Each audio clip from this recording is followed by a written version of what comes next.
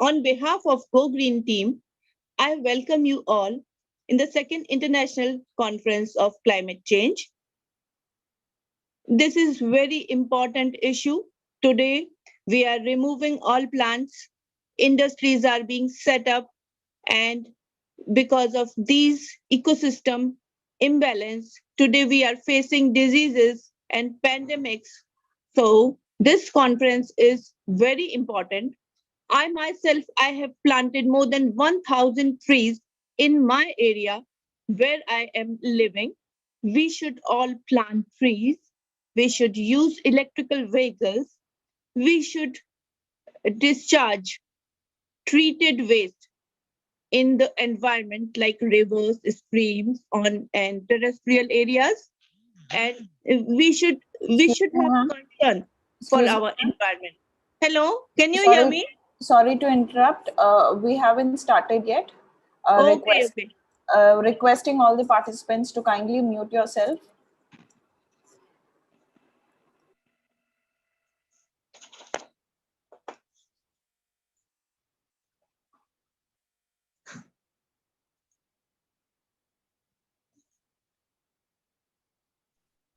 Gisela, we are live. Okay, thank you, Ronak.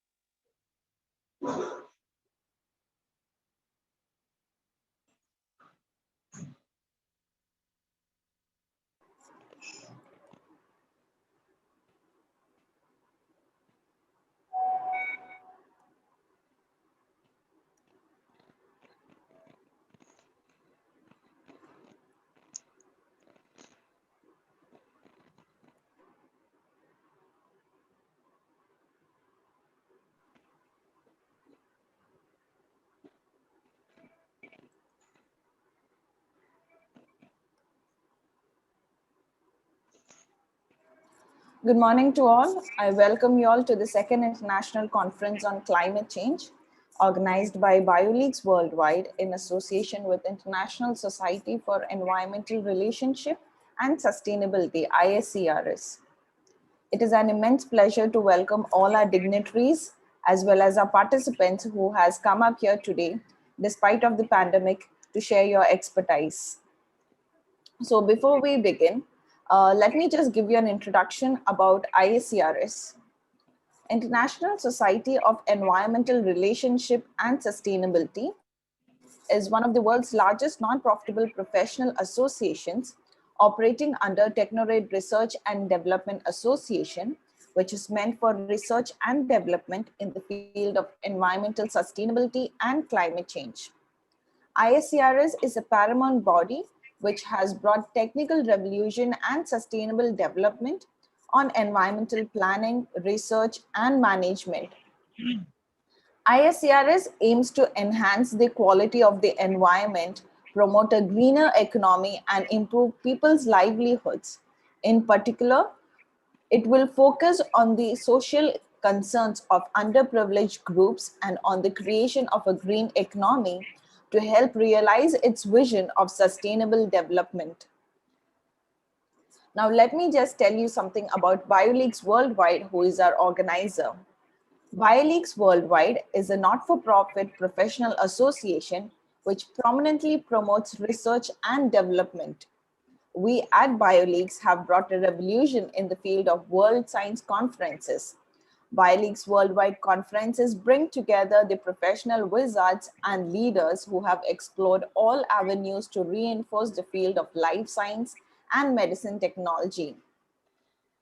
Bioleagues Worldwide conducts events worldwide, which will help in enhancing the skill set of the people from diverse industries and also forms a common platform for eminent personalities, physicians, researchers, doctors, and academicians, professional business figures, and much more. Bioleagues conferences encourages better comprehension about improvements and progressions over the world through worldwide conferences with the speed of science and technology. We work with our motto of creating a better tomorrow by organizing conferences and creating a network which will help grow a better tomorrow with the help of advanced technology and achieve sustainable development. Welcome all once again to the International Conference on Climate Change. And it's a two-day event, today and tomorrow, and we'll be discussing on research tools and approaches to improve effective responses to climate change. The goal of ISCR is to gather scholars from all over the world to present advances in the methods and approaches towards climate change adaptation and disaster risk reduction, and to foster an environment conducive to exchanging ideas and information. The conference gives a gold standard interdisciplinary platform, an ideal environment to develop new collaborations and opportunity for research and academic forums, researchers, practitioners, and educators, industrialists, NGOs, communities, and the private sector from across the globe to discuss the most recent innovations and explore various dimensions of interlinkages between impacts of climate change on different resources.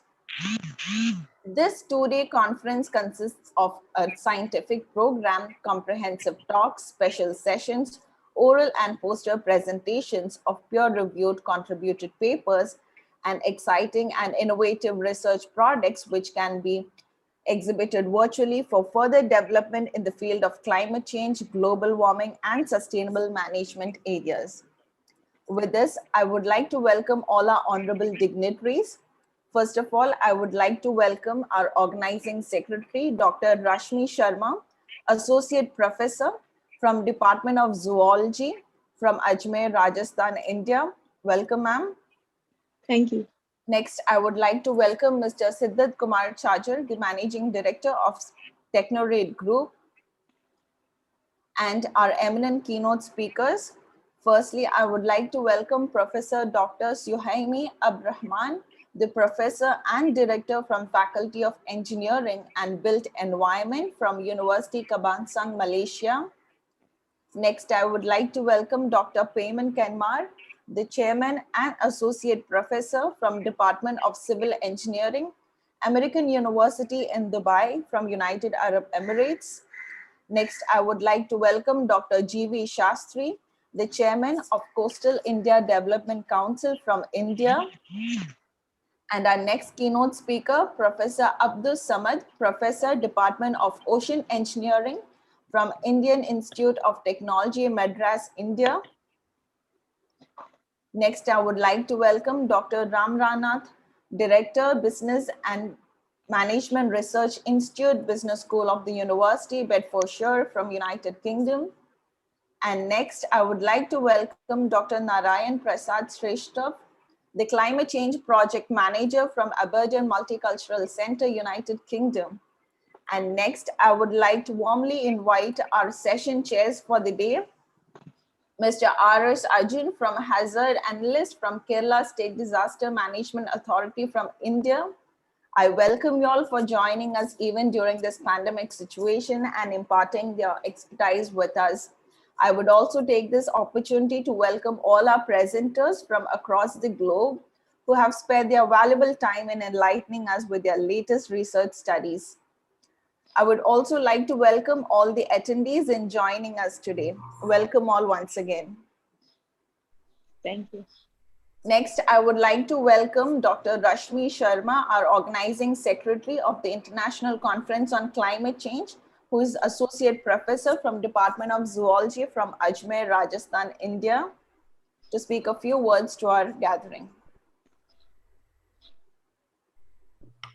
Thank you. Thank you.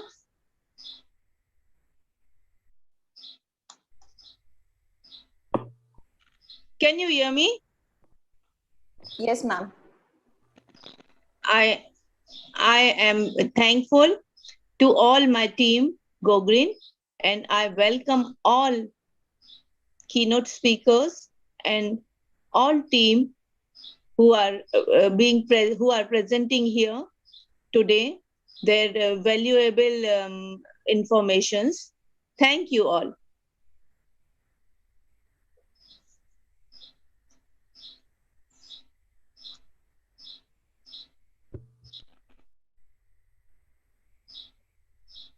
Hello.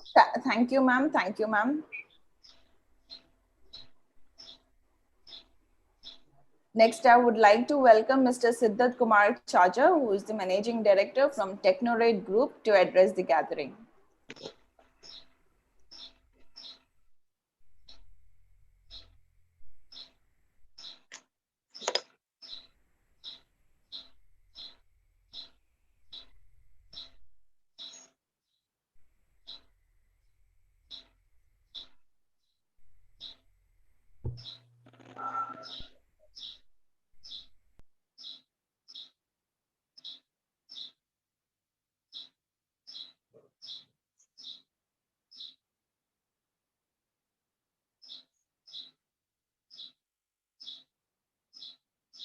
I suppose Mr. Siddharth Kumar was unable to join us.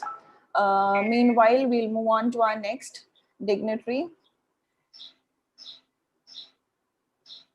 Next, I would like to welcome our keynote speaker, Professor Dr. Mohammed Suhaimi Abdurrahman, the Professor and Director, Faculty of Engineering and Built Environment, University Kebangsaan, Malaysia. Mohammed Suhaimi Abdurrahman began his career at University Kebangsaan, Malaysia in mid-2007 as a lecturer and appointed as a senior lecturer in early 2008. In January 2010, he was appointed as Associate Professor in the Department of Electrical Engineering, Electronics and Systems. His specialization is in the field of electronic engineering, specifically in optical communication system. He has been involved in many impact researches, academic writing, teaching, supervision, leadership positions, registered prototype and innovation, policy development, and community services. He was promoted to full professor at the age of 33 years old, which is very young and rare in Malaysia. This has demonstrated his outstanding personality and contribution to the field of science and technology. He was Deputy Dean Academic in Faculty of Engineering and Built Environment before being promoted to Director of Alumni Relations Center, University Kebangsaan, Malaysia.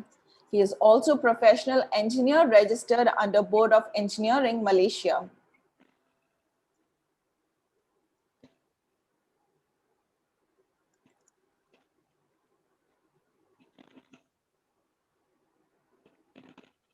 Welcome, sir. Hello. Could you enable my presentation? Yes. Thank you very much.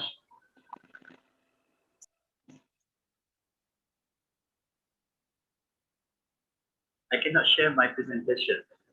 Could you yes, just a moment, just a moment.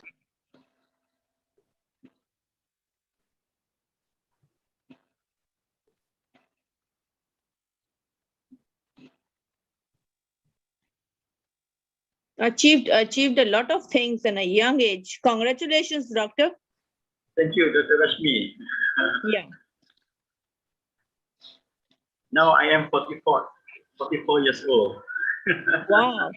Yeah. Yes, you may share your screen, sir. I welcome you to the first keynote forum of the day. Still cannot.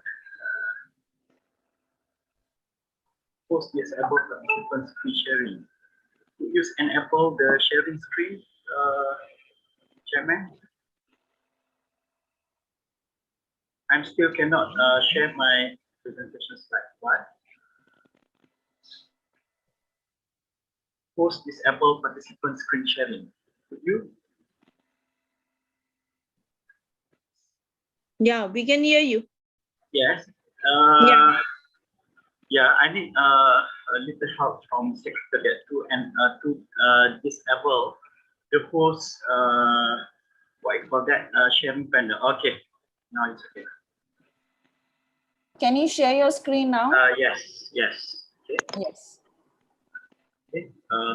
Could everyone see my slides? Yes, it's visible to us. Yes. Okay. Good morning, everyone. My name is Muhammad Shani bin Abdul Rahman. I'm from University Kebangsaan Malaysia. The title of my presentation today is Green Solution High-Speed Communication for Building Network Infrastructure. Okay, ladies and gentlemen, today I would like to share with you some of my research on green communication. Okay, what is green communication? Green communication is the practice of selecting energy-efficient communication and networking technologies and products, and minimizing resources used whenever possible in the branches of communication.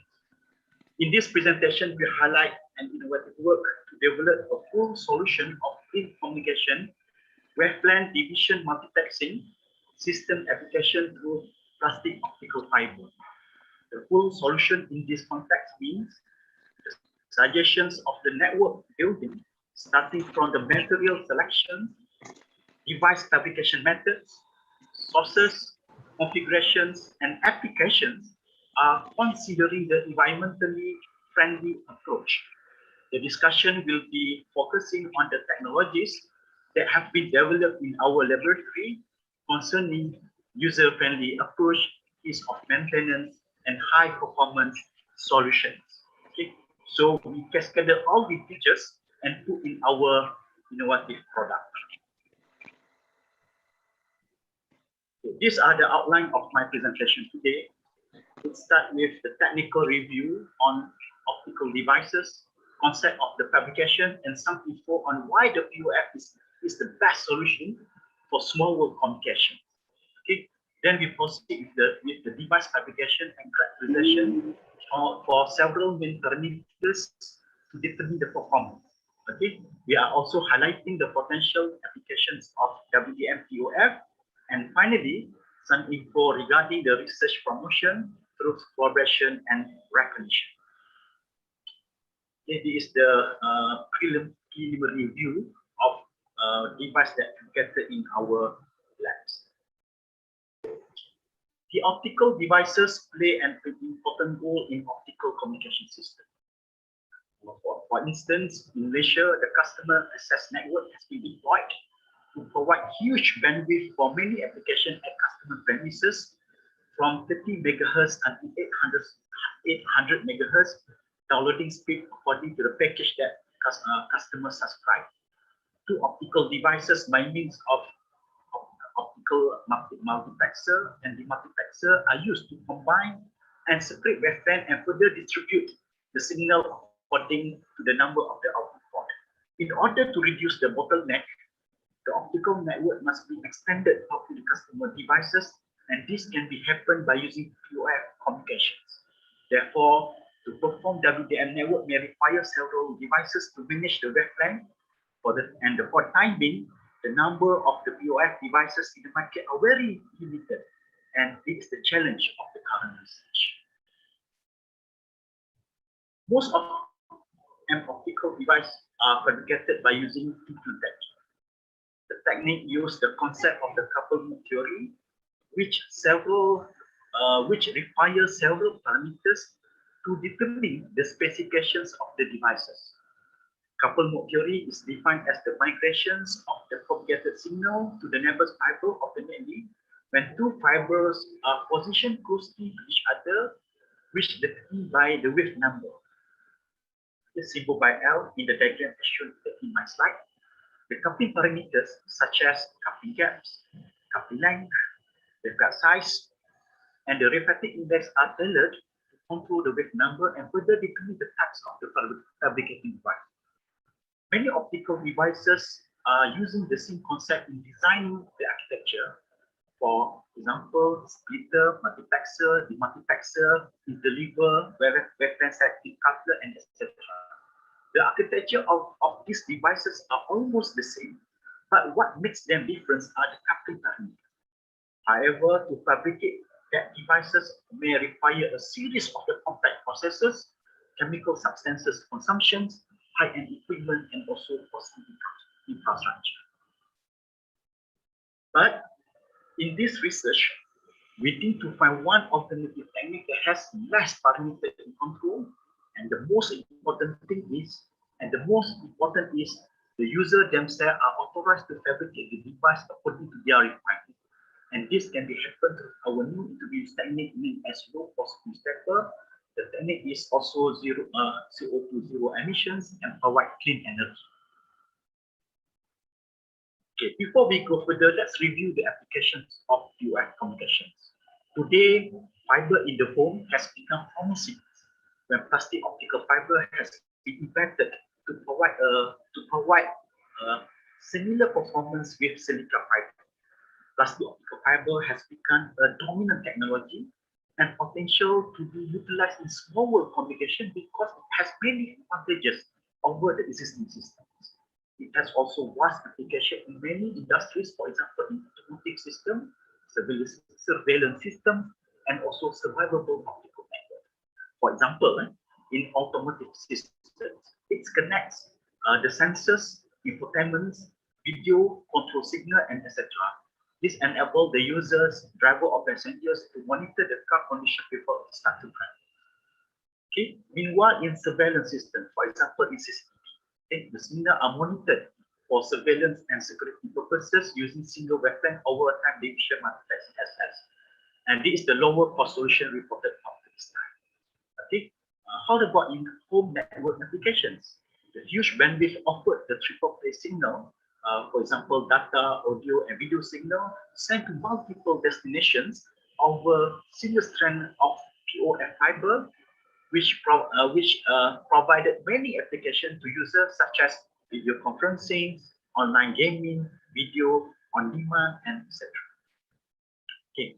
With the advent of POF switch, has expanded the application towards survivable optical network. For example, the traffic will be switched over to the protection line or standby line when failure occurs in the main line. This is the example of POF switch device that was fabricated in our laboratory. Okay. The next is, why should we choose POF? Firstly, POF provides numerous advantages to home builders, content providers, and consumer alike. With garden hose connectivity, POF is quick and easy to terminate and ability to be easily installed in wall cavity, along baseboard, under carpet, and due to its immunity to interference, it can be installed next to electrical cabling system, making the installation quicker, more flexible, and cost-effective than Cat 5 and Cat 6. Secondly, the POF provides much safer solutions, try to use of LED as a signal blink carrier and offer low cost in installation. Moreover, LED is small, consume less energy, and can be modulated very quickly. Okay, imagine tension LED, which is commonly used in light indication in electronic appliances, can be used as optical source to carry huge bandwidth signal. Meanwhile, troubleshooting is also quick and easy as POF use an eye-safe visible light. Okay. In fact, it is the only interconnect technology where the signal can be seen at both sides without need to wear a safety gear, safety glasses, or power meter. Okay. POF, plastic optical fiber, is also made from non-corrosive and long-lasting metal. Okay, so the introductions of WDM POF has increased the speed up to 1 gigabit per second to support the bandwidth demanded applications. The solution is very simple, in which the selections of LED are used to modulate and send the data to the customer over a single strand of the plastic optical fiber. The standard communications over POF network is using single LED, which is existing in the bucket net.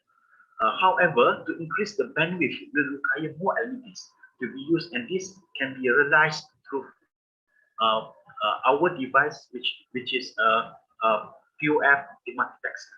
Okay, our prototype device from research by means of optical splitter and optical demultiplexer are used to integrate several LED signals and separate them for further distribution to the destination. Okay, the gigabit POF IEEE was published in 2017.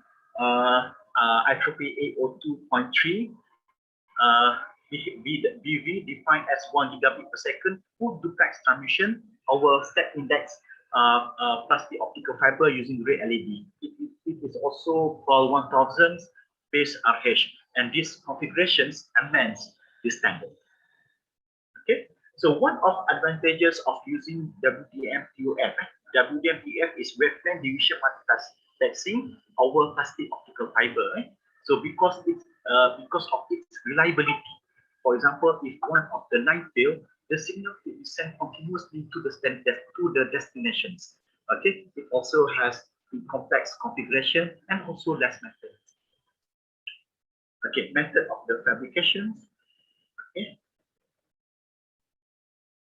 Okay, the process of device fabrication is simple and require low-cost apparatus, but the performance is comparable to the existing in the market. Okay, the uniqueness of our solution is the customer themselves can fabricate the device according to their specification and features. Therefore, the installation and maintenance can be easily handled by the customer themselves. Okay, so my presentation today focus on the POF splitter device fabrications, and after some additional parts, the splitter can be used to split the wavelet and perform similar function as the multiplexer. Therefore, two devices are fabricated from the same process. So you can see in the diagram, so we able to split the green signal from LED into 3 parts, and at the same time we able to separate the combined LED color, okay,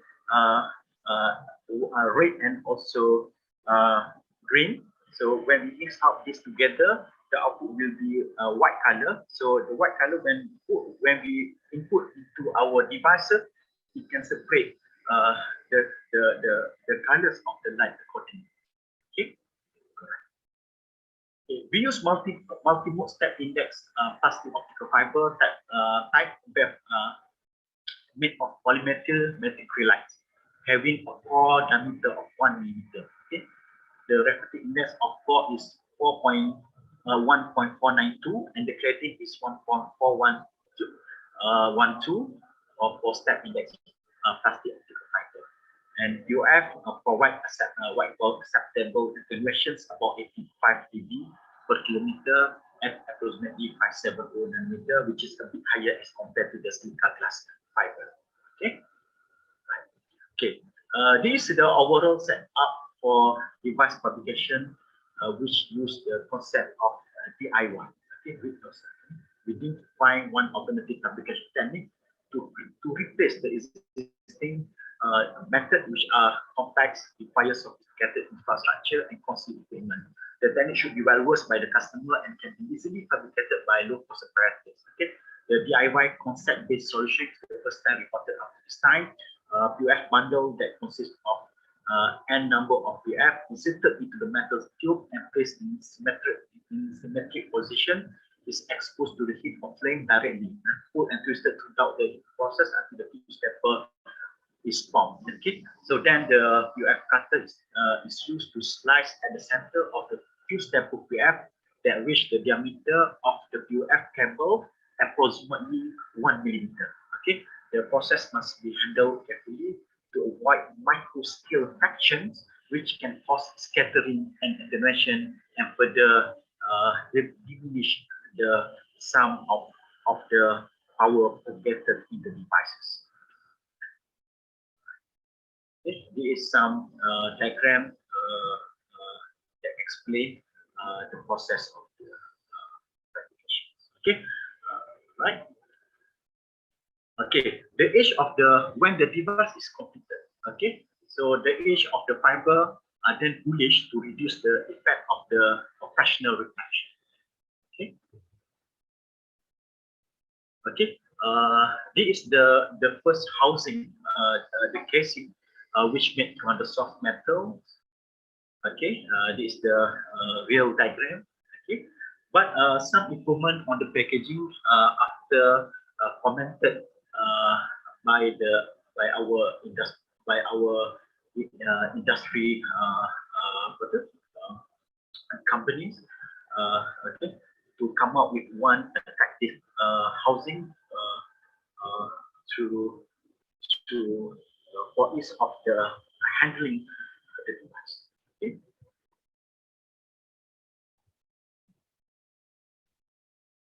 Okay, this is the packaging that I mentioned about. Okay, the smart and the user friendly. Okay, so okay, the connector, you can see the connector at the connector at the bottom of my slides. Okay, it just put out to lock the fiber inside the case. So no need to have to screw anything. So just put the fiber inside the case. Okay, put in the adapter, put out the connector, then it's already locked. So the connector itself we apply for the back. Okay, so this is the real diagram of the user-friendly housing for our workers. Okay, so we have developed two generations of optical splitter, the first and the second generations. Okay, the second one has been modified on the fuse length. You can see the fuse length at the middle of the device. Okay, in order to reduce the loss. Okay, so for our case, this is the only parameter should be considered during the device propagation, which is the fusion length. Okay, right. This is the specifications different between the generation and the second optical splitter. You can see the tapering length for the first generations is more than 4.5 centimeter, but for the second types of optical splitter is less than 2 centimeter. The impact is huge. We can reduce the loss, okay, the insertion loss of the device. Therefore, the signal can propagate at long distance, okay, as compared to the first generation. Okay, so let's proceed to the characterizations of the device. Okay, in order to investigate whether our splitter exhibits improvement, the characterization test is done for the first and second generation of fused temper splitter. Okay, so you can see the diagram. That's how we set up the process of the characterization. Very simple. Okay, besides, the test has been also performed to the commercial splitter in order to examine whether the performance of our splitter meet the market specification. Okay, all right. So we just need one optical source and one optical power meter. Okay, to perform the test. Okay, the first parameter is insertion. Okay, for those who are not familiar with the optical parameters, okay, I state down the definition and also the formula to calculate the insertion loss at the top of my slide. Okay, you can see here. Okay, the first parameter is the insertion loss, the measurement of loss of each output port with respect to the injected power. Okay, the loss is due to error that happened during the fabrication process, the irregularities of control heat and exposing the POF to heating process become one of the major problems. Okay, so this is because the lower melting point makes a core structure of the POF to be more sensitive to the heating process. Okay, okay, so you can see the output of the first generation optical splitter. Okay, it is high, which is 60 dB average. But when we compare to the second generations, the insertion loss is 7 dB average. Meanwhile, for the output of commercialized splitter is 6.8 dB, 6.8 dB. So therefore, you can see our second optical splitter has performance comparable to the commercial splitter. Okay, so the second parameter we need to consider is the excess loss. Okay. This figure shows the graph of the excess loss of both type of fused temper splitter. In comparison, the excess loss of first generation range from 5.56 dB to 17.5 dB, which is very huge. Okay, very large. Yeah? While second generation performs splitting operation at 4.58 dB of maximum excess loss and 0.53 dB of the minimum excess loss. Okay. Meanwhile, the excess loss for the commercial splitter, which is measured, is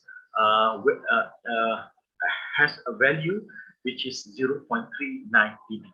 Therefore, it seems that our device is comparable to the commercial device in terms of the excess loss parameter. Okay, so it is important for the high quality splitter to split the signal homogeneously at low attenuations. So our splitter can perform that. Okay, so you can see the output of in terms of the amplitude power for our boost splitter is quite homogeneous as compared to the commercial splitter, which is the uniqueness of our device. Okay, so the next figure show the two conditions of the multiplexer fabricated by using uniform and non-uniform optical splitter, meaning that with some additional modification, our splitter can be extended. Okay, their function to be the demultiplexer. Okay, so the demultiplexer based on the uniform splitter is able to split the signal with equal amplitude power. Okay, meanwhile the demultiplexer based on the non-uniform optical splitter has failed and couldn't perform the multiplexer. So that's why the uniformity is very important to produce the optical demultiplexer from the optical splitter device. Okay, this is the current filter, color transparent filter located in the splitter and to permit only selected colors to pass the device.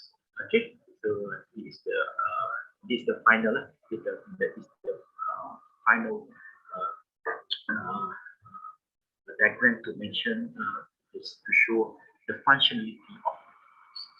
Okay, so we have invited two companies to perform the technical and assessment test in order to feature our product with attractive specifications and meet the current trends. Okay, we had invited TM, R&D, and prominent lines, Center and Berhad, both are Malaysian company, give comment that required us to do extra experimental works in order to test reliability and also durability and having also attractive and user-friendly housing. Okay, the format has been amended in our second generation devices. Okay, so this is some info regarding the assessment and discussion with the industries.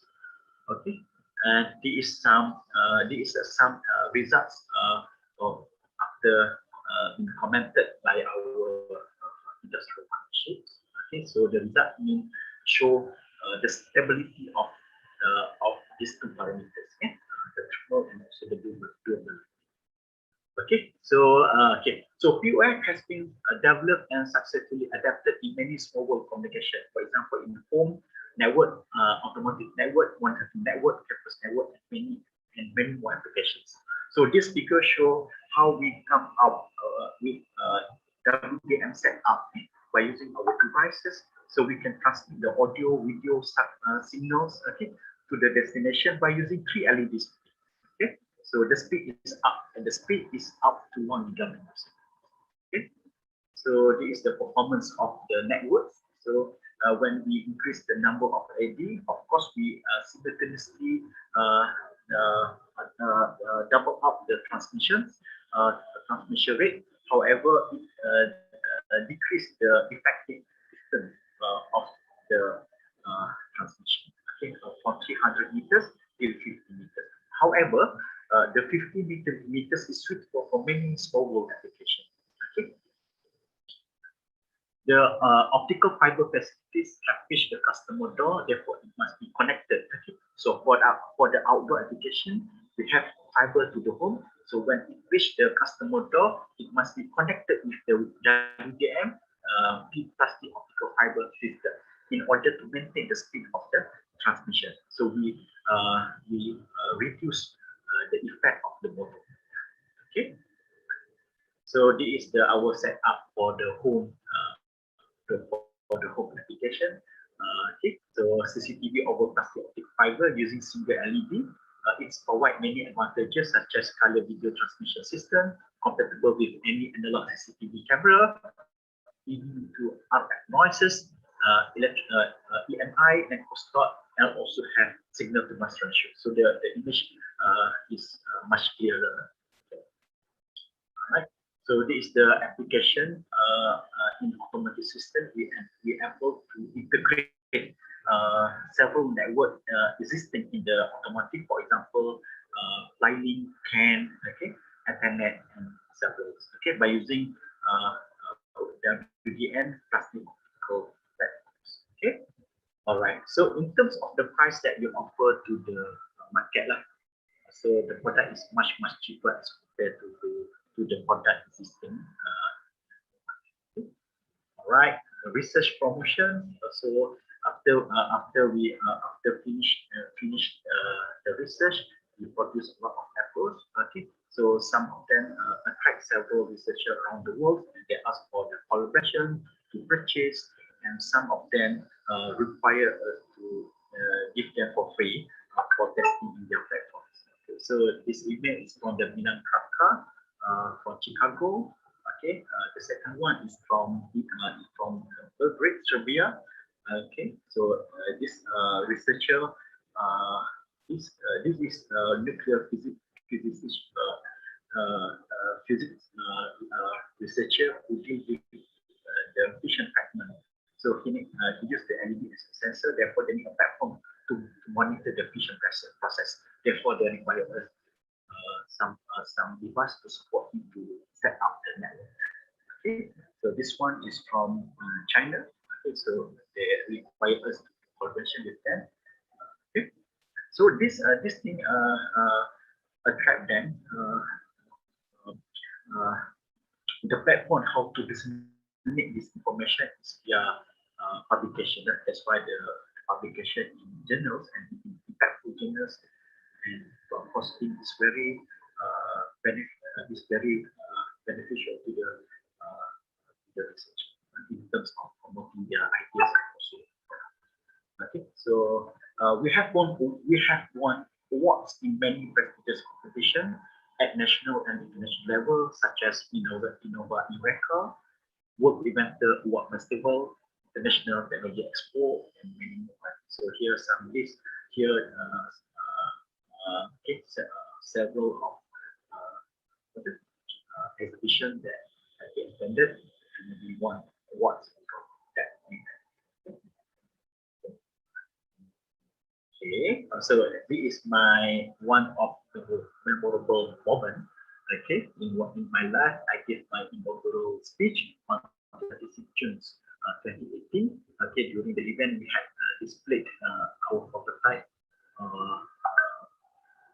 to be viewed by industries, academics, and stakeholders. So for some time, I traveled to other universities and schools to give talks on heart-to-heart with science, to promote the student to love science.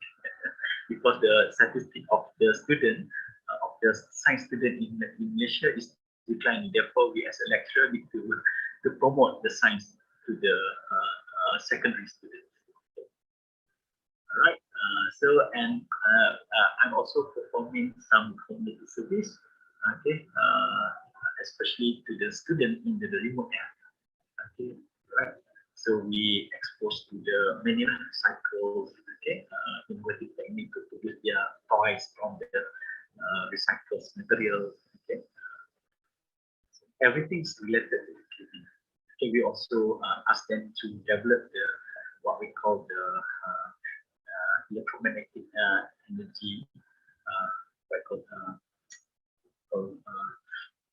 energy harvesting, okay, from the recycled materials. Okay, some publications highlighted about our achievement, our activities, and in our national press. Okay, and with this slide, I end my presentation. Yes, for those who interested in the profession or anyone who wants to study at whatever, please contact text me. Okay, stay safe, keep always protected all the time. Thank you all. Okay. Thank you. Thank you. Thank you, Professor Dr. Mohammad Suhaimi, for your amazing keynote session. It was an amazing keynote session and very fascinating. And also to see the glimpses of your activities. Thank you so much. So before we move on to our next keynote speaker, I would just like to share a small glimpses of the virtual platform that have created for our participants. We understand it was quite difficult for us to change the conference to a virtual platform, and in fact we had planned to conduct it in Malaysia, but unfortunately we had to keep it on a virtual platform due to the pandemic situation. The gate is still closed. So I will just give a virtual platform look which you haven't experienced earlier, and that will just make you feel right at the physical conference that you're attending at Malaysia. So as I have shared already the link in your chat box, once again, I'm sharing it with you. You can click on it. And all you have to first do is just enter your name, your email address, and your contact number. And it goes like this. I'll just share my screen.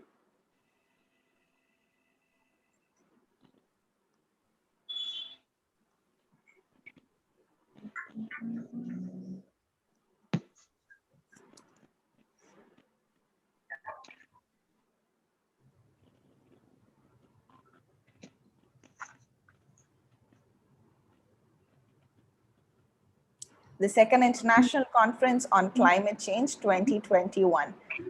The virtual platform which will make you right at the physical conference that you're attending at Malaysia. Thanks to the technical team who has provided this virtual experience that we have never experienced before.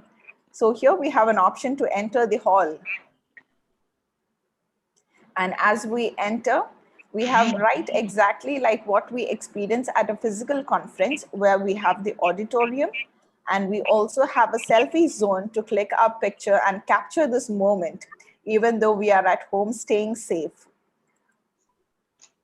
And on your left side, we have the agenda being played live, where you can click on it, download, and see where we are and follow the agenda. So here we are at the auditorium, and the keynote forums and all the presentations will be live streaming on our website. And on your left side, you have the agenda being played live, where you can click on it, download. And the best interesting part of this virtual platform is the selfie zone, where you can click your picture and share it on your social media platform and let everyone know that you are staying at home, but being part of a great platform like this, and you are making a change in sharing your expertise on climate change. So you can capture your moment here and share it with your friends and loved ones and let them know. I hope you liked our virtual platform, and to let us know better about it, you have option to give us the feedback right over here. I request everyone to fill it up and share it with us at the end of the day. And once you click on the downloads, you can also click on the upcoming conference, that is the 7th Go Green Summit, which will be happening at Manila at Philippines. And here you have the Zoom background. I request everyone to kindly download the Zoom background and keep it as your virtual background, so that we can click a picture together once we are almost there, so that we can cherish this moment together. So thank you all. So without any delay, I'll move on to the next.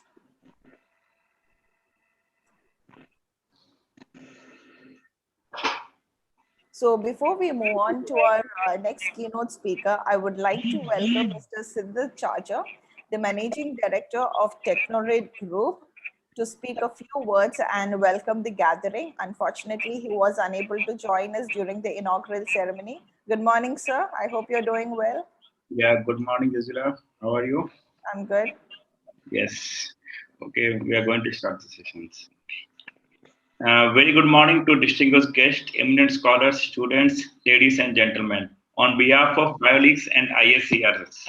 It is great pleasure indeed for me to be part of this scientific program and welcoming all the delegates, speakers, session chairs, committee members, academicians, young researchers, participants, and students from all over the country and globe from different walks of life who came here in this virtual platform to share their knowledge and vast experience in this impressive second international conference on climate change, organized by Bioleagues in association with International Society of Environmental Relationship and Sustainability.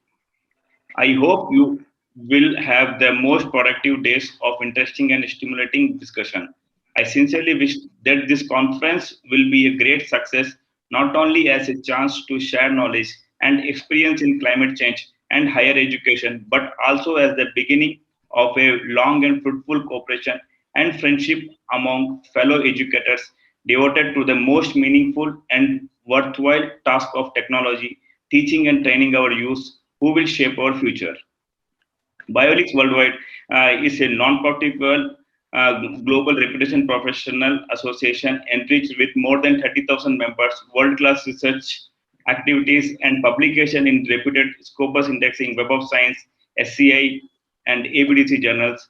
Bioleagues is a bestow service like international conferences, publication assistance, research assistance and guidance, student, professional, and institutional membership, international workshop and guest lecture, faculty exchange program, short-term training program, webinar, scientific conference management system, publication management system, and other. Bioleagues has stepped in, entrenched a strong network in many developed and developing countries like India, Iraq, Maldives, Malaysia, Thailand, Singapore, Philippines, Indonesia, Taiwan, Vietnam, Dubai, UAE, etc.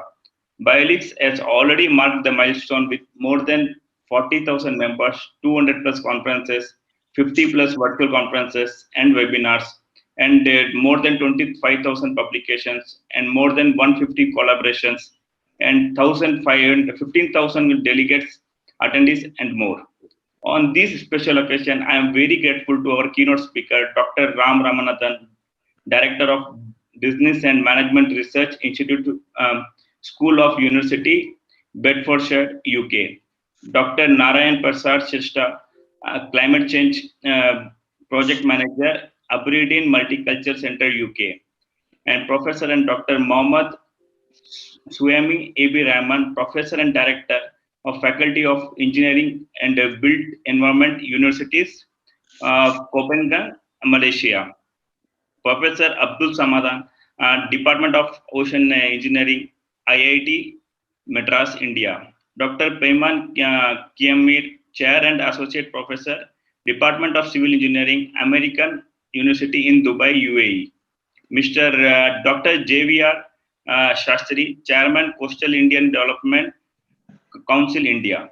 I would like to express my gratitude to our organizing secretary, Dr. Rashmi Sharma, SPCGCA, MDCU, Ajmer, Rajasthan, India. Next, I would like to take this opportunity to welcome and express my deep appreciation to our section chairs, advisory committee members, and organizing committee members. I am very happy and grateful to all the participants who are awaiting to share their knowledge and experience and to explore better ways of education our future leaders. I welcome all once again on behalf of the entire team of Bioleagues to second ICCC 2021. Thank you for giving me this opportunity to be part of this wonderful scientific event. Stay safe and thank you all, sir. Thank you, sir. Thank you so much for your warm welcoming. It was nice to have you on this platform. So once again, welcome all. And I would like to welcome our next keynote speaker.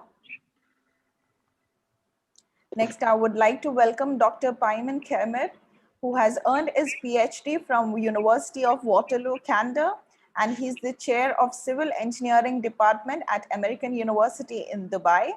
And his expertise is in environmental engineering and sustainable built environment.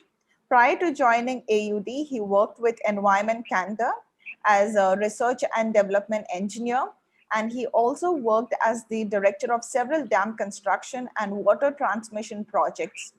He has received several awards, including School of Engineering Excellence in Teaching Award and Best Paper awards from conferences held in Montreal, Dubai, Zurich, and Ottawa. Thank you so much, Dr. Paiman, for joining us today. Thank you for inviting me. It's a pleasure to join you. I hope Yes. my voice and the sound is good and you can hear me well. Yes, yes, absolutely. And you may begin. Yeah, I just want to share my screen if Sure, possible. sure. You See. can. Yeah, I guess it's the one. Yeah. And I want to make sure that you have the presentation screen at the moment. Yes, it's visible. Yeah, so when I move it as well, I want to check that the technical things are all set. So now when I change the... Yes. Okay. Thank you everyone for devoting your part to my speech. I hope you find it informative, worth the time you spend on. My name is Payman. I'm from American University in Dubai, as mentioned, and my field of expertise is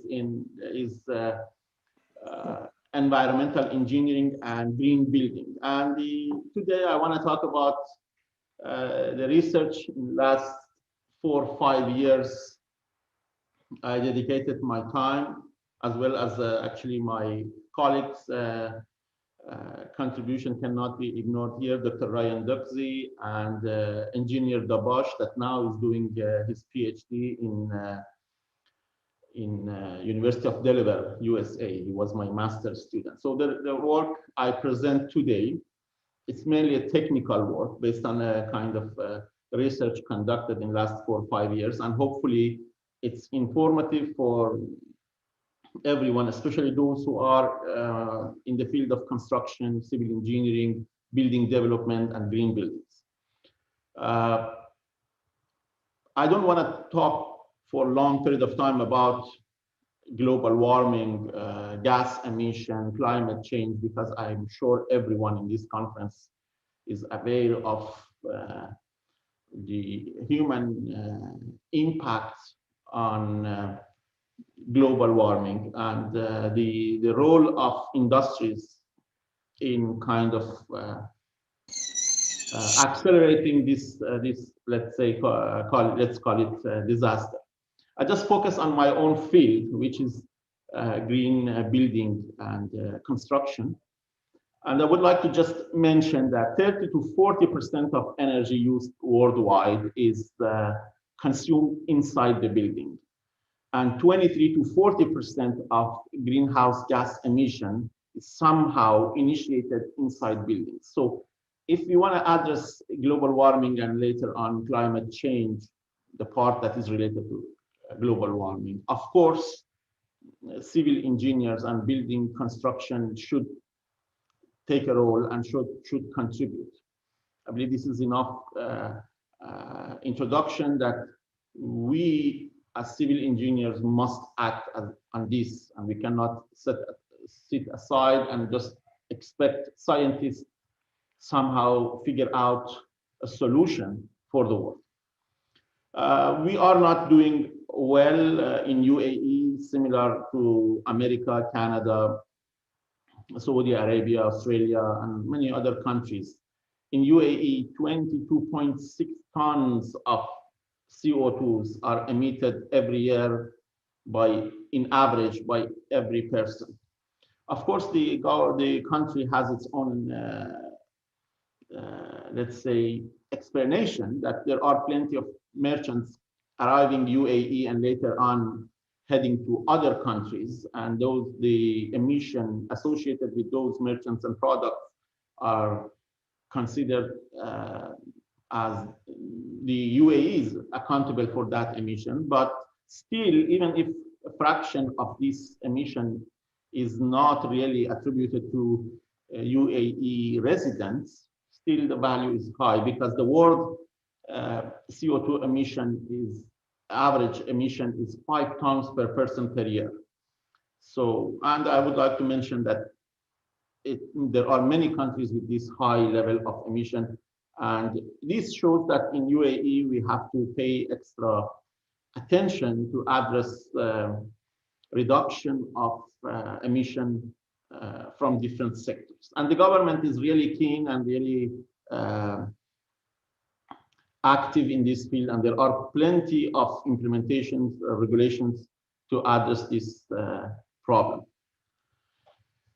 As I mentioned, my main focus today is on green buildings, and I would like to quickly define what is a green building. Of course, green building is not a building that I claim it's green, or I just put some banners at the entrance and claim it should be green based on its properties and its performance during construction and during operation, and later on when we even want to dispose that building and demolish it, the material should be recyclable and reusable. So the definition is a healthy facility that is designed, built, operated, and disposed of, means the whole life cycle, during the whole life cycle of the building, in a resource efficient manner using ecologically sound approaches. There are three red phrases or words here. One, building should be healthy. We don't sacrifice the well-being of the building. To the contrary, we try to improve it. Resource efficient means all resources, including energy, water, land, environment, material should be well consumed and fairly consumed in the building, and it should be ecologically sound, which is the main focus of this talk, means the building should be environmentally friendly. We don't need to be nowadays very innovative because there are some contexts or let's say rating systems in the world developed by different countries, different governments based on their own needs. And the most popular one is Leadership in Engineering and Environmental Design, developed by United States Green Building Council, which is the most popular one at the moment in the world.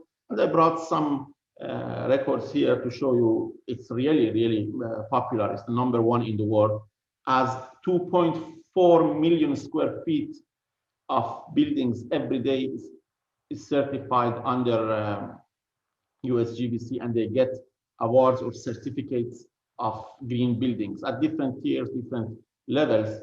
And so far, till almost 2019, about 20 billion square feet of buildings were certified. So there is a context. You don't need to collect plastic bottles, let's say, attach them with mortars and pretend or claim that this is a green building. There are very clear, let's say, procedures, guidelines to help us develop green buildings. They look at different categories, for instance, how buildings should perform or should be built in terms of site development, water efficiency, energy and atmosphere, material and resource usage, indoor environment quality, especially air quality. And the LEED is looking at regional priorities in a certain region. Hot climate, cold climate, or so on can be considered. And eventually, after the building is built, an award will be given to the building, which is a credit for the building. And the award could be basic certification, silver, gold, or platinum. And of course, as we approach from certified to platinum, the building is supposed to be more efficient and supposed to be more environmental friendly and resource efficient. And it's more costly, perhaps. We have not mentioned the records so far, and a bit more complicated to design and build, considering the ordinary practice in construction engineering. In UAE as well, as I mentioned, some countries have their own specific concerns. UAE as well is in kind of hot, arid climate. There are specific considerations regarding air conditioning, building envelopes, and water efficiency. And it's good to know that in UAE, almost all water consumed, at least in Dubai, almost 100% of water consumed is industrial product out of desalination plants, and it's energy intensive. That's why UAE, actually in whole GCC, Middle East and North Africa countries were thinking about having their own rating system based on their own specific needs. And UAE developed, first of all, in 2011, a green building specification, and we are very proud of it. UAE was one of the, Dubai especially was one of the first cities in the world that forced construction companies to build green buildings to some extent. That was regulation and compulsory. And in 2014, they developed their own rating system to give awards to buildings that are built based on green technologies. And that this one, Al Safat, it's called Al Safat, means palm tree leaf, is the optional one. Of course, like LEED, they try to reduce energy consumption, water consumption, and protect the environment in the buildings. And there are different arrangements for villas, residential and commercial buildings, public buildings, industrial buildings. And there are some general requirements that must be met to enter the certification process. And there are tier-specific requirements that we can choose to just certify our building or get the bronze certificate or silver or gold or platinum. So the certificate, tier of certificate is optional. Rating system is divided into 5 sections: ecology and planning, building vitality, energy, water, and material consumption reduction. And there are some kind of, in this rating system, there are some checklists. And if you want to, let's say, claim a silver certificate, all the checklists, all requirements should be met. It's not optional that I pick one credit from here, one credit from there, collect credits like LEED, whatever American are doing, and then reach minimum required credits for certain certification. No, in Dubai, there are fixed checklists to be met. The objective of the research is to first estimate the impact of implementation of LEED and Al Safat. Al Safat is a local one, as I mentioned, green building rating system, to estimate the project cost, figure out how much energy consumption is associated with different tiers or different levels of green buildings. The same for water consumption. And I would like to mention that every meter cube of water consumed in UAE as an industrial product has the embodied energy of 1 kilowatt hour. So it's, when we save water, we save energy, so we consume less fossil fuels, and emission indirectly should be reduced.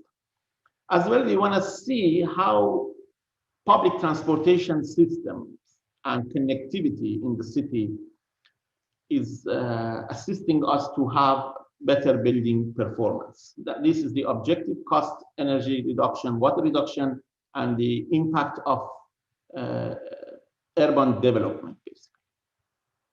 We selected 16 buildings. Some of them are low-rise, small buildings. For instance, here, I don't know if you see the screen and my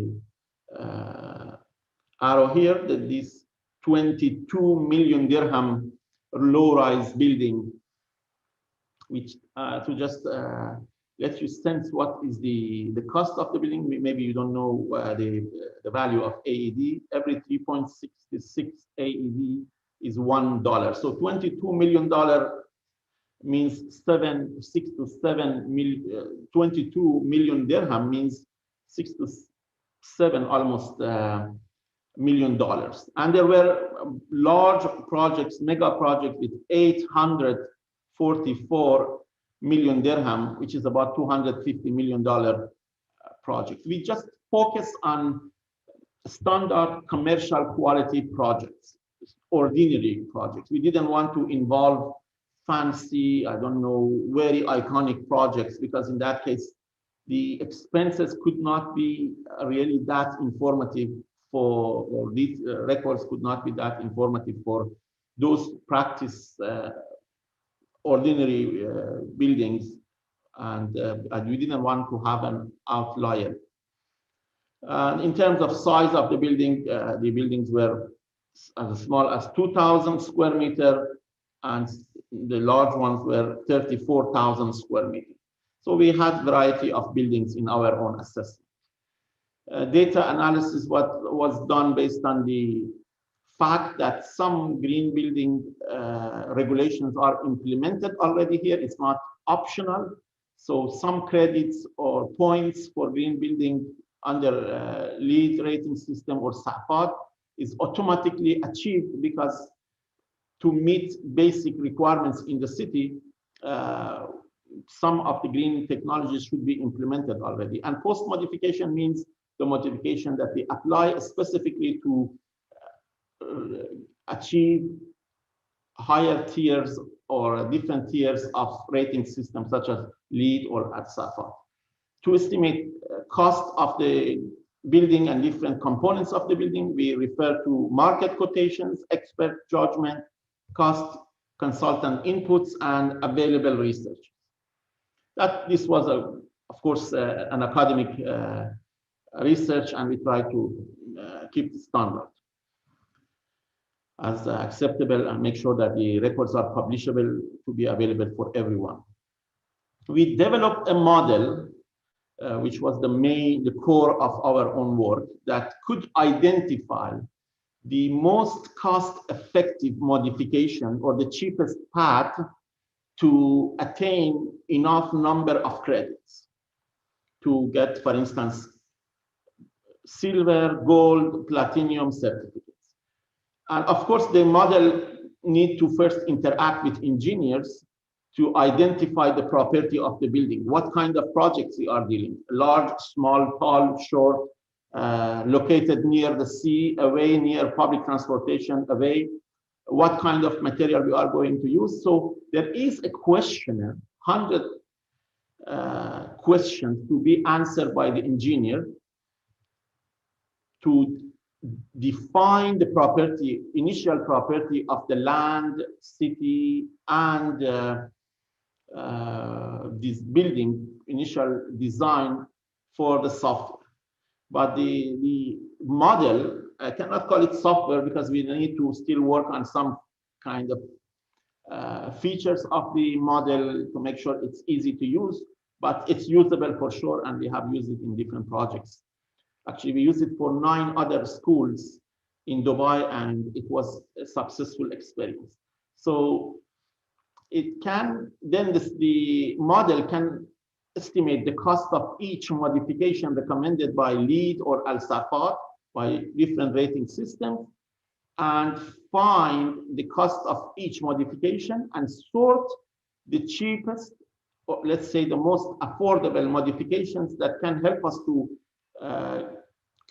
collect those credits and certify our own building. This is very attractive for owners of the buildings, for construction management teams, to make sure that our greening process is cost effective as well. That's when we talk about money, people pay more attention to see what is the let's say offer. So that's the model, and this is an example of the questionnaire. It asks about the size of the plot, asks about the height, asks about the area of open space, number of occupants, this and that. And out of these 100 questions or sheets, building is fully known by the model to start assessing the expenses and so on. And now I want to share the results that actually most of the construction engineers are waiting for this record to see how expensive is a building. And of course, here we see to certify the building or get silver or gold certification under LEED, under American rating system, the expense of additional expenses for such an upgrade is less than 1%. I would like to mention that below 2% additional cost for practitioners, for those who practice construction management, is almost nothing. They can blend it with other expenses. But when we target platinum, the expenses go above 8 to 9% of initial cost of the building, which is not attractive. Based on our own survey, if the cost of the building is more than 5%, it's regarded as a kind of substantial expenses, and owners or developers may stay aside and do not practice it. We try to figure out why expenses here are high. Then because of that, we categorize the buildings to the buildings near public transportation, Dubai Metro, major bus routes, and so on. And we realize for certified silver and gold, of course, the expenses are below 1 or around 1% or below 1%, which means nothing. But for platinum, there is a substantial difference between buildings away from public transportation or near public transportation, because in American rating system, many credits are given to the buildings connected to public transportation. And if the building, the land of the project is away from the public transportation system, it means the developers should spend more money on some other features of the building to achieve credits that could be automatically achieved by the buildings near public transportation because of their own location. And it goes back to again to the story in real estate that location is very important. So this shows that if we want to target highest tier of certification, it's better to look for lands near public transportation, or tell municipalities and governments that if you want to really promote green buildings, it's better to take some actions and expand your public transportation system as well. Safat showed almost, in terms of cost, almost similar results. Bronze, silver, and gold certificates will not cost more than 1.5%. It's still very affordable. We try to segregate the results to near or away from public transportation. We didn't observe any substantial difference. So because Safat is not looking at the local standard, is not looking at our public transportation system as a kind of advantage, and it's mainly focusing on energy and water consumption. And I would like to mention that Safat platinum was not investigated in this research, which is the highest tier, because in that tier, unfortunately, they mentioned that buildings should have a water jacket around their facade, and such a thing was not possible for the buildings we studied, because the design was done and nobody still knows how to implement such technology. It's a very complicated, ambitious, I believe, consideration. So I just make a conclusion here for the cost, and I move to the next part. The additional cost of upgrading buildings up to LEED gold tier is negligible. It's a good news, but additional cost upgrade to platinum may not be justifiable if the building is away from public transportation. And for Safat, I mentioned that the cost is very promising. Regarding water and electricity saving, which means less fossil fuel energy consumption and less emission indirectly, I present this graph which shows blue, red, and green columns. The blue shows the cost that I already explained. Red shows electricity saving when a building is certified to silver, gold, and platinum, and green shows water saving. In terms of water, regardless of tier, from the beginning, we just implementing the basic rules, we can simply save up to 32–33% water in our own building, because most of the features or fixtures or faucets or valves that we use in the buildings, the green features are very cheap and they can be simply implemented, and we can simply reach 30% water saving, which means indirectly at least 30% energy saving as well, considering that water is an industrial product. And regarding electricity, the saving is not much under LEED, 5% for silver and gold, but when we target platinum, we reach 30% energy conservation. It's promising, but remember, it's more applicable for buildings near public transportation system with the additional cost less than 4% of total building cost. If the land is away, then such achievement will be expensive, up to 9% additional cost, which may not be attractive for the market. Here we showed that with payback period, as we implement these technologies, we're supposed to pay less money, our utility bills should be less, and we calculated in how many years we can pay off for energy saving technologies. The white color rows shows the buildings near public transportation.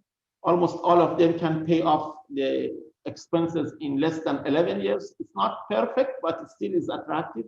But for buildings away from public transportation system, the payback period was very long, 24, 25 years, actually 24 years, which is not usually the main interest of developers.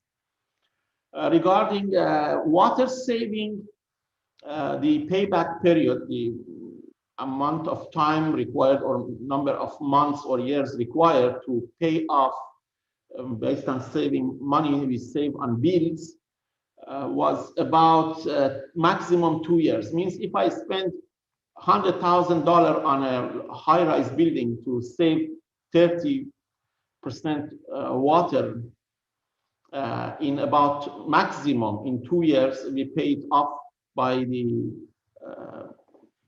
bills, the less amount of money we pay on our own bills, which is very, very promising.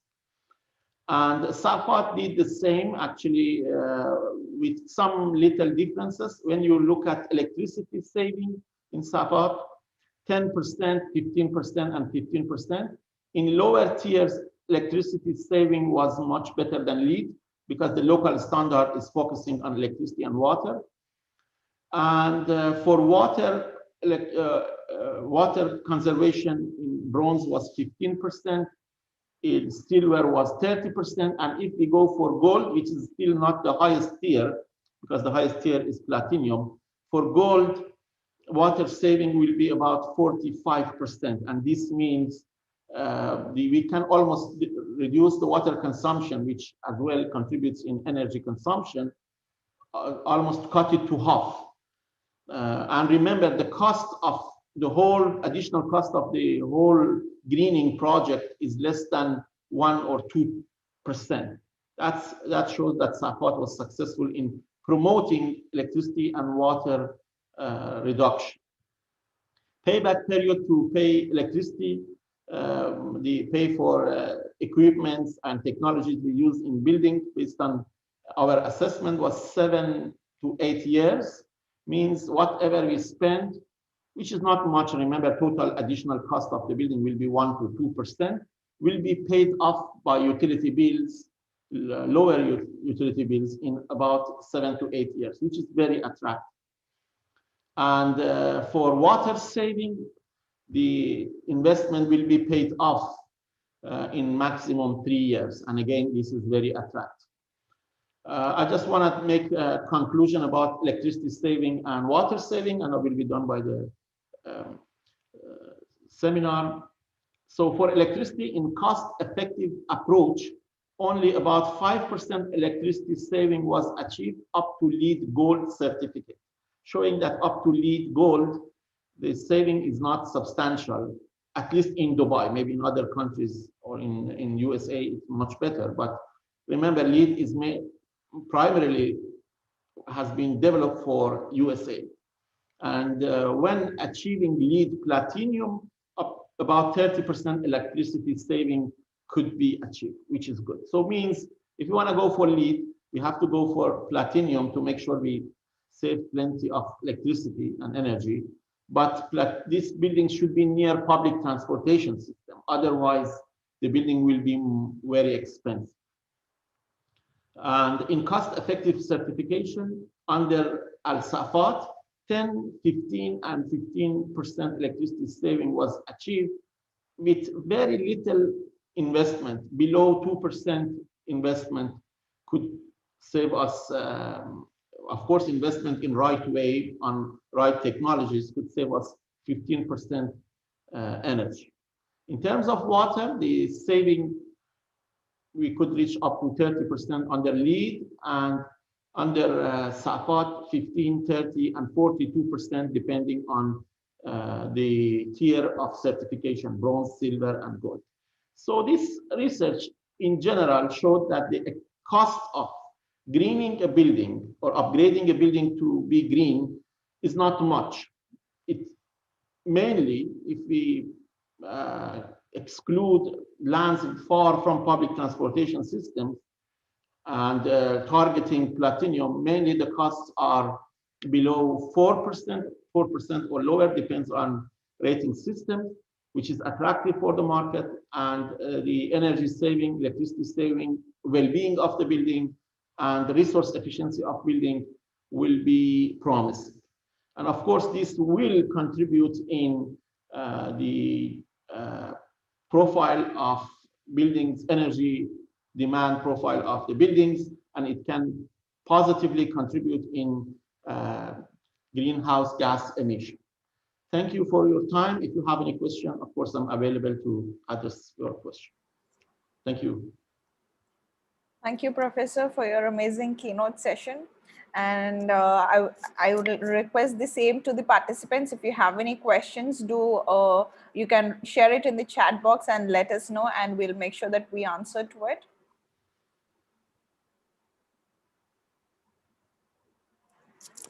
And before we move on to our next keynote forum, I would like to inform that unfortunately, 2 of our keynote speakers are unavailable today.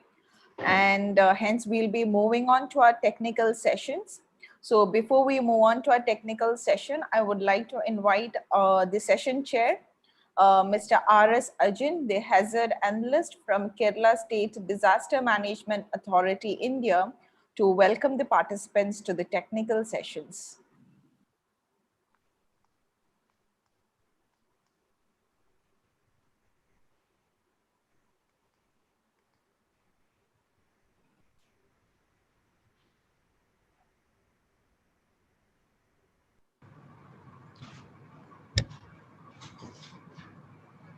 Good morning, everyone. I am R.S. Ajin from Kerala State Disaster Management Authority. And I would like to thank the organizers for inviting me as a session chair.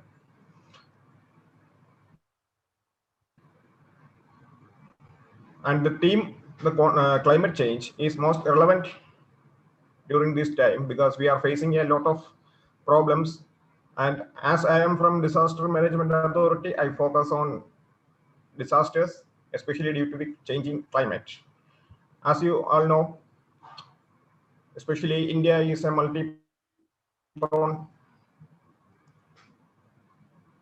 multi-disaster prone area, a country, and we are facing a lot of problems due to associated with the different varieties of disasters. Especially India is prone to flooding, landslides, drought related, and forest fires also. And I am focusing on Kerala, and we are also facing a lot of disasters. I think you all heard about 2018 Kerala floods, and that is one of the, we can mention as a mega floods that occurred in India. And after 1 year, we also faced the 2019 Kerala floods, so Kerala is also a very flood prone state in India, mainly due to the extremely heavy rainfall, 70 to 80% excess rainfall that resulted in a lot of situations, flooding situations, and also landslides. Is it audible? Yes, sir. Yes, sir. Okay. And also the landslides is also creating issues in Kerala because on 2018 alone, around 2,000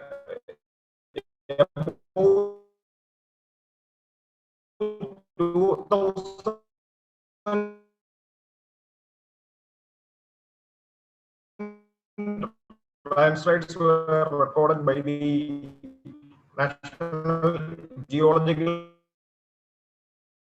Survey of India, and most of the landslides happened in the and especially terrains are there. Coverage is in known reported around 1,000 landslides in a single year, that is 2018. That is also a result of the extremely heavy rainfall, and that was meant regarding that excess rainfall. So we haven't got enough time to respond or prepare like that. Also, I have to mention some state-specific disasters, that is especially lightning. Lightning is a the Kerala State Disaster Management Authority declared lightning as a state-specific disasters because we are losing a lot of lives due to the lightning impacts. And also soil piping is there. Soil piping is a disaster which was declared as a state-specific one. I think the other states are not, other states in India are not facing the problem due to soil piping. I think some of you may heard about soil piping. That is also that is called the subsurface erosion. There will be a tunnel-like formation beneath the land surface, and it will result in the collapse of buildings and their property like that. Rainfall. This is a slow process, even that is causing a lot of issues. And this conference mainly focuses on research tools for effective disaster response and preparedness like that. So I have to mention the you all are using, I think you are all are using the recent geospatial based tools that GIS and remote sensing tools can effectively used for the preparedness, planning and response. Now we are facing the problem due to COVID-19, and these tools, I think I'm focusing on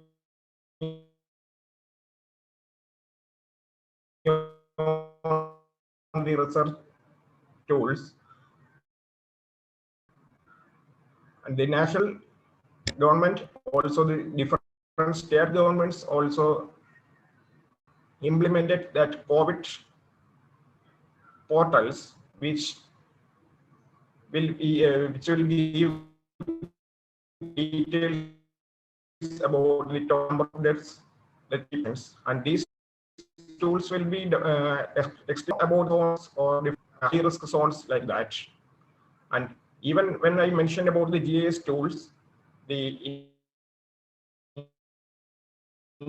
India is little bit using only the hazard maps or is the extremely important part of disaster management, because a natural hazard turns into a disaster only when there is a loss of life and property. So the risk map is very important in the disaster management sections, but we are still lacking the very good risk maps. The National Disaster Management Authority are still using susceptibility maps or hazard maps. That is also a problem with this sector.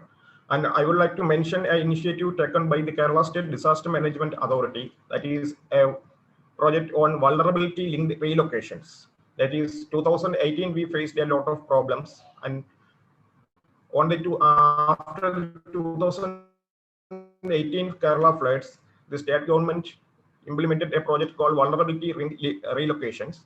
The purpose of the that project is to identify the houses that are prone to landslides, and for that we developed a questionnaire with the help of experts from different sectors, that is geology and soil conservation and geotechnical engineers. We developed a questionnaire, and they go to the prone areas and the affected areas and identify the houses which are vulnerable to landslides, so that we can effectively relocate them before the extremely heavy rainfall or monsoon period, so that there will be less or no casualties. That is a good initiative taken by Kerala State Disaster Management Authority. And the next phase, we are planning to implement this phase for flood-prone areas also. In the first phase, we identified only landslide-prone houses, and we are planning to implement this in flood-prone houses areas also, so that we can identify flood vulnerable houses, so that we can relocate them to a safer place. And also we are giving the financial support for the people who are identified as vulnerable houses, so that they can go to the safer places without any financial or property loss.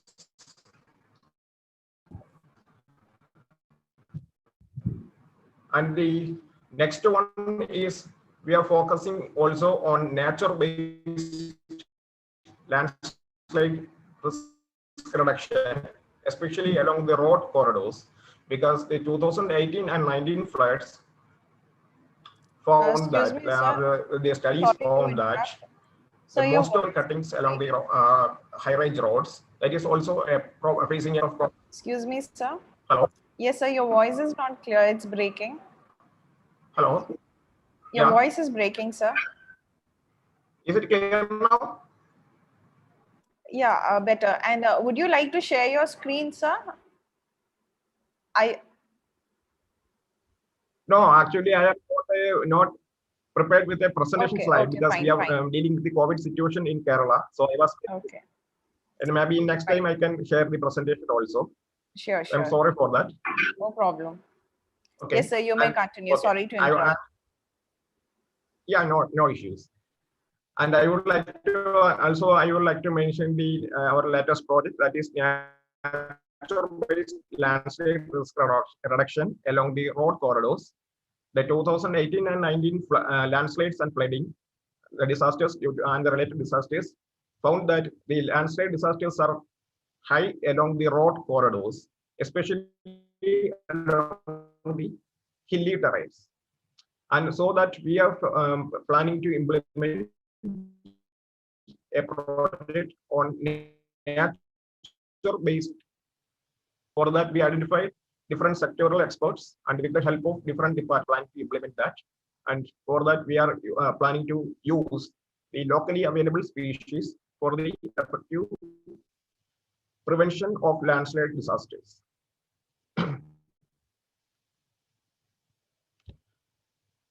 So I am concluding my speech, and I would like to invite the different paper, research paper presenters to present the papers. And I would like to thank ISERS and Bioleagues for organizing this climate change.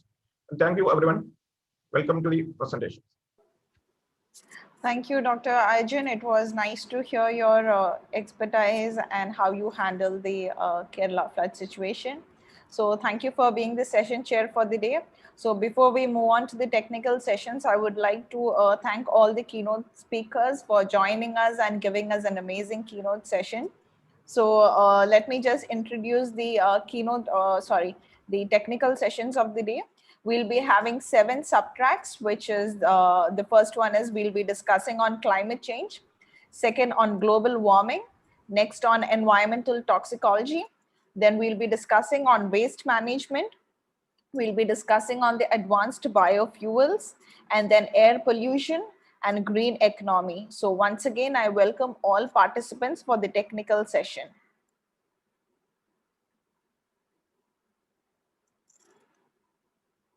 So I would like to welcome our first presenter of the day, that is Dr. Umabati Devi from India, who will be discussing about the sacred groves in Manipur, a response to climate change.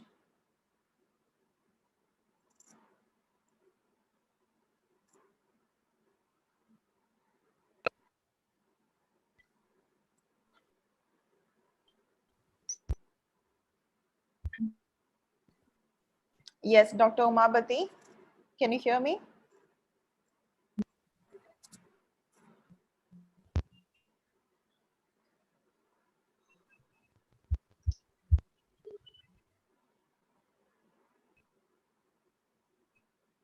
Can you please share your screen and begin your presentation?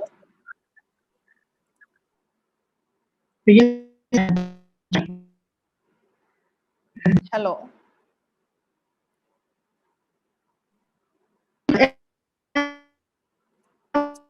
Sorry, your voice is not clear. I guess you have a network issue.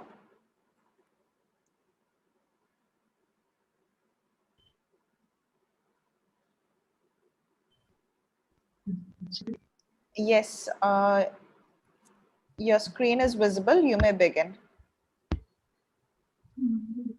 Am I audible?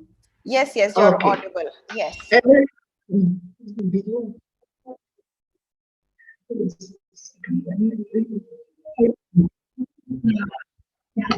Okay.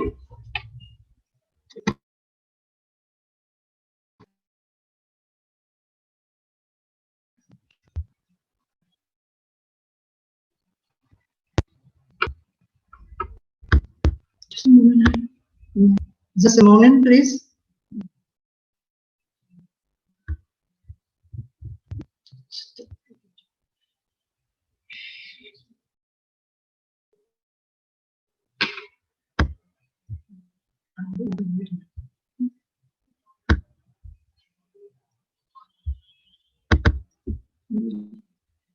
Video is not working.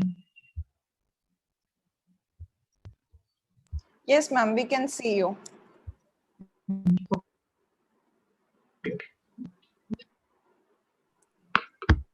Can you please share your screen now? Yes. Yes, yes. A very good morning to one and all. So here is my paper titled Sacred Groves in Manipur, India, a Response to Climate Change. In the coming decades, climate change will bring hotter temperatures, rising seas, and shifting rainfall patterns. The Himalayan region is no exception, and the need to preserve our fragile ecosystem and biodiversity arises more than ever. In this future, many of the services provided by tropical forests will become even more important both for climate mitigation and climate adaptation.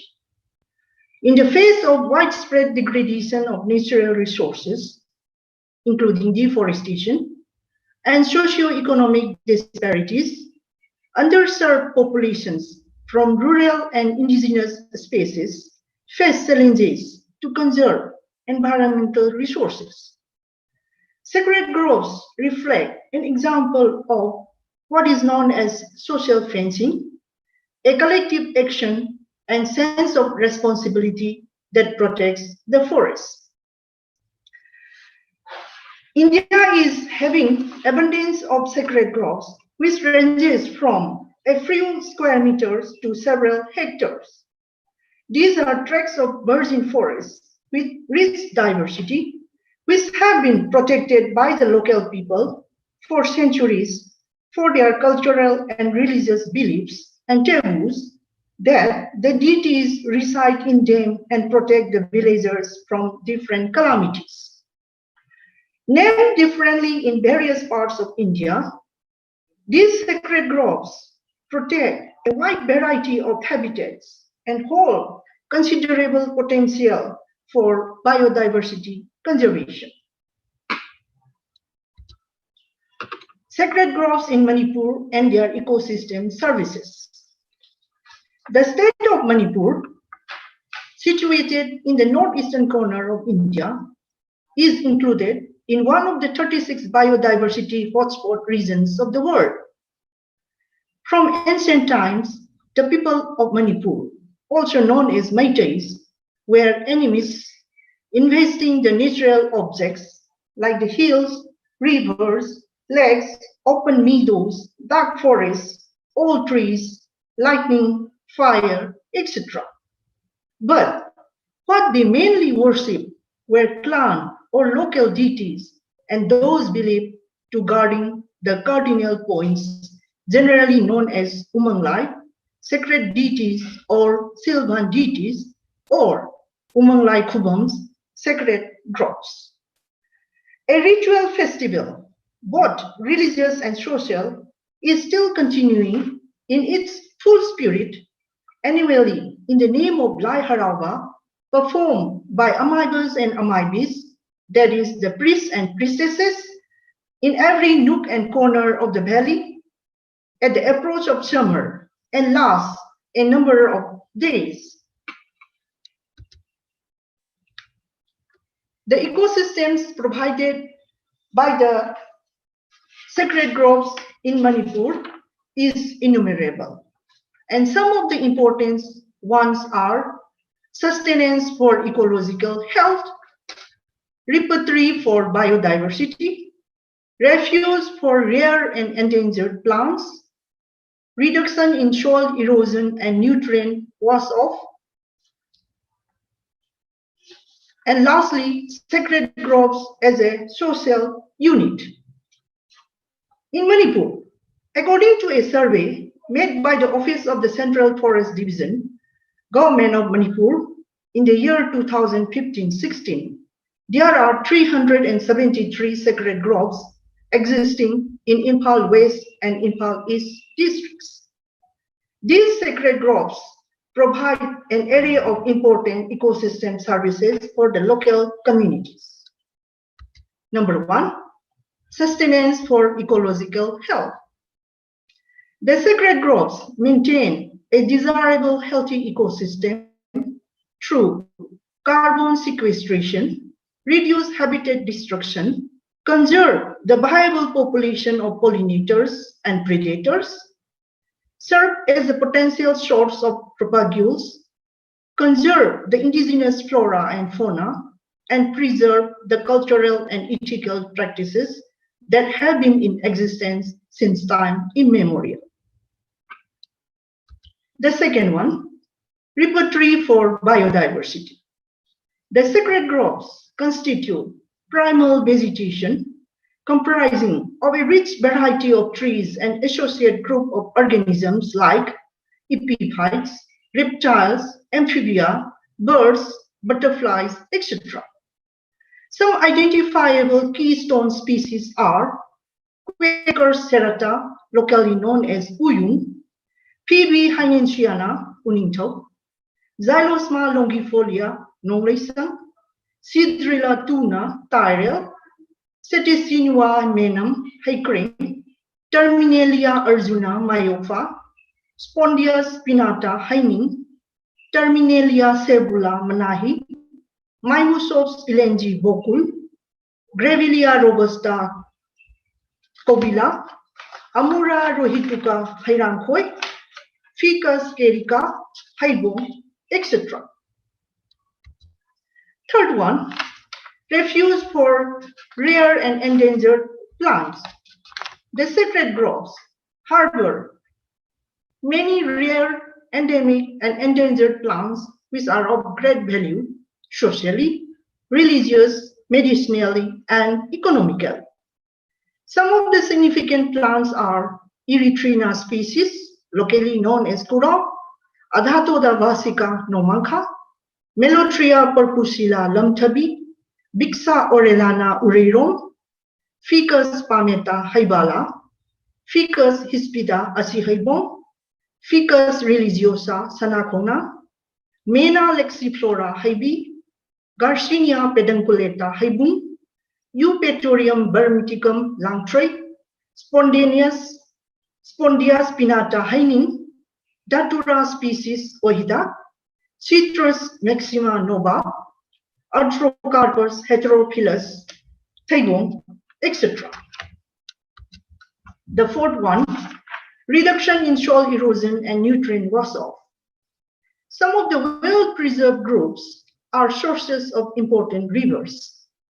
They render a number of ecosystem services, such as reduction in erosive force of water, conservation of soil, maintenance of hydrological cycle, availability of water of desired quality, dispersal of seeds of useful species, and nutrient wash-off. And the fifth one, sacred groves as a social unit. Sacred groves are a source of sustenance for the surrounding communities, either for spiritual purposes, aesthetic purposes, recreation purposes, socio-religious purposes, and cultural or livelihood maintenance purposes. The present scenario of sacred groves in Manipur. Today, the pace of modernization has begun to interfere with the traditional social and religious systems that were upkeeping the groves till then. Some of the well-preserved groves, which have very old trees, have begun to show signs of change in their original species composition and reduction in the group area. Increasing threats to biodiversity demand new conservation approaches emphasizing on the hidden values of conservation to the local communities and positive local attitude towards national and international conservation goals. Moreover, it is also imperative to formulate certain effective legislation by the state government against felling of such important trees.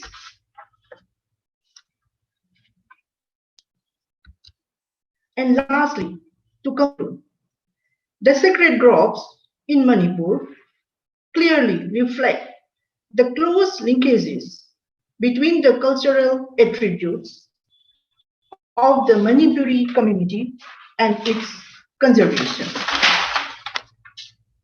The bondage between people, their beliefs, and rituals associated with sacred groves in the past have hidden scientific truth. Traditional approaches for nature conservation include a number of prescriptions and proscriptions for the sustainable use of resources.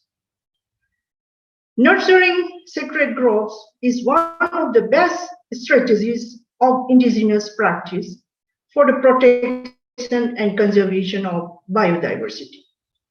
There is a need for rejuvenating ancient ethos that the planet's biospheric life support system is sacred and that it should be protected for sustainability.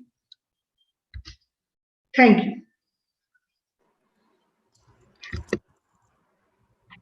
Thank you, Dr. Umabati, for your amazing presentation. It was very interesting to know about the sacred groves in Manipur. So moving on to our next presenter. Next, I would like to welcome Rachmala Ravi Teja from Srikonda Lakshman, Telangana State Horticultural University, India, who will be discussing on the influence of climate change on vegetable crops, adaptation, and approaches to tackle its outcome. Welcome, Rachmala.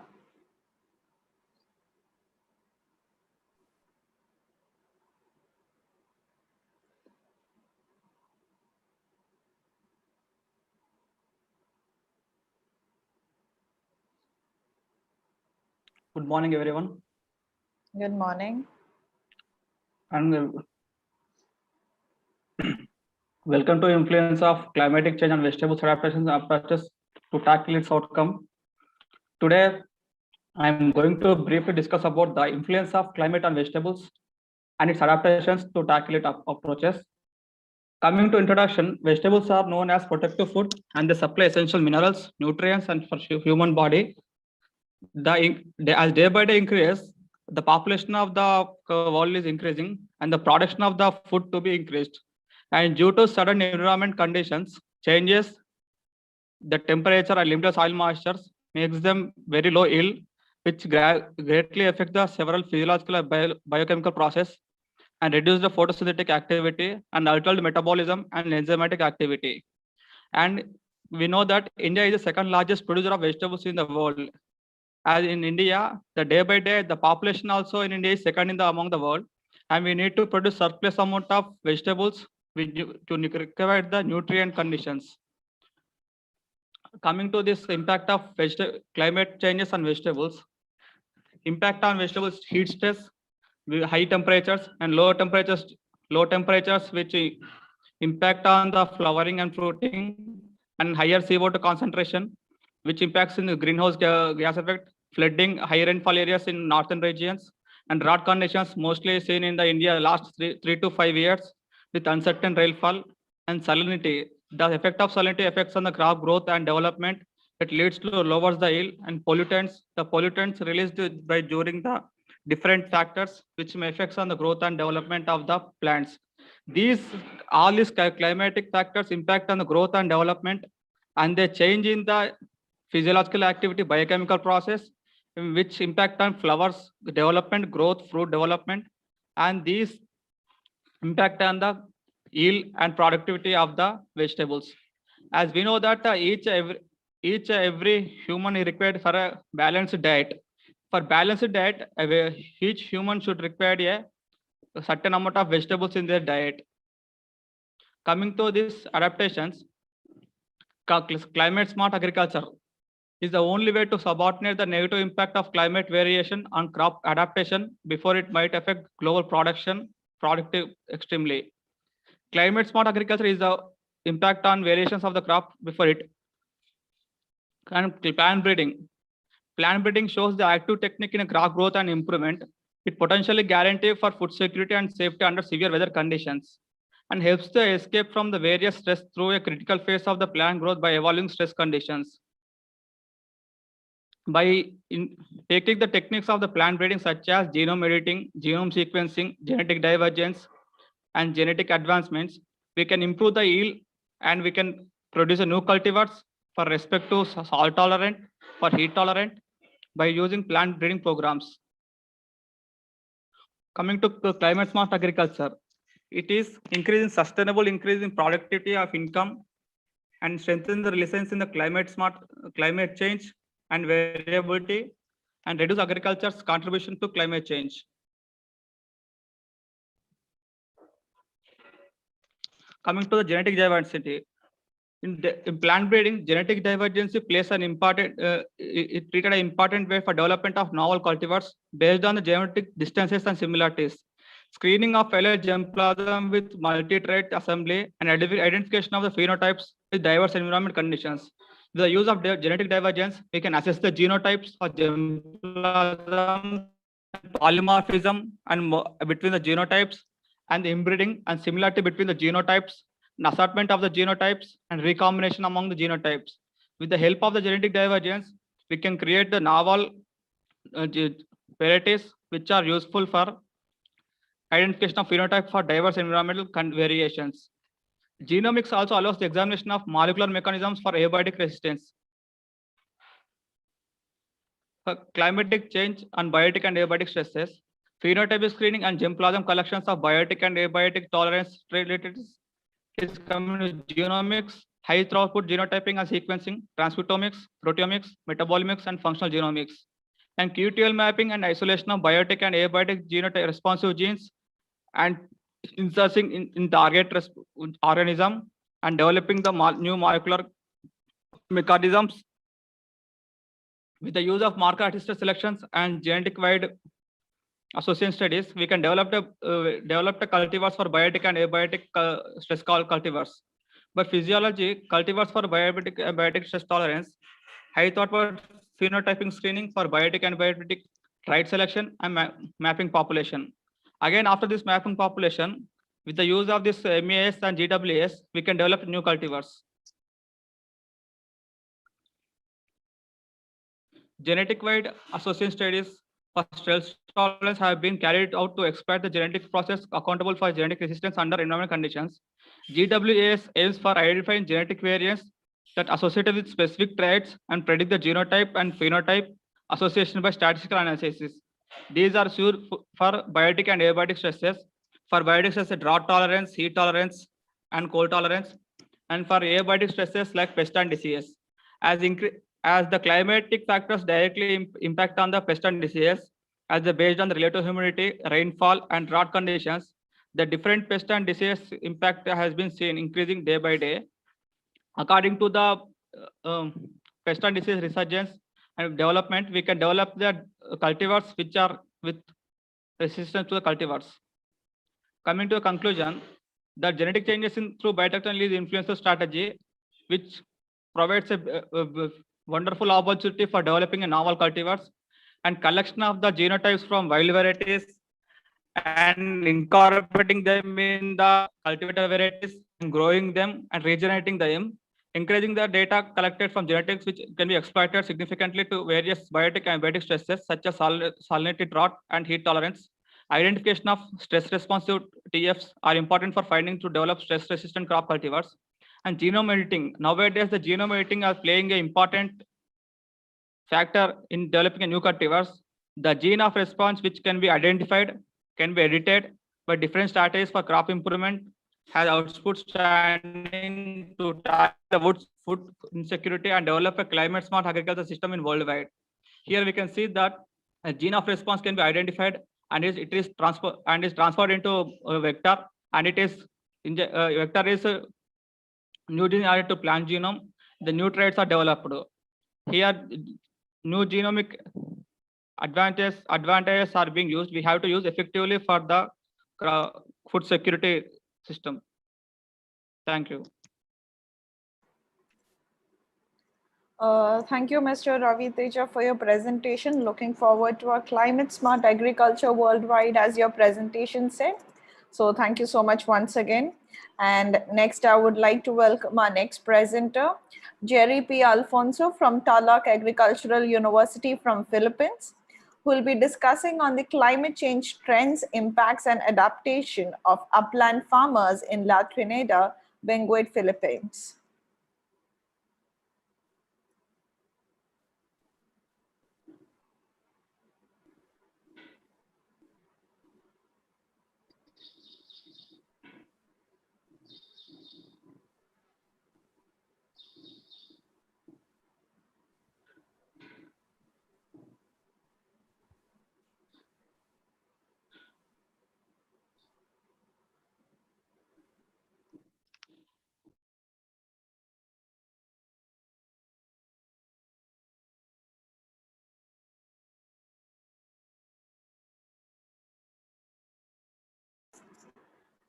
Unfortunately, Mr. Jerry hasn't joined us yet.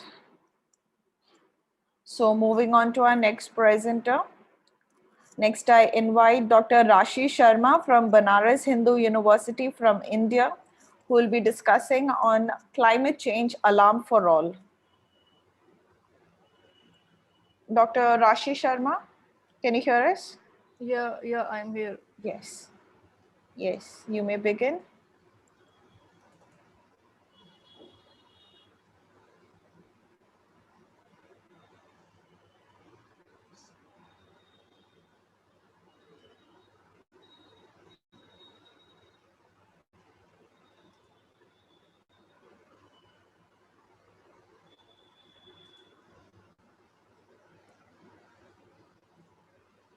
Can you see my screen? Yes, I can see. You can put it on slide mode. All right. Thank you so much, Jazila Mustafa, for inviting me for this platform.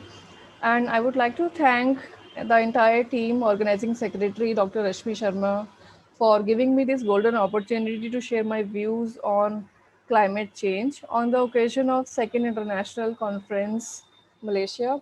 And most importantly, to inform that the virtual experience of the exact venue which used to be there while performing offline was excellent as per this today's conference, which is happening virtually.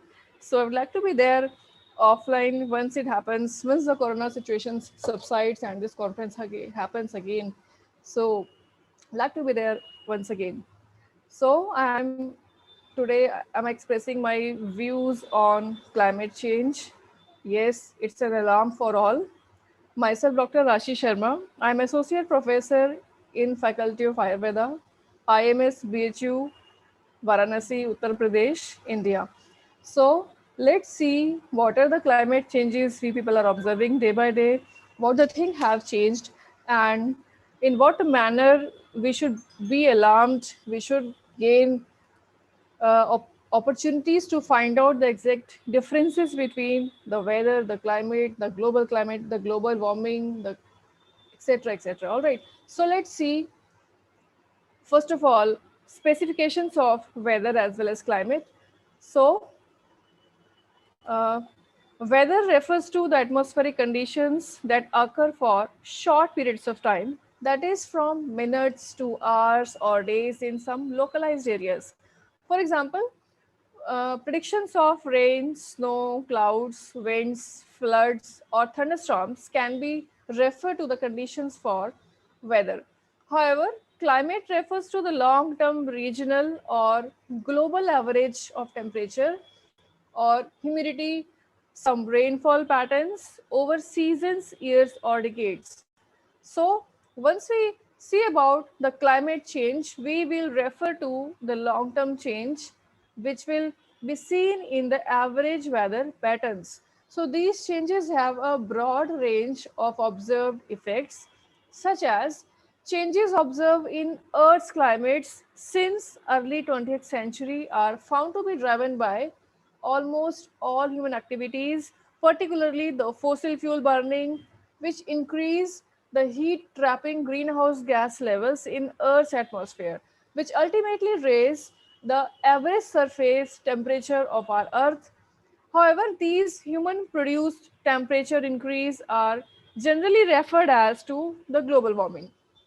Whereas the scientists use observations from ground, air, and space to monitor and study past, present, and future climate changes for us. Climate data records provide evidences of climate change which have key indicators such as global land and ocean temperature increase, rising sea levels, ice loss at poles, mountain glaciers, frequency and severity changes in extreme weather, such as in the form of hurricanes, some heat waves, wildfires, droughts, floods, as well as in precipitation. So let's see the specifications of global warming versus climate change. So global warming somehow refers to long-term warming of the planet. Climate change somehow encompasses global warming, but it refers to a broader range or broader area of changes that are happening to our planet, which may include in the form of increased sea levels, shrinking of mountain glaciers, accelerating melting of ice, and shifting in flowering plant blooming times. So these are some parameters on which behalf we can possibly mark about climate change. So let's see what are the trends of current climate change. Current warming trend is of particular significance because most of it is extremely likely to be result of human activities since mid-centuries, and continuously it is progressing at the rate that is unprecedented over the millennia. So let's see what are the greenhouse effects. The heat trapping property of carbon dioxide and other gases which were demonstrated in mid-19th century and their ability to affect the transfer of infrared energy through atmosphere is a scientific basis of many instruments which were flown by NASA. So these details were given by NASA. There is no question that increased levels of greenhouse gas cause the earth to warm in response. However, the ice cores which are drawn from Greenland, some Antarctica regions, tropical mountain glaciers show that Earth's climate responds to changes in greenhouse gas levels. Whereas ancient evidence can be observed in the form of tree rings, some ocean sedimentations, coral reefs, layers of sedimentary rocks. This paleoclimate evidence somehow reveals that today's warming is occurring approximately 10 times faster than average rate of ice age recovery warming.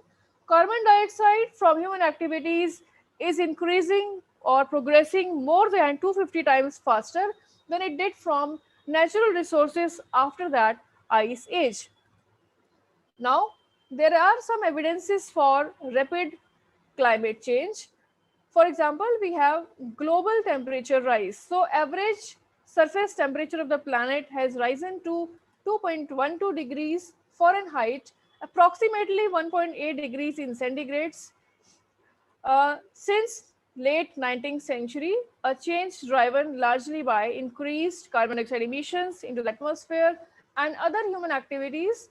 Most of the warming occurred in last 40-50 years, with 7 most recent years being the warmest till this time.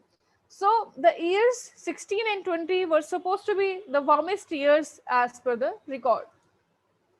Further warming oceans, we can observe the ocean have absorbed much of this increased heat, with the top 100 meters about 328 feet of oceans. They show warming of more than 0.6 degrees Fahrenheit and approximately 0.33 degrees Celsius since the year 1969. However, the Earth stores 90% of extra energy in the oceans. Further, we can also observe shrinking of ice sheets in Greenland and Antarctica. They have decreased in mass. Data from NASA's Gravity Recovery and Climate Experiment have shown that Greenland lost an average of 279 billion tons of ice per year between the years 93 and 19, while Antarctica has lost about 148 billion tons of ice per year. Further, glaciers are retreating almost everywhere around the world, including the Alps, the Himalayas, the Andes, the Rockies, Africa, and the Alaska. Satellite observations, what they do suggest, they reveal that amount of spring snow cover in the northern hemisphere has somehow decreased over the past 5 decades, and the snow is melting earlier. And if you see the rising sea level, global sea level rose about 8 inches, nearby 20 centimeters in the last century. The rate in the last 2 decades, however, is nearly double that of the last century, and it is accelerating slightly every year. And in the beginning of Industrial Revolution, if you look at the acidity of surface ocean, they have increased by nearby 30%. This increase is the result of human emitting carbon dioxide into the atmosphere, hence more being absorbed into the ocean. The ocean has absorbed nearby or between 20 and 30% of total anthropogenic carbon dioxide emissions in recent decades. Now, let's have some possible causes of climate change. The recent studies suggest scientists that they attribute the global warming trend observed during mid-centuries as the human expansion of greenhouse effect, warming that results when atmosphere traps the heat radiating from Earth towards space. Certain gases in the atmosphere, they block heat from escaping. Long-lived gas, they remain semi-permanently in the atmosphere and do not respond physically or chemically to the changes in temperature as described by forcing climate change. So, the gases, for example, the water vapor, which respond physically or chemically to the changes in temperature, they are seen as feedbacks. So there are two categories, the forcing things and the feedbacks. Water vapor, which is abundant greenhouse gas, but importantly, it acts as a feedback to the climate. Water vapor somehow increases at the Earth atmosphere, it warms, but so does the possibility of clouds and precipitation. It makes some of these most important feedbacks mechanisms to the greenhouse effect. So some factors act as the forcing things, and some factors work as feedback mechanisms to the greenhouse effect. Now, the carbon dioxide, the methane, the nitrous oxide, the chlorofluorocarbons, CFCs, they all are working as greenhouse gases. Now, today we are supposed to be here as a climate change. We have discussed these things. So let's see the possibly we should observe these alarming signs of climate to us. Since a stronger greenhouse effect will warm the ocean and partially melt the glaciers and ice sheets, which may increase the sea level, ocean water will also expand, and if it warms, it will further contribute to increase in rising sea levels. Outside of greenhouse, high atmospheric carbon dioxide levels can have positive as well as negative effects on crop yields. Laboratory experiments, however, suggest that elevated carbon dioxide levels can increase plant growth, and other factors such as changing temperatures, ozone, water, nutrients may more than counteract any potential increase in yield. So, if optimal temperature ranges for some crops are exceeded, earlier possible gains in yield may be reduced or reversed altogether. Climate extremes such as droughts, floods, extreme temperature can lead to climate change and increase and threaten the livelihoods of agricultural producers and food security of communities worldwide. Finally, although rising carbon dioxide can stimulate plant growth, research has shown that it can also reduce nutritional value of most of the food groups by reducing the concentration of protein and essential minerals in most plant species. So, according to the fifth assessment report, the Inter-Government Panel on Climate Change, which was a group of 1,300 independent scientific experts from different countries all over the world, they concluded that there is more than 95% probability that human activities over the past 50 years have warmed our planet. So the panel also concluded that more than 90% probability that greenhouse gases such as CO2, methane, nitrous oxide, the chlorofluorocarbons, they have caused the observed increase in Earth's temperature over the past 50 years. There is one more aspect of this climate change that comes to solar irradiance. In 1750, the average amount of energy which was coming from sun, that was either remain constant or increased slightly. There was some evidence which was suggesting that current global warming cannot be explained by the changes in energy from sun.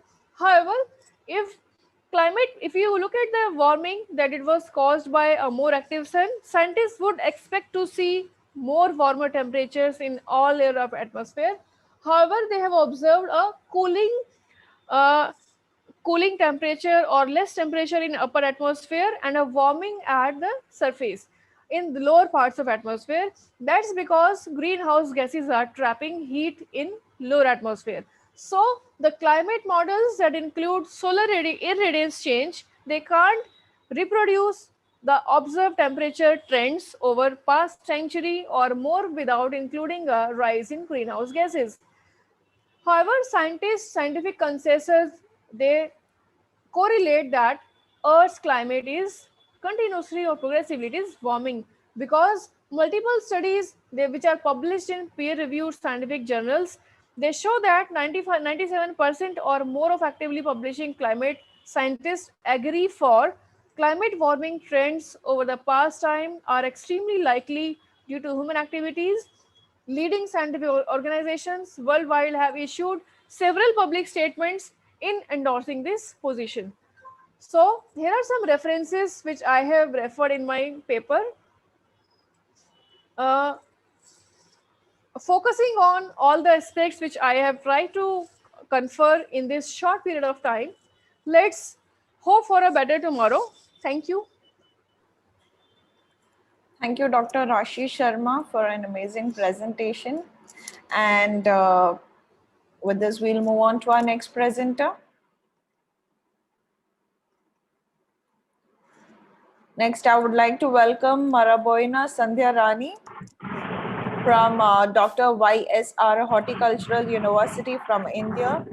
And she will be presenting on the climate change, its cause, impact, mitigation strategies, and approaches to improve effective responses to climate change. Ms. Sandhya Rani, can you hear us? Yes, ma'am. Yes, you may share your screen, please. Okay.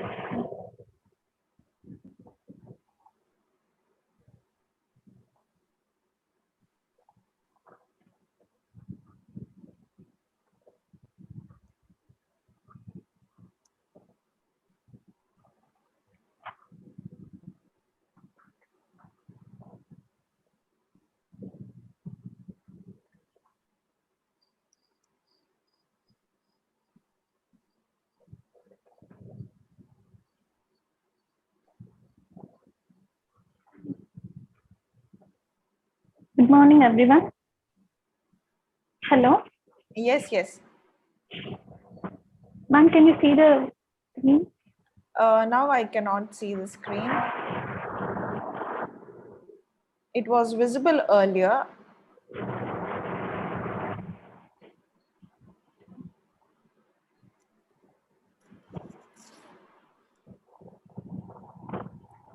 Yes, it's visible now. Okay, ma'am. Good morning, everyone. You may begin. Myself, Sandhya. Presently, I am pursuing my PhD at Dr. YSR Horticulture University. Thank you for giving me this opportunity. My presentation is on climate change, its cause, impact, mitigation strategies, and approaches to improve effective responses to climate change. Climate change introduction. It is a change which is attributed directly or indirectly to human activity that alters the composition of the global atmosphere and which is in addition to natural climate variability observed over comparative time periods. Climate change also refers to major changes in temperature, rainfall, snow, or wind patterns lasting for decades or longer.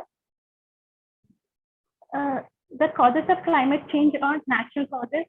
The natural causes are volcanic eruptions, ocean currents, solar radiation.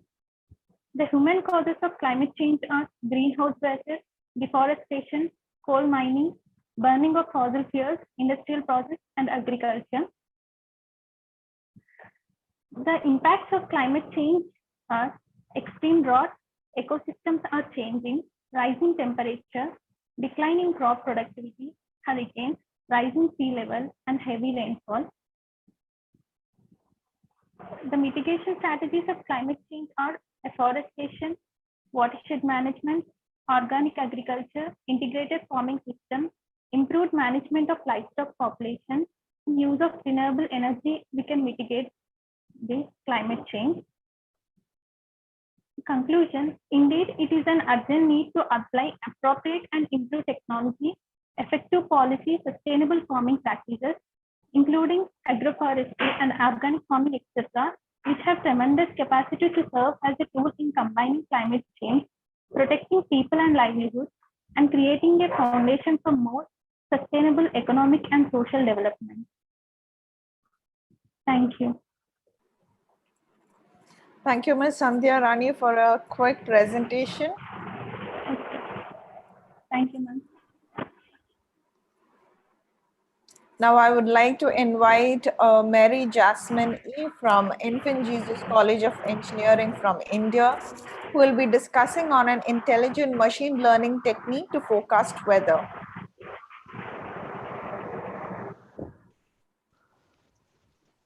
Yes, ma'am.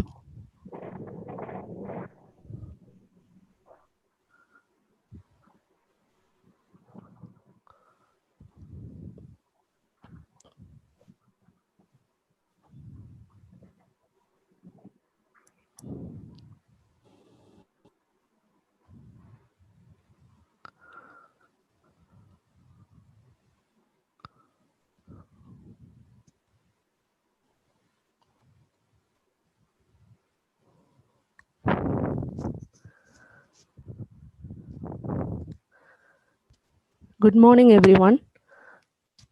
I would like to say thank you to giving me this opportunity to present in front of you. My topic is an intelligent machine learning technique to forecast weather. First, let me introduce myself. I am Mary Jasmine. I am working as an assistant professor at Infant Jesus College of Engineering, and also I am a part-time research scholar, and I'm doing research under the guidance of Dr. A. Milton. My today's topic is an intelligent machine learning technique to forecast weather. Main objective of this presentation is to do analysis on weather data. Already we know about weather data, and weather data has some precipitation, then pressure, temperature, humidity, dew point, and vapor pressure, wind speed. These are all coming under weather data, and big data tools can be used to analyze the data. In order to predict weather, we can use supervised learning technique. Under machine learning, we have three types of learning: supervised learning, unsupervised learning, and semi-supervised learning. So if you want to predict weather, we can go for supervised learning technique, and with the help of supervised learning algorithm, we can create a model and we can train and test the model. Overview. Forecasting weather is one of the most important and necessary area in our life. Predicting weather is also necessary for some other fields like defense, shipping, and aerospace navigation, etc. So in order to predict weather, we need data. So we need to collect the data. The data can be obtained from the meteorological department of the particular location. Then modified version of multiple linear regression model is built to analyze and predict the rainfall in India. I took the rainfall data from India, and machine learning algorithms evaluates the accuracy by reducing MSE. If the mean squared error value is high, the accuracy will be low. If the mean squared error value is low, the accuracy will be high. So we need to reduce the mean squared error value.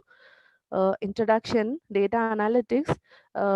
Data analytics is nothing but it is a process of examining data sets in order to draw conclusions. We need to analyze the past historical data to make predictions about future. This is coming under predictive analytics. If you want to make predictions about future, we need to analyze the past historical data. Then time series plays a major role here. Time series is nothing but set of observations taken at specified times, usually at equal intervals. And AI plays a major role here. AI is nothing but it's a machine to imitate intelligent human behavior. Machine learning is nothing but it's a subset of artificial intelligence. Machine learning is a powerful tool, and it can be used to make predictions on the future nature of data based on the past history. Some of the existing models for prediction: naive-Bayes classifier algorithm, support vector machine algorithm, and decision trees, random forest, and nearest neighbors. These are the existing models for prediction. First one, naive-Bayes classifier algorithm. Here in this classification, it classifies every value as independent of any other value. It allows us to predict a class or category based on given set of features. Support vector machine algorithm, it returns either true or false. It has a class value 0 or 1. Whether the rain come or not, we can predict with the help of support vector machine algorithm. And decision trees, it uses a branching method to illustrate every possible outcome of a decision. Here in decision trees, each node within the tree represents a test on a specific variable, and each branch is the outcome of the test. Then random forest algorithm. This algorithm starts with a decision tree and an input is entered at the top. It then travels down the tree with the data being segmented into smaller and smaller sets based on specific variables. And another one important existing algorithm is nearest neighbors algorithm. Here, it estimates how likely a point is to be a member of one group or another. Some of the disadvantages of existing system are large fluctuations in data. If the data set is not good, even if we apply a good algorithm, we will not get good accuracy. So data set is very important.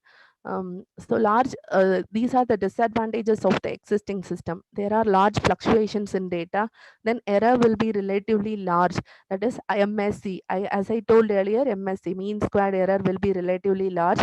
If error is large, the accuracy is not so high. Then processing speed is less when getting huge amount of data. If we get huge amount of data, the processing speed will be less. Then query response time also exceeds, and we cannot manage large data with the current data mining software tools. Sometimes this method lack in prediction also. Problem identification. If we get a huge data, already we know that we are getting a huge amount of data. When we are getting huge amount of data, the problem in the speed becomes a problem. And as mean squared error increases, accuracy will be low, and sometimes the machine learning also lack in performance because of the poor data set. Sometimes the Bayesian model will give imperfect weather information, and there is no correct way to choose the prior information in the sense historical information. And we need to identify appropriate features to overcome this problem. uh, in order to improve the machine learning performance, we need to identify appropriate features. As mean squared error decreases, the accuracy will be high. So this is our target. Supervised learning technique for prediction. Here we have used supervised learning technique for prediction. A new innovative framework has been introduced for prediction. In this model, we have identified appropriate features to train the model. And we have used a modified version of multiple linear regression model to build a model, and the data set is divided into two parts, 70% and 30% data. 70% data can be used for training and 30% data can be used for prediction. Um, sorry, testing. This 70% data can be trained using this multiple linear regression algorithm. Then we can check the accuracy using the testing data. If we reduce the MSE, it will improve the accuracy. And for optimization, we have used Adam algorithm. And this is the general predictive model. We can divide the phases into two. Training phase as well as testing phase. In training phase, we have 70% of the data. With the help of learning algorithm, we can train the data. With the help of training data, we can train the model using the learning algorithm, then test the data to check the accuracy of the model. This is the block diagram for this model. Historical data can be collected, and then the data should be pre-processed, and then we need to select the appropriate features for this model. As I told earlier, divide the data set into two parts, 70% into 30%. 70% data used for training and the rest for testing. Then modified multiple linear regression model we have used here, and we have trained and tested the model, compared and analyzes the results with the k nearest neighbor algorithm. And these are the steps. Data selection, first step, and then we need to clean the data. Already in that existing data set, we have some missing values and all, and we have some outliers also. To perform the pre-processing, we need to clean the data. Then we need to select the appropriate features, then divide the data set into training set and testing set. After that, we need to build a predictive model and then train the model. Then we need to check the performance analysis of the model. This is the modified multiple linear regression algorithm. Here time series prediction plays a major role, and then two or more independent variables are used to predict the value of the dependent variable. In multiple linear regression, we have dependent variable as well as independent variables. The output value is dependent variable and the input values are independent variables. The independent variables are nothing but these are the weather parameters. Number of independent variables are different, and the gradient descent algorithm is used to reduce the mean squared error. And then suppose if you want to check the accuracy of the method, we need to calculate R squared value. And I have collected data set from this location, and then I have used software for this implementation is language I have used for implementation Python 3.6, and then framework I have used Anaconda 3, then IDE I have used Spider. Then this is the experimental results. When we use the existing system KNN algorithm, I got the R squared value as 70.6. This is the performance of the existing. Hello, voice is not coming. Hello. Hello. Hello, can you hear me? Yes, you may continue. You're audible. This is the proposed system, and these are the data for Indian data set. We can calculate which month we are having highest rainfall, and which month we are having the lowest rainfall, and which location we have highest rainfall, and which location we are having lowest rainfall. Here, with the help of this diagram, we can predict the maximum rainfall occurred in the year 1961 and minimum rainfall occurred in the year 1972. And this is the prediction result. If we have already 3 months data, previous 3 months data, we will get the prediction of the next month. And when we use for the existing technique for prediction, we got the accuracy of 70%. When I used for the new technique, I got the accuracy of 92.5%. This is the performance analysis model. When I used the KNN algorithm, I got 70% of accuracy. When I used a modified multiple linear regression algorithm, I got 92.5% algorithm. With the help of supervised learning algorithms, weather can be predicted accurately, and some of the statistical forecasting models can be used to estimate the future weather conditions. Here we have used a modified multiple linear regression model. And future enhancement, the same techniques can be used in different applications like forecasting agriculture, stock price prediction, and healthcare, etc. And in future research, ensemble techniques will be incorporated to combine the diversities of the models. The architecture also will be examined further to enhance the accuracy of prediction. This is future enhancement. And these are the references I have referred. Thank you. Thank you, Ms. Mary Jasmine, for your presentation. So next, I would like to welcome our next presenter, Gibran Gambo and Hello. Abu Bakar Ahmed to Voice is not present their coming, madam. Hello. Hello. Hello, can you hear me?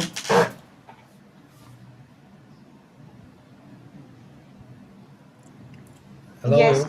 Yes, Mr. Ahmed Abu Bakar. Can you hear me? Yeah, Yes. I can hear you very well. So I won't start the sharing of my screen. Yeah, you may. But they say, okay, someone is sharing the screen. They Yes, have now to you opt. can. Okay.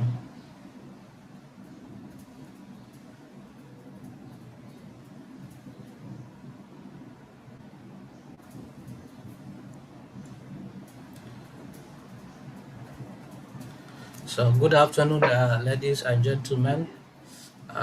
My name is Ahmed Abubakar. I'm presenting a review paper, oil palm cultivation and the impact of climate change in Malaysia, a systematic review.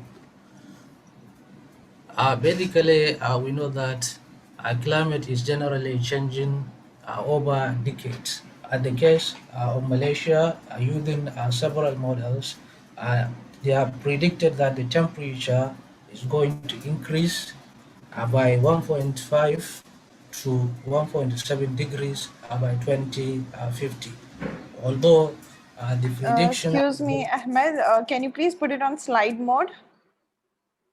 Slide mode? Yes. Yes, thank you so much. Yes, it's visible. Thank you. All right.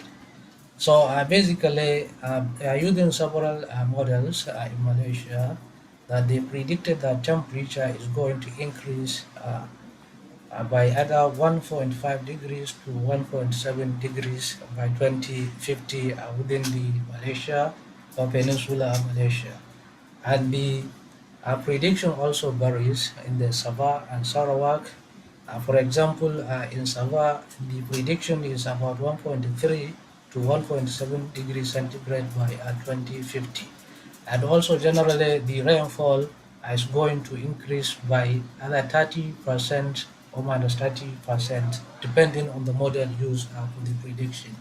So our main emphasis is on the oil palm, that the impact of climate change, how this climate change impacts oil palm, because oil palm is one of the major commodities or major sector in Malaysia that employed a lot of people in the agricultural sector. And for example, in 2019, oil palm sector only contribute about 38 point something billion to the GDP of Malaysia. So you see the relevance of oil palm production in Malaysia. So we briefly look at the agronomy of this oil palm, that is the history of the oil palm. Generally, this oil palm was originated in the West Africa, and it was introduced to Malaysia and some part of Southeast Asia by some colonial masters. So this plant is a single or monocotyledon, that is, it contains one seed, and it has a fibrous root system that separate in search of nutrient. As I made mention earlier, that the tree is a native of West Africa and Central Africa and some part of the Congo in the Central Africa. So the first oil palm plantation was in Selangor in 1917, specifically or particularly in the Tanemaram estate. That was when the first oil palm plantation was established. And globally, as of today, Malaysia is the second largest exporter of the palm oil in the world. It exports this palm oil to various places, various countries. Indonesia is the first in terms of exportation, but Malaysia is little bit ahead in terms of research on the oil palm sector. So this particular plant, it grows to about 10-meter tall and has a lifespan of 20 to 30 years before replanted. So any estate or any oil palm plantation that reaches about 20 to 25 years is liable for replanting because of the productivity of the palm is going down. So as a commercial plant, the farmer needs to maximize the profit. So therefore, once it reaches that 25 to 30 years, the land is ready for replacement. Then we are going to look at the how climate change impact the oil palm production in Malaysia. Looking at the location, the geographical location of Malaysia, it is bounded by various oceans and South China Sea. So the climate of Malaysia is controlled by two monsoons. That is the southeast monsoon, which bring about a heavy rainfall to the Malaysia, and southwest monsoon, which bring about low or minimum or dryness to the country. So these two prevalent winds control the climate of Malaysia, and the impact of El Nino and La Nina also affect significantly the production of oil palm in Malaysia. Going back to these two winds or monsoons, that each they have their impact on oil palm production. Here we're going to look at the El Nino first, its impacts. As we know that El Nino was a phenomenon associated with warm ocean current. It was first discovered in the coast of Ecuador by fishermen when they discovered that during the festive period, that is around December, that a lot of fish are dying. They found dead bodies of fish along the coast of Ecuador. So they discovered that phenomena and they termed it El Nino, is child of Christ. So we're going to look at the impact. Here we say El Nino could result in less rainfall and have strikes effect on oil palm. It is associated with a low rainfall. So when the El Nino period sets in, the rainfall received in Malaysia and the eastern Malaysia, that is the Sabah and the Sarawak, and the rainfall decreases, thereby causing water stress to the plant. So once the rainfall is decreased, then the water availability is also decreased for the plant. Then also high temperature. Since there is water stress, the water or the rainfall is less available, it causes temperature to rise because the rainfall has a cooling effect toward the plant or toward the plantation. It also affects the CPO prices, that is crude palm oil prices. In a situation whereby this El Nino years or the impact of El Nino affect or sets in Malaysia, it affects the price of crude palm oil because the production of palm oil decreases due to the reduction in the fresh fruit benches because the productivity of oil palm is now decreased due to the increase in temperature and low rainfall. So therefore, when there is less supply of this CPO, then definitely the price will go up. And secondly, the decline in fresh fruit bunch production. And the case may be that the oil farm requires a high amount of rainfall, as we are going to see in the future slides, when the next slides.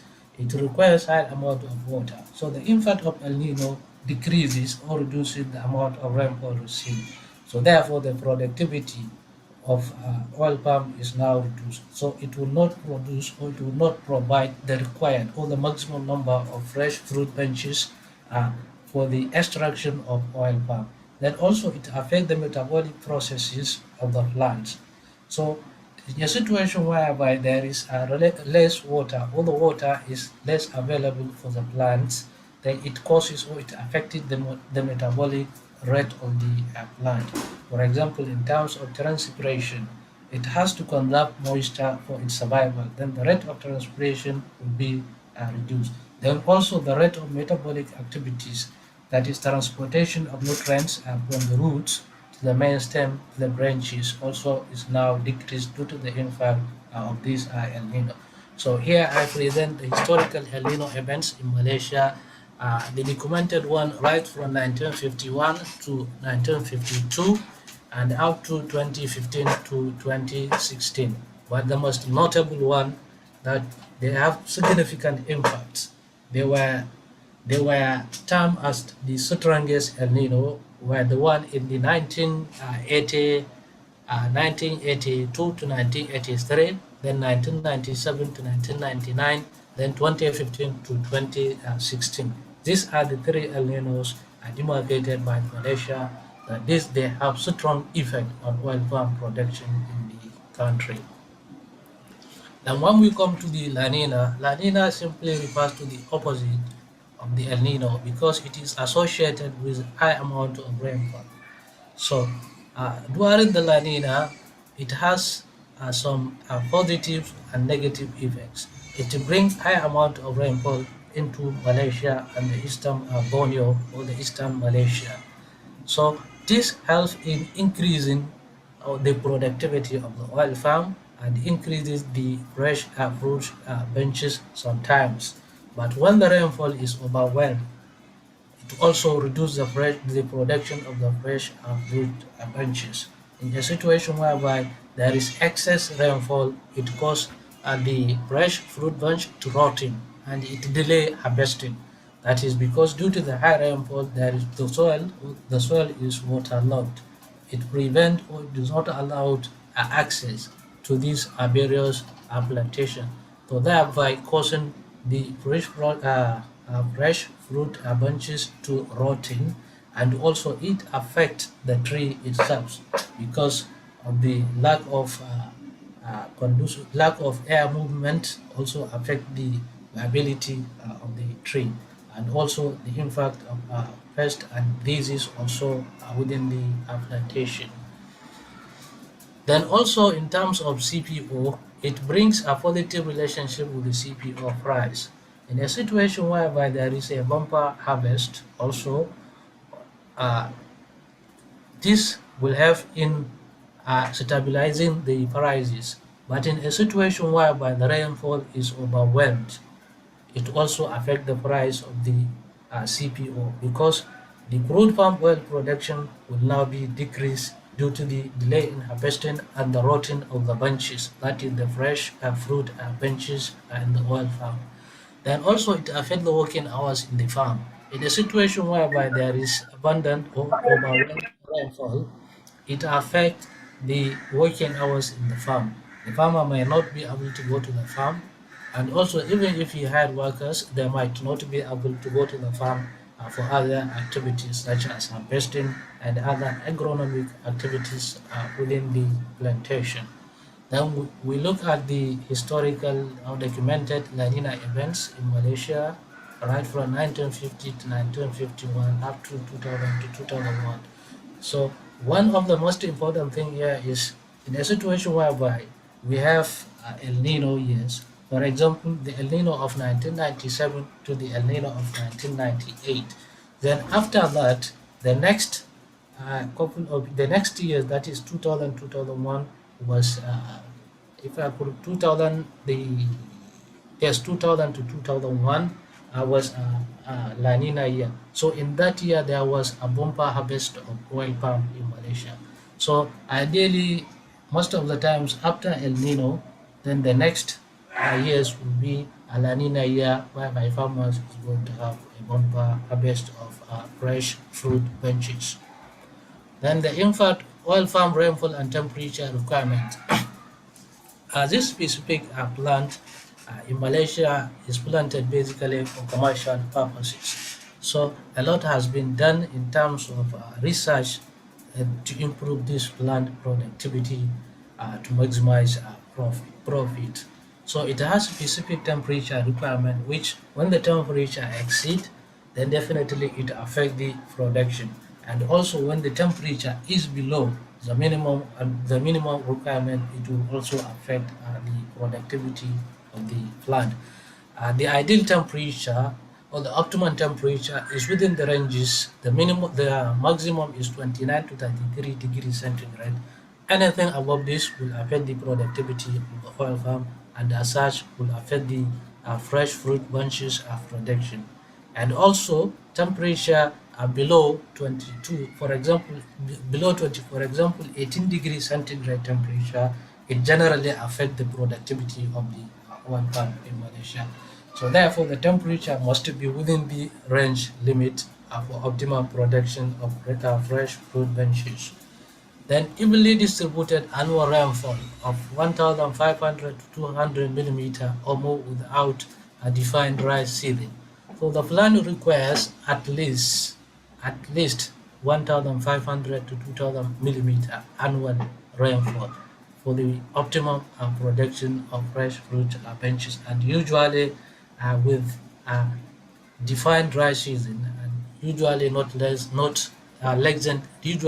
than 3 months of dry period. And you know, it's hardly to have 3 months in Malaysia. It's not possible without rainfall. But the rainfall, especially during the southeast monsoon, is a little bit decreasing compared to the southeast monsoon period. Then oil palm can be grown in a wide range of soil. That is the types of soil requirement. That the plant trees are best in well-drained, deep, loamy, moist, and alluvial soil rich in organic matter. It requires at least 1 meter soil depth. Then farmers should avoid highly saline, highly alkaline, coastal, sandy, and water stagnation soil. Then we look at the impact of temperature on oil palm production. This study was based on the Sarkar et al. It was it was published in 2000. It's a review study here in Malaysia. He found out that if temperature increases by 1 degree, 2 degrees, 3 degrees, and 4 degrees centigrade, then the oil palm production can decrease in Malaysia by 10.17%, 20.38%, 30.55%, and 40.73%. So then basically going back or looking at the temperature projection in Malaysia by 2050, then we said that 0.7 to 2.6 degrees centigrade is projected to rise in Malaysia by 2050. Then in the eastern Malaysia, that is the Borneo, the projection also suggests that 1.3 to 1.17 degrees centigrade by 2050, that is in the state of Sabah in the eastern Malaysia. Then by 2100, that is at the end of this century, is projected about 2.9 to 3.5 degrees centigrade. So the same case in the Sarawak, that is another state in the eastern Malaysia, which projected 1.0 to 1.5 degrees centigrade rise in temperature by 2050, and 3.0 to 3.5 degrees centigrade by the end of this century. So we can see that temperature has a major impact or effect in terms of oil palm production and productivity. So also studies conducted by Patterson on the climate suitability in Malaysia suggest that the suitability of climate in Malaysia is going to be declined in 2050 and in 2021, but with the suggestion that when the climate improved in the mountainous areas, then the expansion of oil palm can be taken to that particular area. But the area is a very small area. It cannot be compared to what we have currently in Malaysia. So generally, Malaysia is going to be a losing ground in terms of oil palm production if care is not taken. Excuse me, Mr. Ahmed, sorry to interrupt. You may conclude in a few minutes. Okay. Sure. All right. Then we talk about the impact of rainfall on oil palm. As we made mention earlier, the requirement of the oil palm water, then it reduces when the rainfall is low or below the minimum requirement. It reduces the stem growth, affects male inflorescence. These are the factors that affect the oil palm yield within the Malaysia, that is with anticipated changes, biotic and abiotic factors. we say average annual rainfall influenced by local geographical differences. Heavy rainfall without prolonged flooding increases yield, and low rainfall defeat low yield harvest. So to to to to to round off, we look at the impact of pests and the diseases that affect the oil palm. We look at the Ganoderma. It's a disease caused by Ganoderma virus. This is the most threatening oil palm disease in Malaysia. It's caused by fungi. One of its symptoms is reduced growth of palm, pale green foliage, older frond turning chlorotic, ponicrotic, dropping fronds. Then the fusarium oxysporum caused by fungi also is another disease of oil palm in most of the plantation in Malaysia. It can affect the seedling, it can affect the mature tree, it causes retarded growth, reduced in leaf size, chlorosis of all the leaves, and leaves necrosis. Also, this is another insect that affect oil palm, rhinoceros, and beetle. Its symptoms on the oil palm, you identify it by holes are present in the base of the frond bent or broke while they are damaged. New frond are deformed. Days of young palm may occur if the growing frond is eaten by the beetle. Thank you.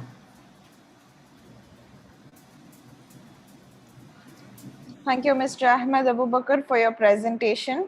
And participants, I have a request. Kindly clarify each other's queries on the chat box. We have several questions come up here in the chat box related to the papers that you have presented here now. So it will be good if you can clarify with each others and have a good interaction in the chat box here.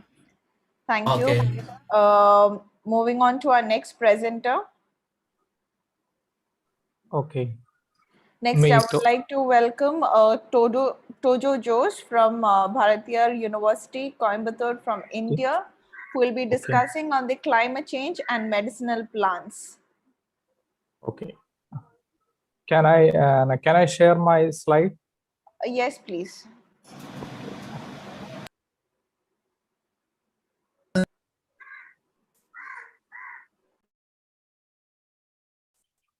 Can you see the slides?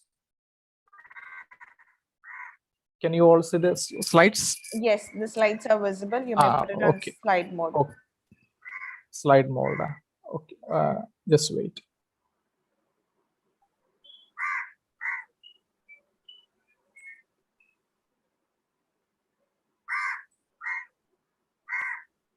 Okay, madam. Yes, thank you. Okay. I'm Tojo Jose, and I'm a research scholar at the Center for Research and Evaluation, Bharatiya University, Coimbatore, Tamil Nadu, India. And my residing state is Kerala. It's also a state in India. And I'm presenting a topic that is related to my research work. And it's the climatic change and medicinal plants and ethnobotanical perspective. It's related how it related to the ethnobotany, the climatic change and medicinal plants, and how can you relate it to the ethnobotany. And coming to before coming to the interior of the my subject or my presentation, first of all, we have just I have given a discussion about or a minute introduction about the climate and the climatic change. I have noticed by my references. Coming to the next slide, what's climate? It's the climate. It's not a sudden abrupt or sudden miniature or a miniature value. It's a composite of generally prevailing weather conditions of a region as temperature, air pressure. It's a composition of temperature, air pressure, humidity, precipitation, sunshine, cloudiness, and winds throughout the year average. It is averaged over a series of years. It's not a sudden abrupt calculation. It's averaged over a series of years. We can say the climate is like that.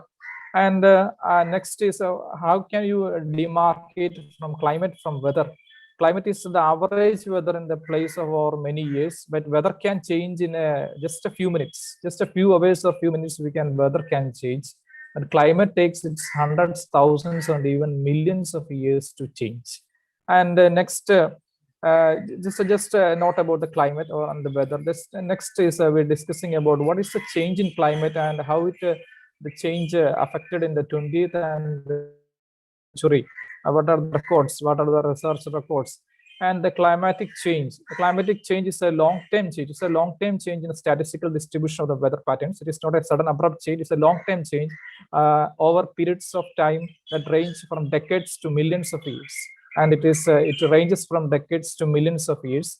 And this change is recognized as one of the greatest challenges on the earth, and noticed earlier, but it is recognized as one of the greatest challenges to the entire life of the universe. It is the greatest challenge, and how deleterious effect in various parts of the life of human and also other life forms. And coming to the 20th century, it's a global air and sea. There is a rise in climate.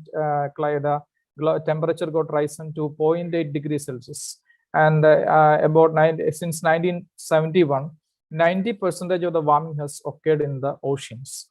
And coming to the 21st century, as per the forecast of IPCC, that is Intergovernmental Panel on Climate Change, and towards 21st century, there is a global average temperature got risen to 4.2 degrees Celsius. And such a comparison between the 20th century and 21st century, there is a very variations in the rise in the temperature.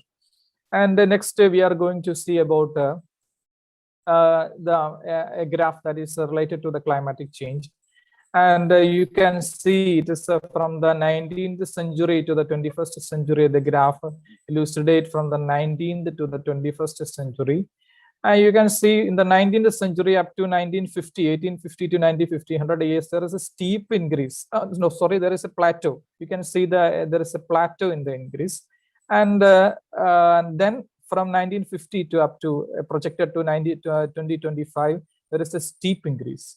And for previous years from a 19th century, there is a plateau, and we can see a steep increase when it comes to the 21st century. And it is not a good sign, and how deleterious and very drastic and effects in the life of the on the life. And next is how to relate how the climatic change is affected in the persons or in the how it affects the life. That's the climatic change. It is leads to the rising temperature and more extreme weathers. Rising sea levels, the carbon dioxide level got increased and leads to the it is a greenhouse gas. It leads to the global warming, and as you can see in the figure, there is increase in the various diseases, pest, invasive species, and the water quality all got changed. And you can see another rising due to rising temperature, the wet areas become more wetter, and the dry areas become more drier. It's the main effect of the global warming. And next, you can see another some of the effects on how it affect plants. What is the effect on the plants? There is effect. Plants means all flora, including the medicinal plants. And the morphological changes, there is a lot of morphological changes can be seen. Plant deformation can be wilting, germination patterns got changed, plant height, biomass all got changed, maybe changed. That's the phenological, that is a life cycle. Also altered flowering set, fruits set, the leaf drop all got affected. Physiological changes, a lot of physiological reaction, the respiration, photosynthesis, other biochemical reactions all got affected by the rising temperatures. Biochemical changes, that means there is a lot of secondary metabolites are produced. The alteration in the variation in the chemical composition of the plant, it affects the plant life. Also molecular changes, the UV radiation can cause mutations. Also there is a damage to the nucleus, and also got mutation, may cause mutation, it may cause some changes in the cell, changes in the biomolecules, DNA, proteins, etc. It leads to the altered growth and production. We are discussing one by one in a separate heads. And the next slide is one of the effects of the global climatic change is phenological fluctuation. Phenology means the life cycle life cycle of the plant is got affected by the fluctuations in the climate. Life cycles of the plant are affected by seasonal and interannual fluctuations in the climate. And global warming have deleterious effect in different spheres of phenology. Phenology is the life cycle of the plant. It's a fruit and flower and fruit set, leaf shedding during the dry season, bud burst and leaf unfolding, winter hardening and breaking, affect growth patterns and length of growing season, etc. All phenology all affected by the changing climate. Next heading is the shifting the range of distribution. And when there is a fluctuations in the climate, there is a range of the range of the temperature got changed, the range of distribution, the vegetation also got changed. Fluctuations in the climate, especially the global warming, forced many species of the medicinal plants to shift its range of distribution to high altitudes for survival. For survival, it got changed, it got shifted, or it got moved to the high altitudes, and to cope up with the change in the climate. And those you are unable to go to the high altitudes may got extincted. The problems like migratory challenges, habitat destruction, endemism have led to the extinction of many medicinal plants. Some of the plants that are on the verge of the extinction are some of the examples at the verge of extinction due to climatic change are Aconitum chasmatum. It's a dried root, is used in Ayurvedic medicinal formulations. Gentian akuru, it's a leaf powder, root and flower tops. It is used as Unani and Ayurveda medicinal formulations.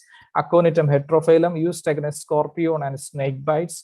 Angelica glauca, that's used in drug for wounds, useful in spasms and bronchitis. And the next, what is the effect of carbon dioxide on the increase in carbon dioxide?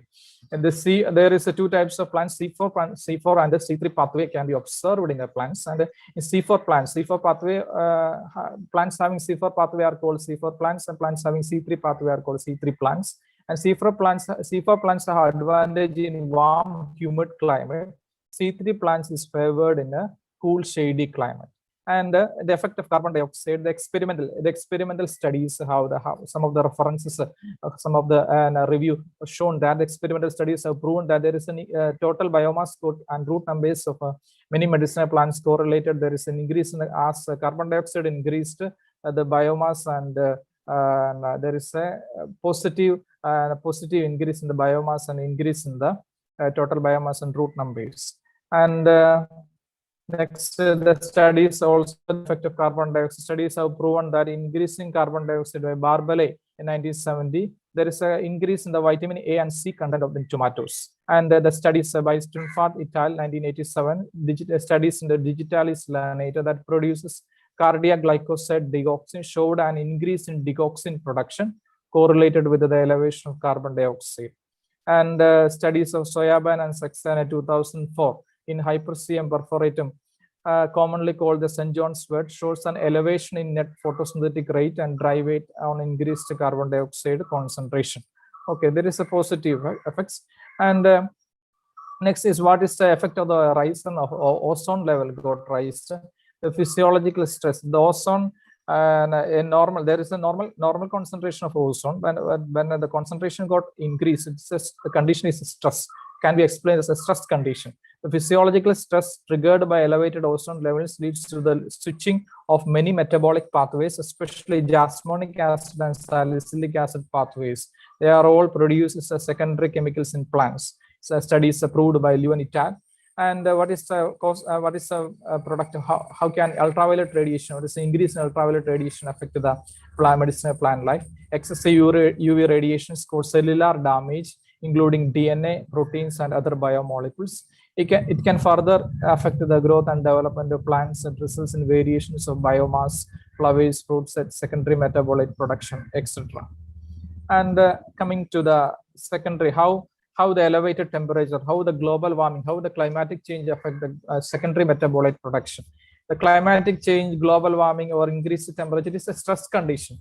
Secondary metabolites are produced as a stress condition. Primary metabolites. Secondary metabolites are produced by plants as an adaptive measures to cope up with the stress conditions. During stress conditions, phytochemical composition may change that adversely affect the quality of medicines extracted. That is, the secondary metabolite production got affected. It's the quality, quantity all changed, and it will affect the medicinal formulations, the medicines extracted from the plants. In stress conditions, the carbon fixed got allotted to the production of secondary metabolites than growth. So the more secondary metabolites got produced. Elevated temperature results in increase in the production of volatile organic compounds. Some research findings, some references, Loreto et al. From 2006.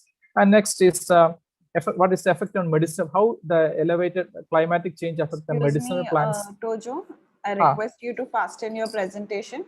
Okay. Yeah. Okay, madam. I will conclude in a few minutes. Medicinal plant species, they are some of the medicinal plant species have mutualistic effects, mutualistic relationship with other plants. So when temperature got increased, it leads to the mutualism can no longer co-occur in the same time. It leads to the extinction of the both. And if you increase the spread of pest diseases and invasive species like Lantana, Camara, Parthidian species, Chromalina, odorata. Okay.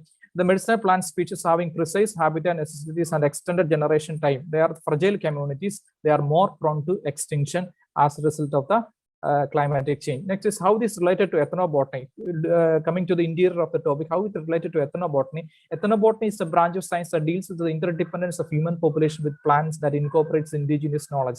A considerable portion of the human race, a line part of the human race depend on the indigenous treatment, ethnobotanical treatment methods, traditional treatment for a myriad of ailments. Thus, any change in the availability and for phytochemical composition of medicinal plants has deleterious effects on the ethnobotanical outcomes. I am concluding my topic. Climate change have crippling effects on the medicinal plants, crippling effects on medicine with unforeseen ramifications. The variations in phytochemical constituents will directly affect the ethnobotanical outgrounds, and also it affects the medicinal formulations that depends. The climatic change a recommendation is a climatic change mitigation action supporting medicinal plant populations which maintain local access, preserving and respecting the value of traditional knowledge, and ethnobotanical outcomes are recommended. Thank you. Thank you so much, Mr. Tojo Jose. Thank you for your amazing presentation.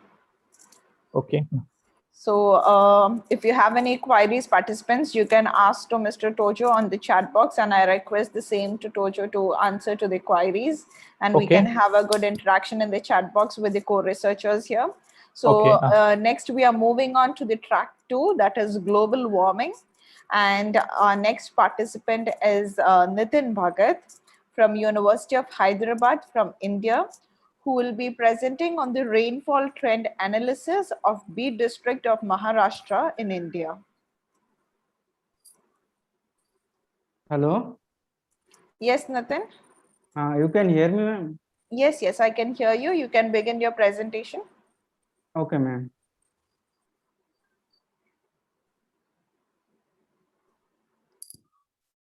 Yeah, it is visible. Yes, it's visible. You can put on slide mode.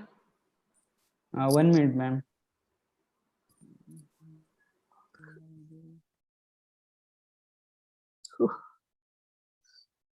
Right.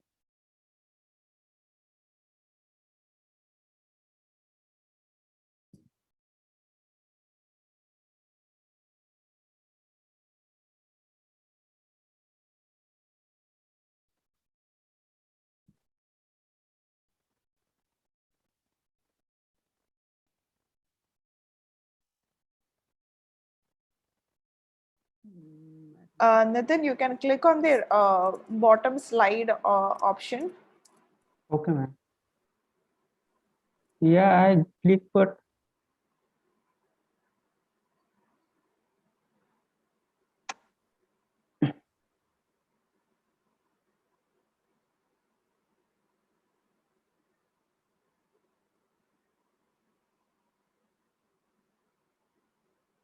where is, ma'am, the button? It is on your right bottom. You can see there is a symbol of slide mode. Can you see it's written notes, comments, and there are symbols over there, and there's a screen kind of symbol over there. Please click on it.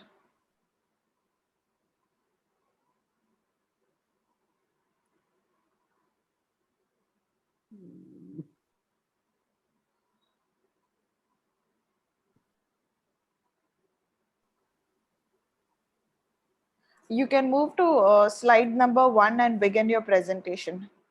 Okay, ma'am. No, actually, ma'am, it is not working. Maybe you can refresh and come back in a while, and we will move on to our next presenter. Okay, ma'am. Yeah.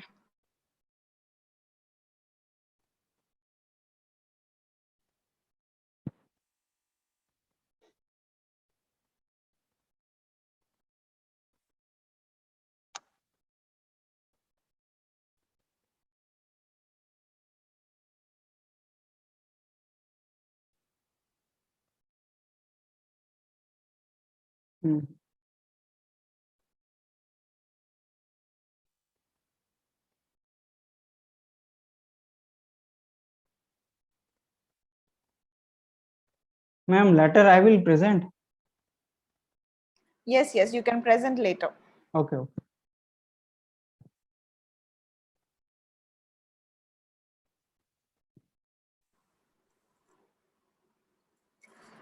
Next, I invite Devendra Parikh from Bhopal Nobles University from India to present on the variation of secondary gamma radiation flux with humidity in atmosphere of the Earth at Udaipur, India. Yes, so I am Dr. Devendra Parikh. Yes, sir, we will be playing your Bhopal presentation Nobles now. University. Yes, madam.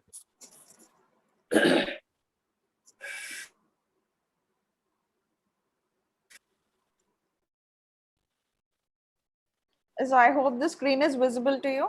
Yes, madam. So I am audible, and now I am starting my presentation. Okay. So I am Dr. Devendra Parikh, and I am from Udaipur, and I am from University of Bhopal Nobles University. I am head department of physics, and we are running the MSc Physics with the astronomy. So my topic, research topic, is presentation topic. Variation of the secondary gamma radiations with the variation of the humidity in the atmosphere of the Earth at the Udaipur. So we started our observation in the month of the October 25, 28, 29, 30, and 31, and we observed the variations in the month of the October, and we took our data from the 5 p.m. to between the time of the 5 p.m. to 6 p.m. for half an hour duration. Next, madam, next slide, please. Next slide, yes.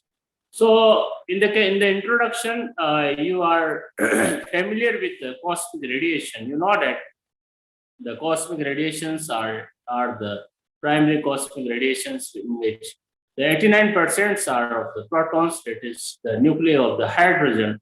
Near about the 10% are the nuclei of the helium, and 1% are other heavier elements like the beryllium and etc. So these are known as the primary cosmic radiations, and these radiations on the atmosphere of the Earth about the 50 kilometer, the intensity level of the primary cosmic radiation is same. But when these particles incident at the 20 kilometer from the surface of the Earth, then they produce the higher denser, and there is formation of the secondary radiation, in which one secondary radiation is the gamma radiations, which is able to detect by the scintillation detector, which we used in this present study. Next, madam. Next. So, so in the case of the secondary radiations, there is the presence of the pions, there is presence of the muons, there is presence of the electrons, gamma radiations, kaons, and etc. So one of the component is present, which is known as electromagnetic component, which contains the electron, positron, and also the gamma particles. Component is essential is able to detect very efficiently by using the scintillation detector at the surface of the Earth. So we use in this particular. Next, madam. Next slide, please. Next slide, madam. So the celestial events and the variation of the radiation flux, many scientists know, like the Bhattacharya, like the also detected the variation in the secondary gamma radiation flux during different celestial events, such as the solar eclipse, lunar eclipse, appearance of the comet, and also the transit of the sun in the constellations. We observed the variation of the secondary gamma radiation flux. So, by taking the inspirations from this study, we intended to start toward this experimental study of the variation of the humidity in the atmosphere of Earth, and we intended to see the effect of the humidity on this secondary gamma radiation on the surface of the Earth. So we started the observations in the month of October. Next, madam. Next slide, please. Next slide. Next slide. So it is given in the table that October 25, we have the integrated count is about 2,38,945 on the 21, on the it is 21, and on the date 28, the radiation was 2,46,057 on, and humidity is the 16. On the day 29, the integrated count of the secondary cosmic radiations are 2,42,097 and humidity is 70. On the 30, the integrated counts were 2,96 and the humidity was 17 and in percentage. And also on the 31, the total counts are 2,39,571 and again the humidity is 21. So now it is clear from the graph. Please, madam, show the graph. So now that when the humidity is more, yes, then the humidity is more, then the integrated counts are less, and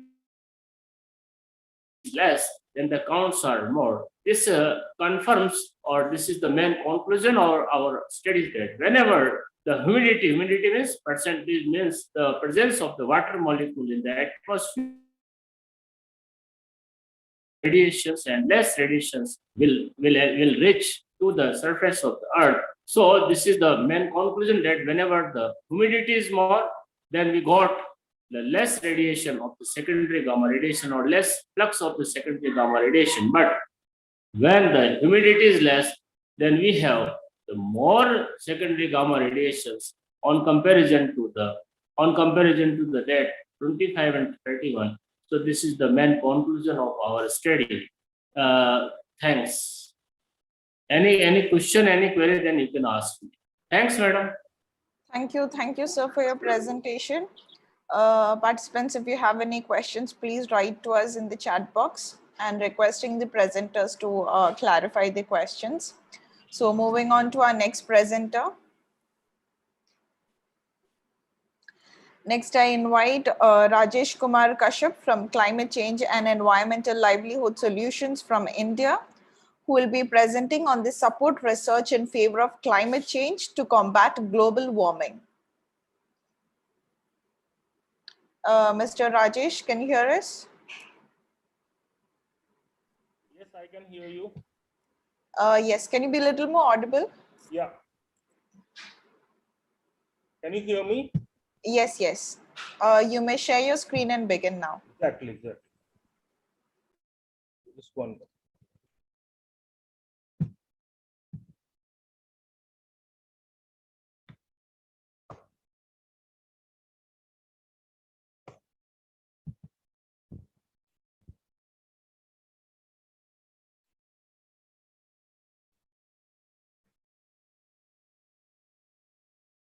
I hope my screen is visible. Yes, it's visible. Okay. So first of all, greetings to everybody. And myself, Rajesh Kumar Kashyap from Climate Change and Environmental Livelihood Solutions from Uttarakhand, India.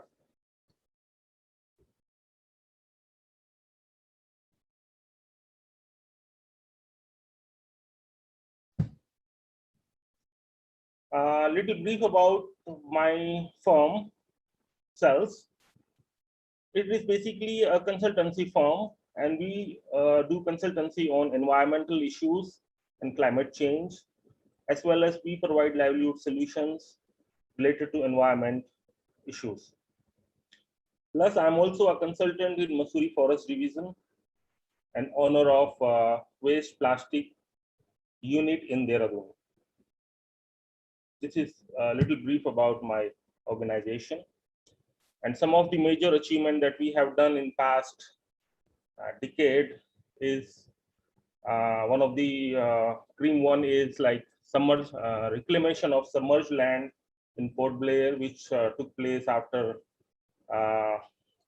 tsunami 2003 due to subduction of Indonesian tectonic plates, and Mission Organic and so on. I also did consultancy to the central government on pollution, how to minimize the pollution in Delhi NCR, and so on. This is one newspaper clipping. So today's topic of discussion is surface heating,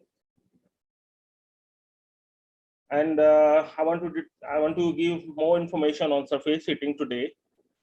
So I'll let you know the formula about surface heating. One is excess heat plus excess greenhouse gases is equal to excess global warming. I mean to say that if you have excess heat and excess greenhouse gases, they both combined together gives excess global warming. And that's the reason we have 1 degree Celsius rise in the global temperature today. So today, I'm going to discuss about the source and solution.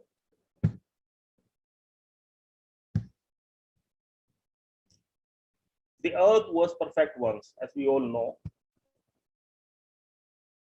Man created imbalance in nature without realizing the impact on future generation. I mean to say, cutting down of billions of trees and forest cover. The question here is why tree and plant important? Sun provides energy to earth in form of sunlight. As we know, plant and trees are prime recipient of sunlight. In return, plant provides us food, oxygen, rain, absorbs CO2, and thus maintain global temperature. But in past, we have lost 40% of it through deforestation, which resulted in surface heating and carbon dioxide deposition. I mean to say, sunlight which was meant for photosynthesis, for those 40% lost forest cover is now adversely affecting or getting converted into heat energy from concrete forest, so-called concrete buildings, and parks, roads, etc. Surface heating. Surface heating is both natural heating, and surface heating is both man-made and natural. Surface heating means the surface heating from the desert, which is natural, surface heating through deforestation, which is man-made. And surface heating is the major source of heat energy that we produce from the earth. If I talk about a house level emission of heat, I mean to say each standard house, say of 50 square meter, is generating about 0.125 million kilocalories in 5 hours during daytime in summer on gray surface. Gray surface means neither too dark, neither too light, which is equivalent to burning of 25 kilo firewood. I'm considering the calorific value of firewood 4625 kilocalorie per kg. So imagine there are 1 million houses in tropical region. And imagine there are double the amount of superstructures, roads, colonies, etc. So you can imagine how much heat we are producing, how much heat we are adding to the global warming through households. And if I talk about globe as a whole, so Earth is getting heated at a rate equivalent to 5 Hiroshima atomic bomb per second. You can imagine how large volume of heat we are producing through surface heating. I'll give you some example here. Heat smog, deserts, asphalt road. If you talk about heat smog, the city's temperature, which is always 5 to 10 degrees higher side compared to the surrounding. Deserts are 50 degrees Celsius. Tar roads, 6 to 70 degrees Celsius. Each rooftop, as I said, generating 1.52 lakhs or say 0.125 million kilocalories per day. So this is the primary reason of global warming, which I consider from surface heating. So this surface heating together builds up heat smog. And when this heat smog rises up, it gets further trapped partially within the greenhouse gases and cause global warming. And that's why we have a 1 degree Celsius increase in the temperature, which results in global warming impacting the climate change. Global warming.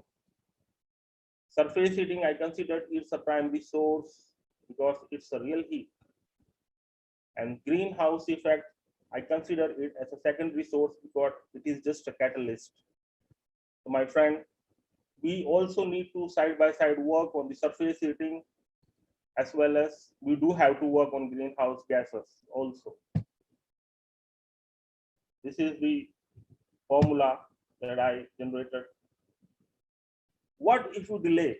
There's a question, what if we delay? If we miss out few more years, then situation may be worse and out of control. And as per my findings, we may damage our reflectors and absorbers. I mean to say glaciers and clouds, which may result in high increase in the global temperature. Is an equation which makes things understandable. It says less the trees, more the surface heating, more the surface heating, more the global warming, more the global warming, more the climate change, and more the climate change will lead to more the global destruction. So the lesson learned here is plant more trees. What are the solutions? Now we come to the solutions. I say here green, white, and renewable energy can save the earth. I repeat, green, white, and renewable energy can save the earth. Otherwise, we have no chance. Why I'm saying so? Because green is acting as an absorber of sunlight. White is acting as a reflector, and renewable energy is acting as a converter of sunlight. So this is how we can reduce the effect of surface heating.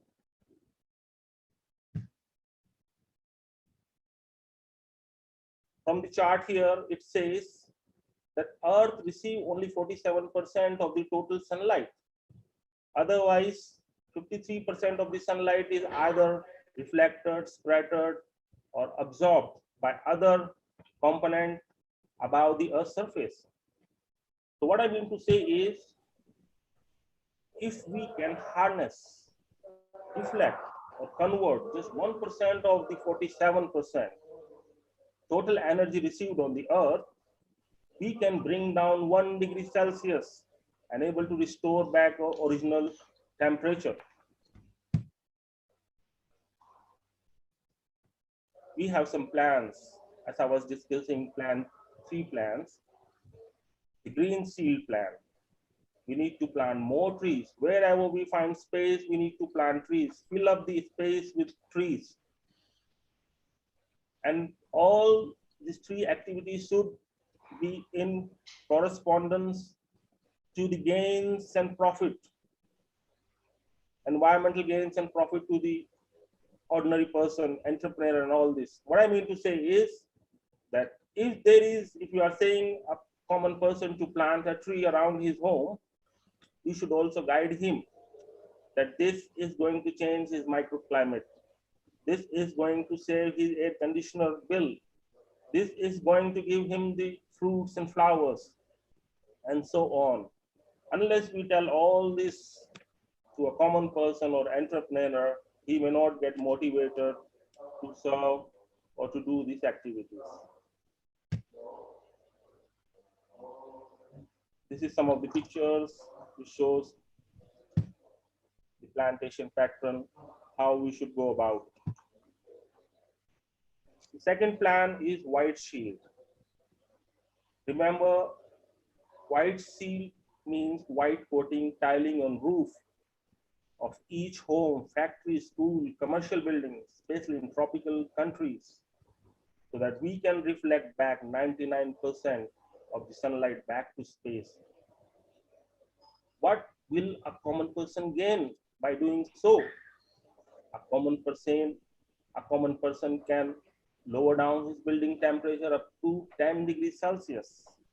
He may save money spent on air conditioner, increase the life of the roof. This is what, if this is being told, if this is being made aware to the common person, he will surely do the needful. This is how. My friend, the building where I'm sitting here, my temperature is 29 degrees Celsius presently. And the building nearby me, the house nearby me, the temperature is about 38 degrees Celsius. The reason being, you know, what is the reason? It's the white painting that I have done on the rooftop. And my fan, if you see my fan, it's still off. So this is the impact, because I am reflecting back the extra sunlights. This is helping me. Plus, this is helping the globe. I'm not generating 1 lakh kilocalories per day. See? Then the solar panel seal. Deserts, roofs. Excuse me, sir. Sorry to interrupt. Yeah. So you have another 5 minutes left. Okay, yeah, sure. It's going to wind up now. So what I mean to say, solar panel shield, the desert roof can be used for renewable energy, solar electrification, and it's a medium, it's a good converter. And the benefit is hassle-free earning to a common man, and so on. And it's the alternate solution to so many things, like dam, like thermal plant, and it's the best option. Experts say that if you can use 1% of the surface, Earth's surface for solar electrification, we can sort out the world electricity problem. But today, I have this chart which says that 85% of the world electricity is made from oil, gas, and coal. So we are still far. We are still like 4% using solar electrification. I have made some comparison between Badla solar plant in India, Terry hydro plant in India, and then Vindhyachal thermal plant in MP. These are the biggest plants that we have from solar, hydro, and thermal. And I have seen that the investment, solar plant are most cost effective, plus hassle-free, very low operation cost, and so on. Plus, we used to say that hydro plants are environment plant. No, in Uttarakhand, we have been observing that every year we have so many cloud bursts just because of that dam. So this is not environmental friendly. Environmental friendly is solar panel electrification. These are some of the picture of how desert has been used for solar electrification, how solar cities have been developed, how solar village has been developed in India. We need environmental regulation in order to sort out the awareness program. Convert conference into action. We need government, we need entrepreneur, we need general public. We need green ambassadors in all countries, states, and districts with high revolution, massive awareness. We need to bring in more environmental friendly livelihood so that we do more work on environment and conserve our environment. Things like plantation cost with 3-year AMC. What I mean to say that many organizations, they do show that they have planted millions of trees. But that is the first day performance. But at the end of the 3 years, we see the survival rate is not even 5%. So anything we promise, it should be with 3 years IMC. Waste management is the biggest requirement, and so on. My friend, the biggest awareness can be possible through TV, media, and advertisement. Hollywood and Bollywood movies are the best tool of mass awareness. If we can touch these areas, we can really bring in a big change and big sense of change amongst the people of world around. With this, I would like to say thank you everybody. Thank you, sir. Thank you for your presentation. Thank you, so before we move on to our next presenter, I would like to welcome our previous contestant who was unable to present, Mr. Nitin. Mr. Nitin, can you hear us?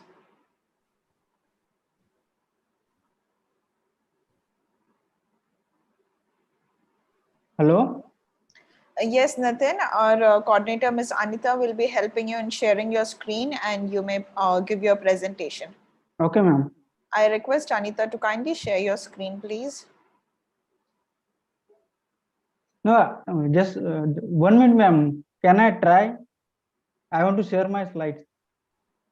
Okay, she'll be doing that for you. Is that okay? Okay, okay, okay. Yeah.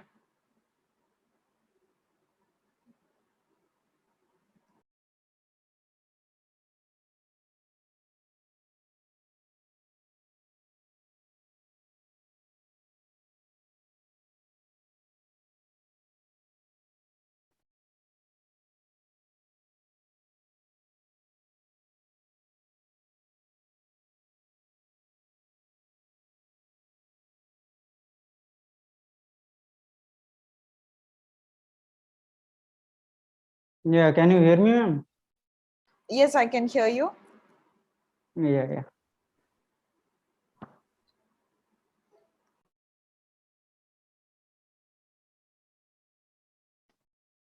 Just 1 minute, ma'am. I want to share.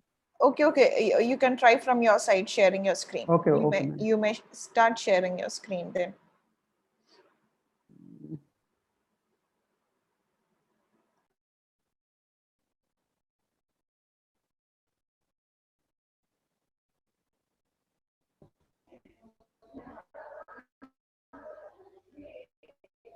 Hello? Yes. Yeah, it is visible, ma'am. Yes, it's visible. You can put on slide mode and begin your presentation. Slide.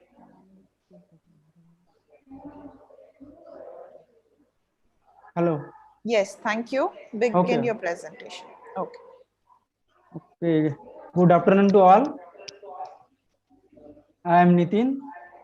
My topic name is rainfall trend analysis of Bid district of Maharashtra, India.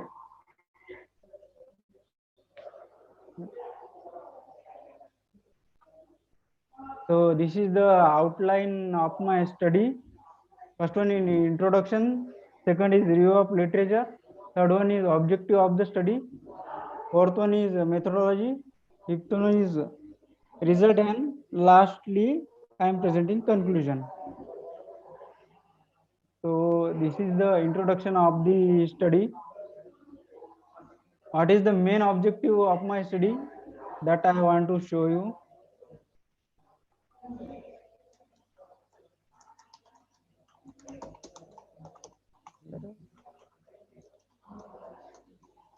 So main objective of my study is I want to investigate rainfall trend analysis of Bid district in Maharashtra. So what is the rainfall changing and what is the variability in rainfall? That is I want to show you. So for that, the linear regression model I use. So OLS list your linear regression technique for analyzing linear trend of climate variables like rainfall and temperature. We can use this model for rainfall and temperature also, where y is the dependent variable and t is the independent variable. So interpretation is that model is there is no trend in the series and there is a trend in the series. If null hypothesis p value is greater than significance level at 0.5%, then we can reject the null hypothesis, and is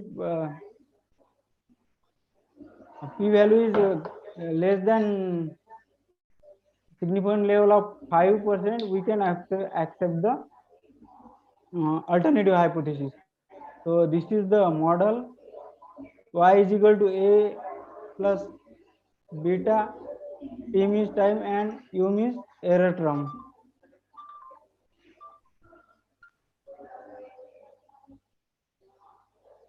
So after that, I have calculated trend and a linear trend in southwest monsoon rainfall of the Bid district. So in southwest monsoon rainfall, there are main 4 months: June, July, August, and September. So out of that 4 months, only August month is showing increasing trend, is positive increasing trends in the rainfall, and other months showing there is no significant trend in the rainfall. So this is the figure of the June month of rainfall. It is showing negative trend,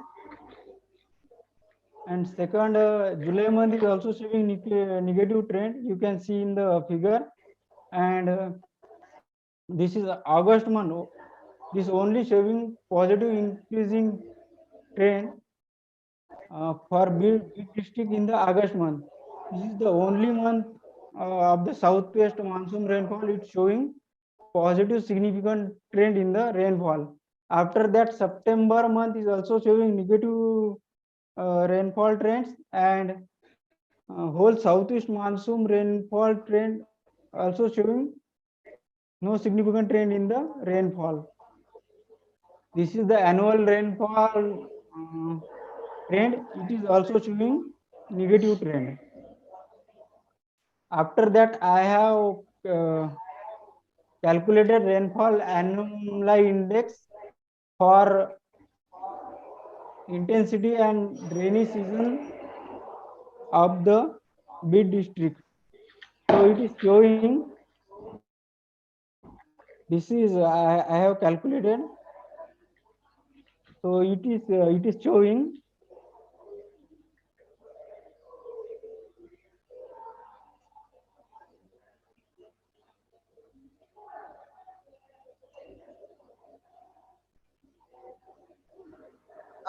Mr. Nitin, are you done with your presentation? okay, ma'am, I have done. Okay, thank you so much.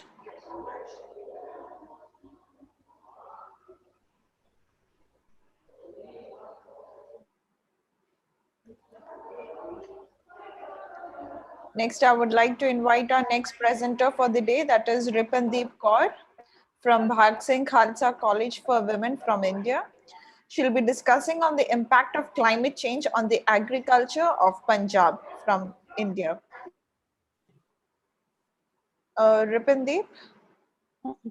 Hello. Hello, ma'am. Yeah, hello. Can you hear me? I am Ripandeep Kaur, working as an assistant professor, Department of History, Bhag Singh Khalsa College for Women, Kalatibba, Abohar, Punjab, India. My topic is impact of climate change on the agriculture of Punjab. Now, would you like to share your screen? No, ma'am, there is no PPT. Okay, fine, no problem. My paper is about climate change and how it affects the agriculture of Punjab, which is an Indian state located at its northwestern region. This paper talks about the present status of agriculture in Punjab, its contribution to India's GDP, contribution in feeding the population of India, process of climate change, and how Punjab's agriculture is getting affected, and how will it get affected by climate change, and what ways and methods farmer can and has adopted to tackle the problem of climate change and its effect on Punjab's agriculture. Punjab is one of the top crop producing state in India, despite covering only 1.53% of its geographical area.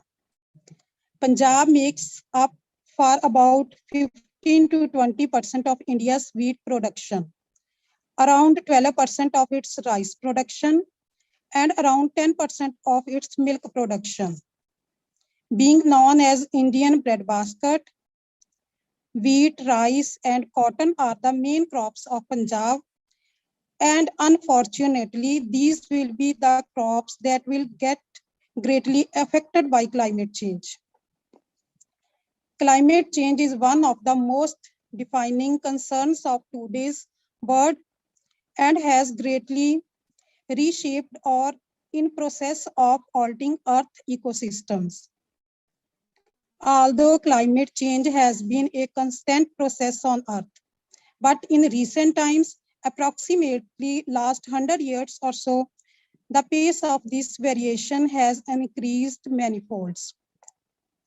Ironically, agriculture contributes a significant share of the greenhouse gas emissions that are causing climate change.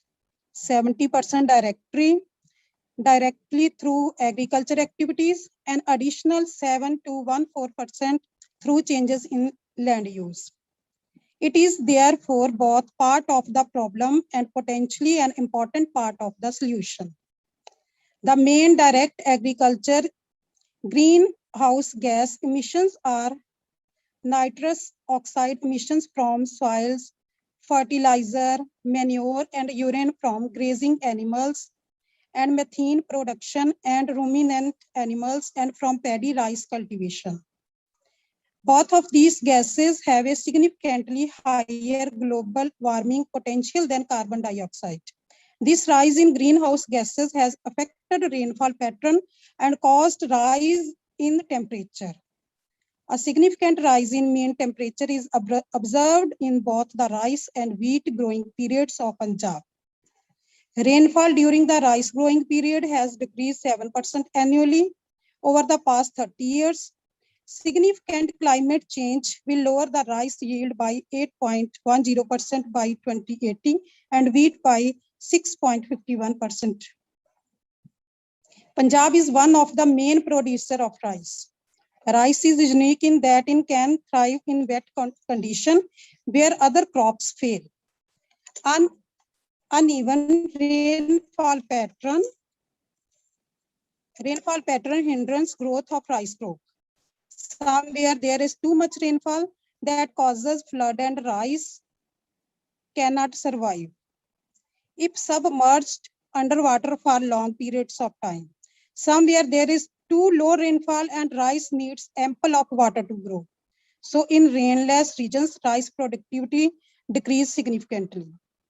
Winter plants such as wheat require minimum temperature of 5 to 10 Celsius in order to come out of the dormancy period. But as temperature is rising due to global warming, winter season is getting shorter and less colder. So this increase in temperature hampers the development of wheat crop in Punjab, thus leading to decrease in its yield.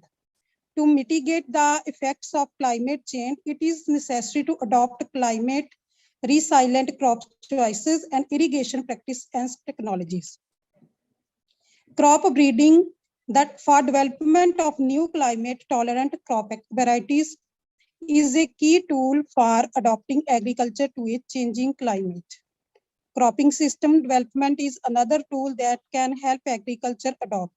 For example, the use of crop mixture that have several crops growing at one time can help system exhibit greater durability during periods of high water or heat stress.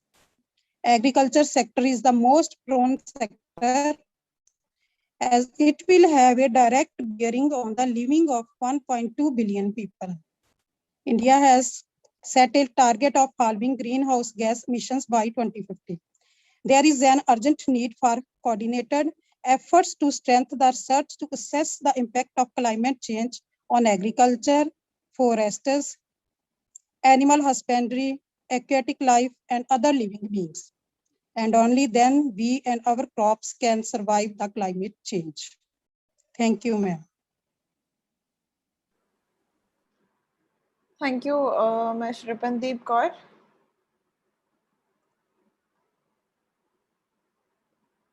So moving on to our next presenter. Next, I welcome Nikunj Jaitawat from Bhopal Nobles University from India, who will be discussing on a study of surface ozone over an American station for a period of 3.5 decade. Yes, ma'am. Good afternoon. Yes, hi. Can you please share your screen and begin your presentation, please?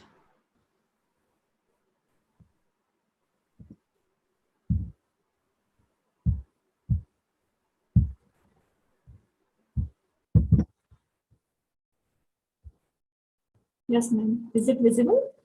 Yes, it's visible. Okay. Good afternoon, everyone. I'm Nikunj Jaitawat, Research Scholar, Department of Physics, Bhopal Noble University, Jaipur.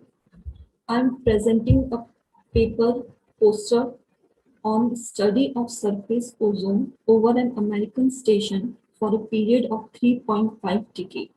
We are talking about climate and environment. And in this climate, ozone layer and ozone depletion is very important topic. So we are concerned with it and talking about it. Starting with the introduction, as we know that the Earth atmosphere is divided into 5 layers: the troposphere, stratosphere, mesosphere, thermosphere, and exosphere.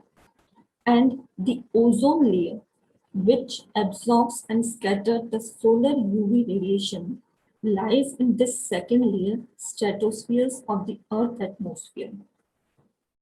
And one of the most important constituents in the middle atmosphere is ozone, because it protects plants and animal life from exposure to harmful radiation.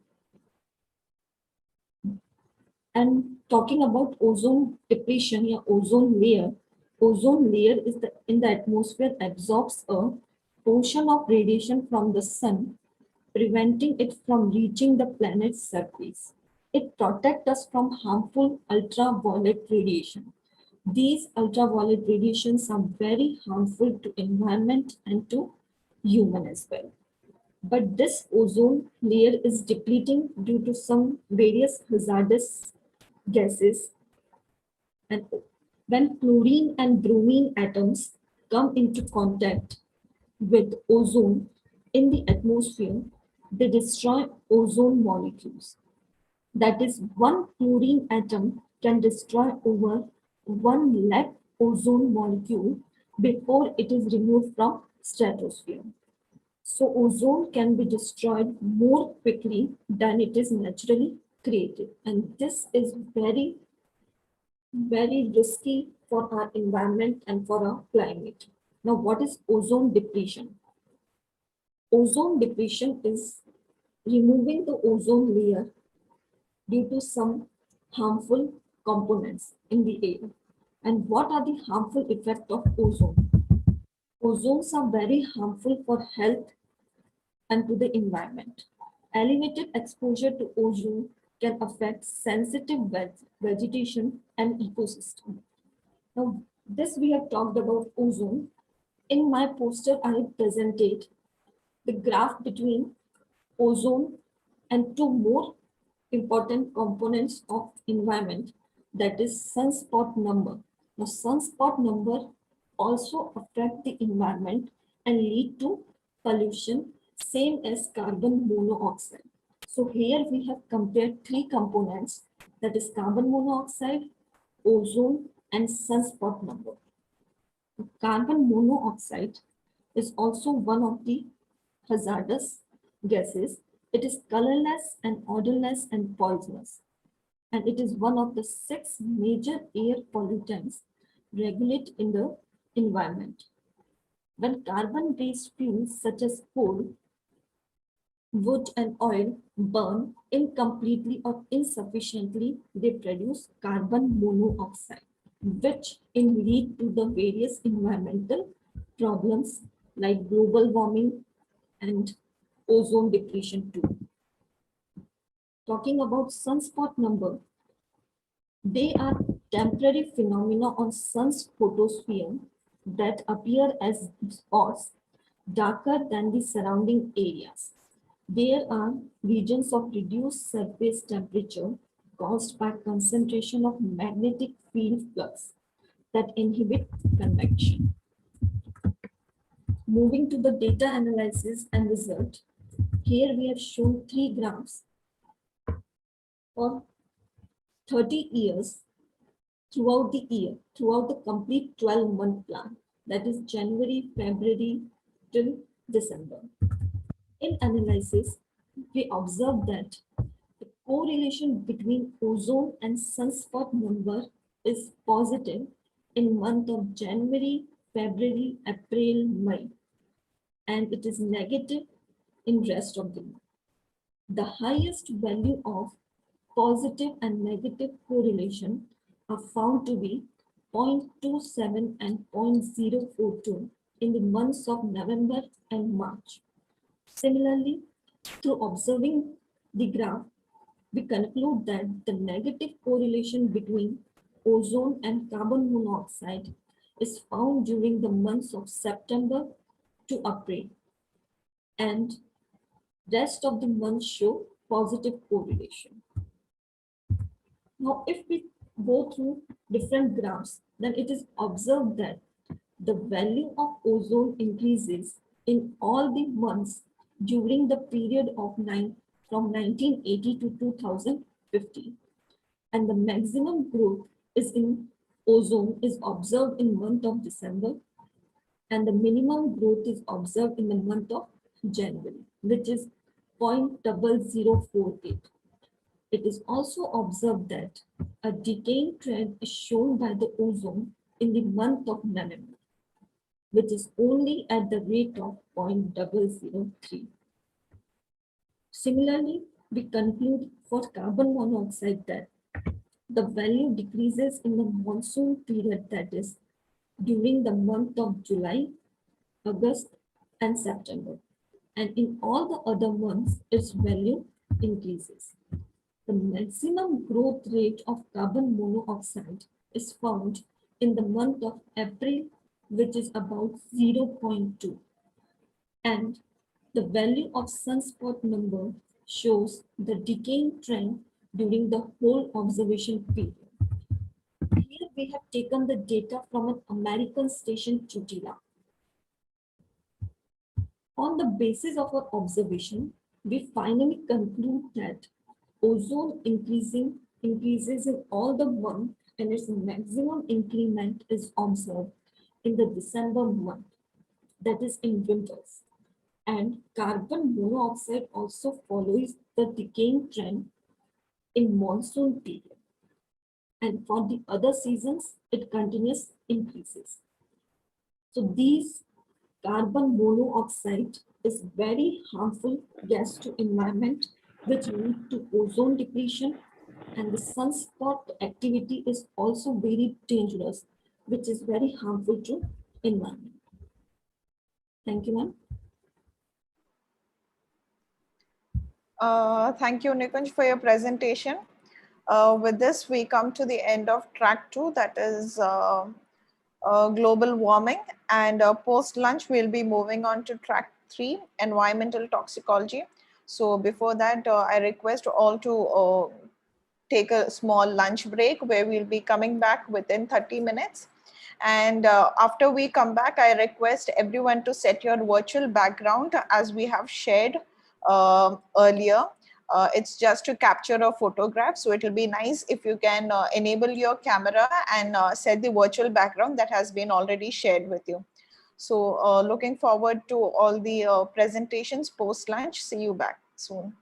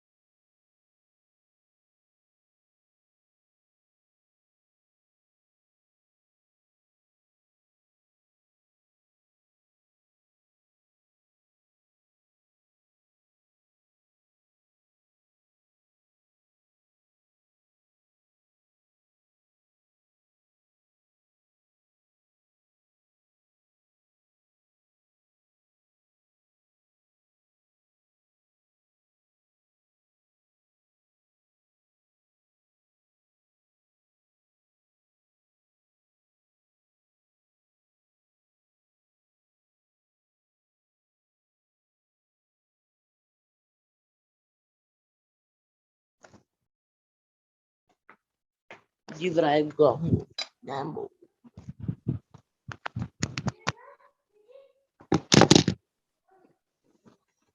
Okay, apa plan?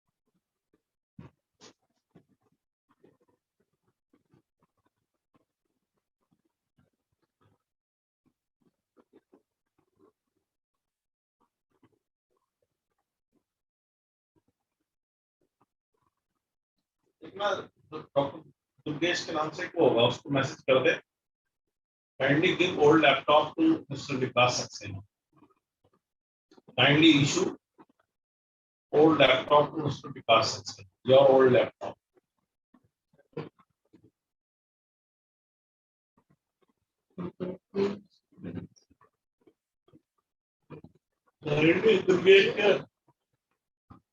Durgesh का देखेगा ना WhatsApp हाँ kindly issue your old laptop to Mr. Vikas Saxena.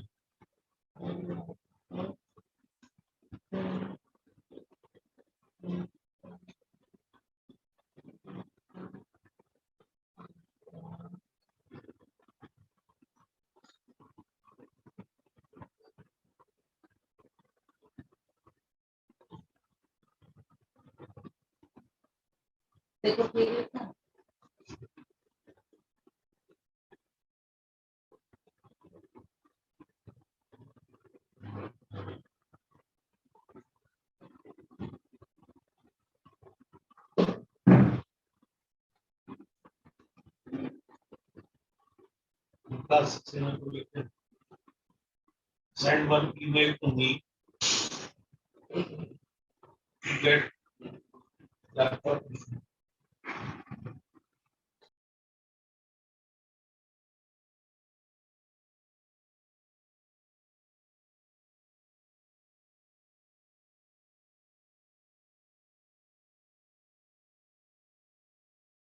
That things.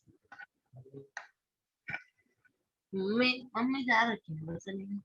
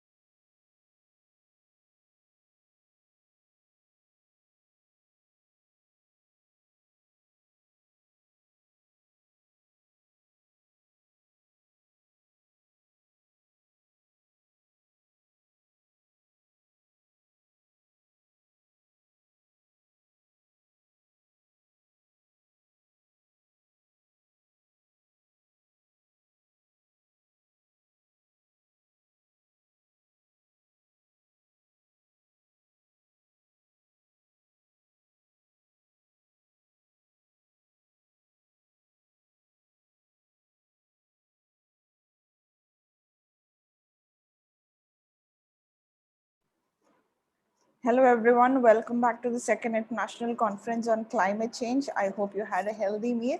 So we are back to our presentations. Before that, we have our keynote forum and our keynote speaker has joined us here. I would like to welcome Dr. Ram Ramanathan from the University of Bedfordshire, United Kingdom. Good afternoon, sir. Good afternoon. I hope you're doing well. We are fine, and I hope the conference is going fine. Yes, sir, absolutely. Thank you for joining us. We are eagerly looking forward to your presentation, sir. Okay, good. So can I start sharing my slides now? Yes, sir, absolutely. Okay, sure.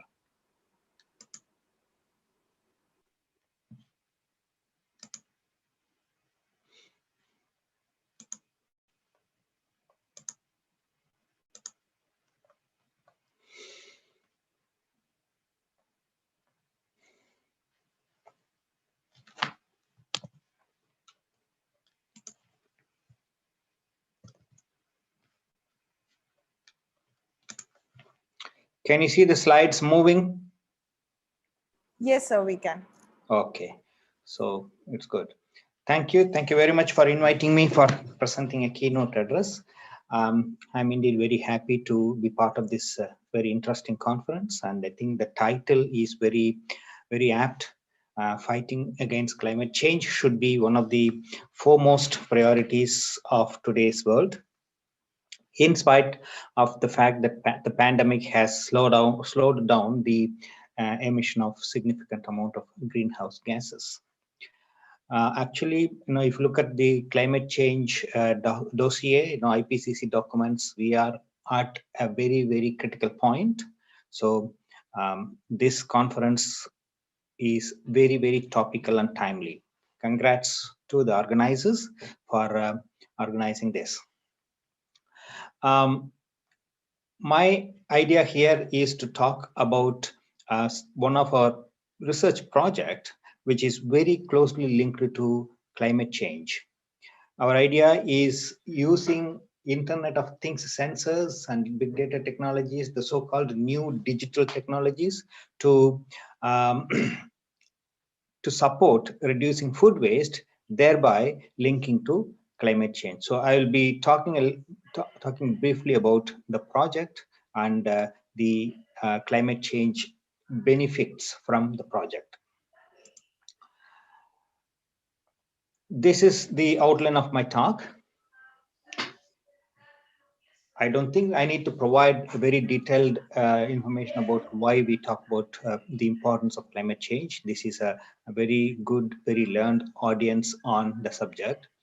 But I will be talking more about how reducing food waste is going to be a very important strategy for combating climate change. And then I'll talk about how we are going about in reducing food waste using technology, which will be linked to the project, which is called the REEMIT project. And then I will try to link our results to climate change at a later stage. So this slide is a snapshot of the importance of climate change.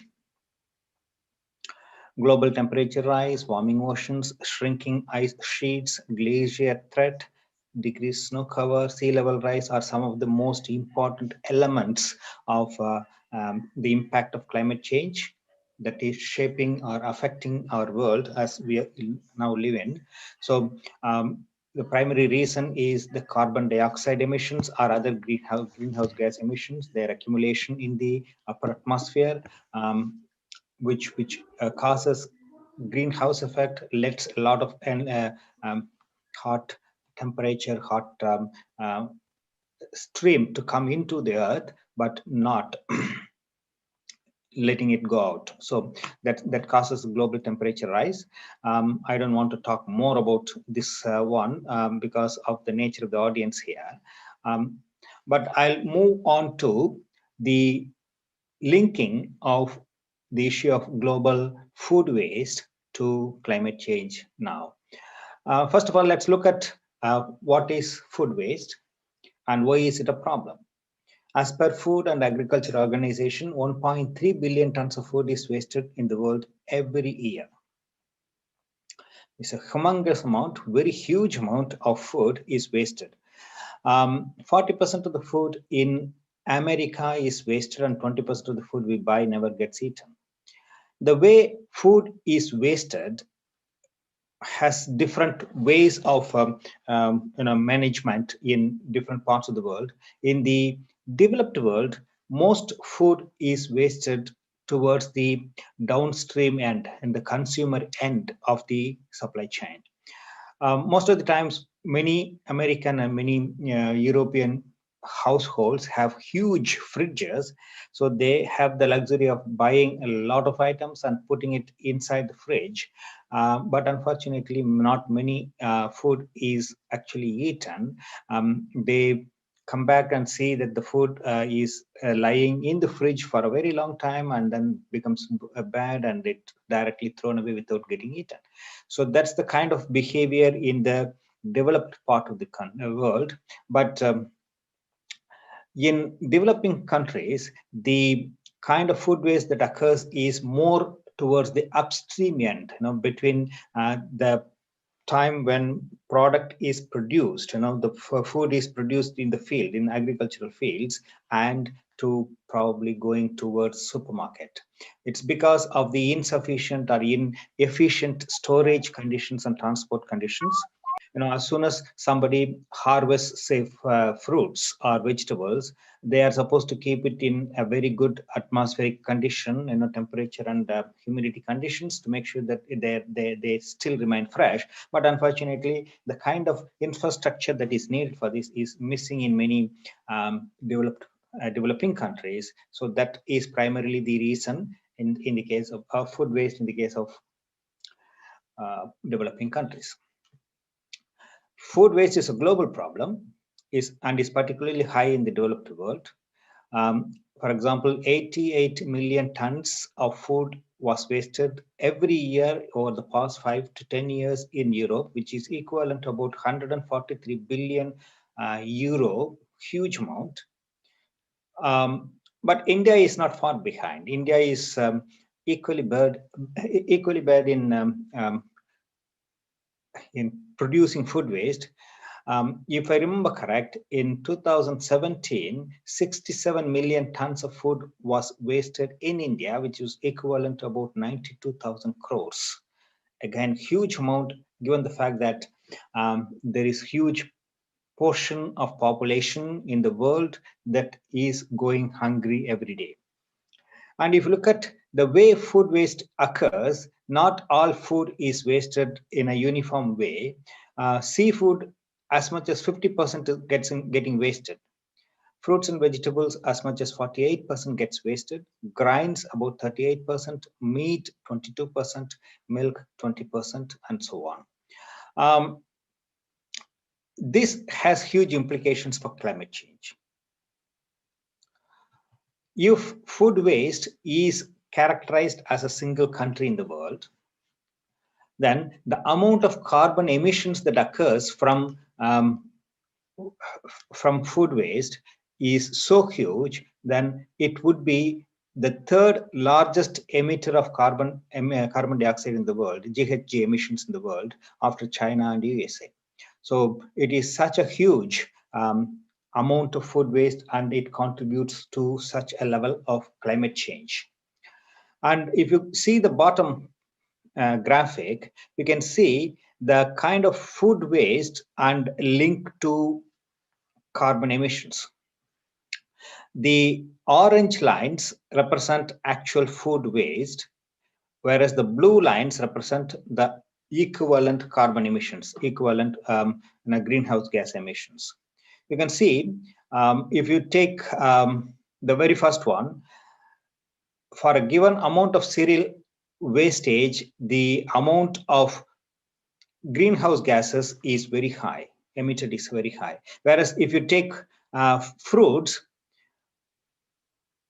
though we tend to waste lots and lots of fruits, the amount of equivalent greenhouse gas that is emitted is relatively low. And meat specifically is the most serious problem, because meat has huge carbon potential, carbon footprint.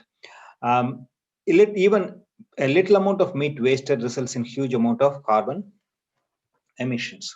So not all food waste is equally bad in terms of releasing carbon emissions. And you can ask me why and how there is a link between, say, for example, meat wastage or vegetable wastage to carbon emissions. It's because in producing 1 kilogram of, say, carrots, we have used huge amount of human labor, electricity, water, fertilizers, and many other resources, and the combined effect of all the imputed resources and the resulting carbon emissions from those resources is actually the carbon emissions.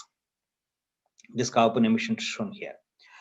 And Food and Agricultural Organization of the United Nations has conducted huge amount of studies on the importance of food waste and so-called food waste footprint. There are some examples. These are some examples of videos that highlight what is the volume of food waste and the environmental impacts. Given the time constraint, I don't want to run these videos. They are not very long, maybe 3 to 5 minutes long each. So I would advise, I'll send this slide to the organizers. It will be made available to all participants. So please go through and please look at the websites and a YouTube link to learn more about food waste and options to reduce.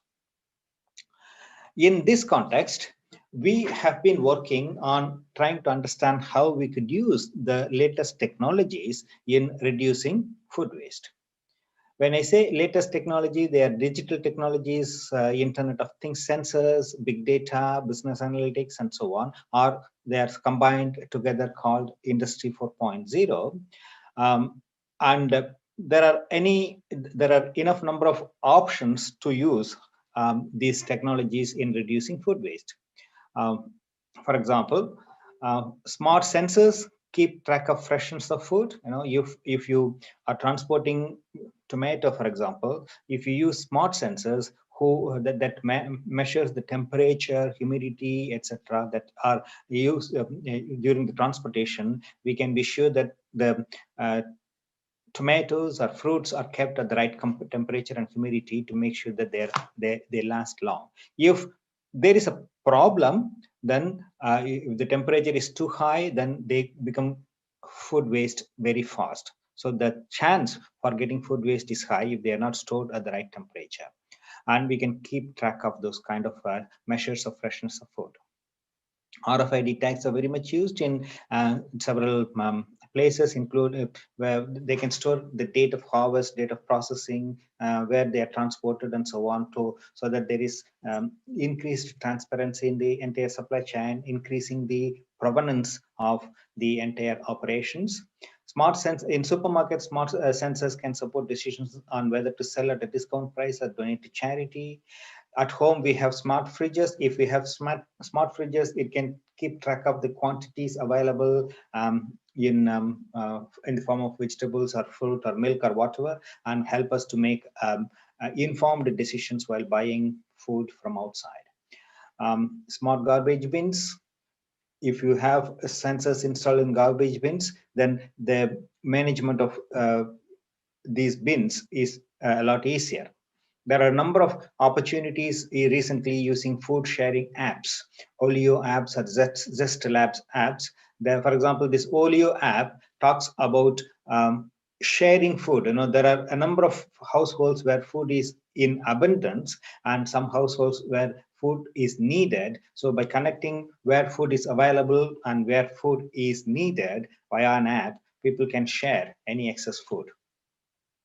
And the Reemit project that I'm going to talk about is basically the kind of technology-oriented project that helps, that is built on reducing food waste. I'll talk briefly about the Reemit project now. The project is called Reemit, which stands for Improving Resources Efficiency of Agri-Business Supply Chains by Minimizing Waste Using Internet of Things Sensors. And this is the website of the project, you can get a number of information. It is highly updated. We have a dedicated communications team who regularly updates this information, this website. We provide latest information about our technology demonstrations, new videos regularly, newsletters regularly. So I would suggest interested participants to go to the website and learn more about the project. This is a large project funded by the Interreg Northwest Europe, and we are from Bedfordshire, University of Bedfordshire Business School in Luton, UK. We are the lead partner, and we have nearly 12 partners, about 6 universities, and about 5 or 6 businesses and business support organizations as part of the consortium. And we are increasing the number of partners in the consortium because we keep applying our work in various industries from time regularly. The project is large. It's about 5.5 million tons, million euro budget, because we just received an extension. It will end sometime in 2023. Before I start explaining this, I will run a very, very brief video about the project. It's about 2 to 3 minutes.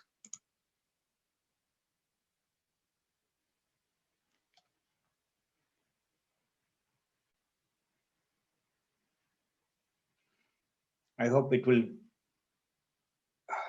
quickly come.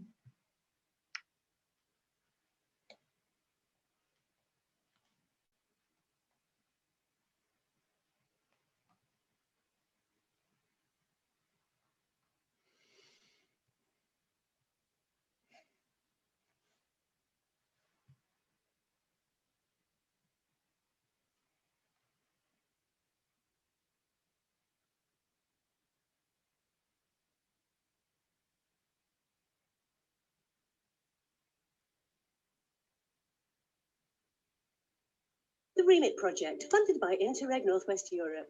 REMIT stands for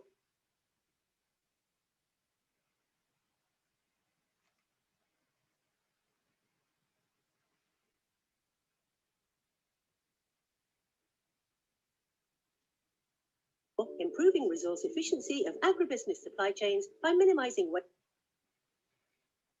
waste using big data and Internet of Things sensors. Food waste is a serious problem in the EU. Nearly 88 million tons of food, equivalent to 143 billion euros, are wasted every year in the EU, with a third of food loss occurring in the food supply chain.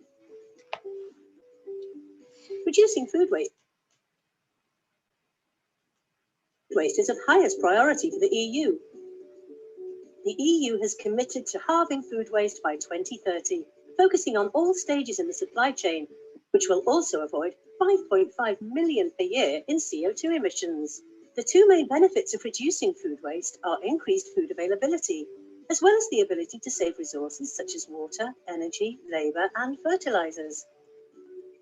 REMIT will adapt new and existing Internet of Things and big data technologies to best fit the needs of the food supply chain in Northwest Europe. We're passionate in reducing food waste in the agribusiness supply chain. Think of our solution like a black box. REMIT will open this box by looking at what is happening inside the trucks and warehouses with the help of sensors connected to the cloud. We aim to reduce food waste in the following ways: tracking quality of fresh food using sensors as food travels across the supply chain, both using traditional sensors such as temperature, humidity, light, vibrations, as well as newer sensors such as Raman spectroscopy and 3D fluorescent spectroscopy. Uploading the data from these sensors into the cloud server and monitoring the data using automated big data technologies. Contacting food owners using smartphone apps as early as possible in the case of any potential loss of food quality, providing suggestions for the saving of food before it becomes waste.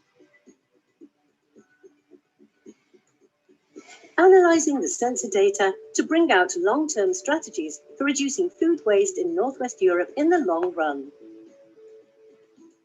Remit will also use business analytics and decision support systems to link to nearby demand points, such as local community markets, restaurants, charities, and food banks, for faster rerouting to avoid food waste. Our partners span across Northwest Europe, namely Ireland, Netherlands, France, and the United Kingdom. Remit is a transnational territorial cooperation project implemented jointly by partners from universities, business development organizations, and technology firms. Our partners are the University of Bedfordshire lead partner, Image Réseau, University College Dublin, University of Nantes, Ledstone Limited, Nottingham Trent University, Mysore, the Institute of Technology in Tralee, Sense, Ulster University, and Dumbia. Reducing food waste, we dream it. Visit our website for more information at www.remit.eu.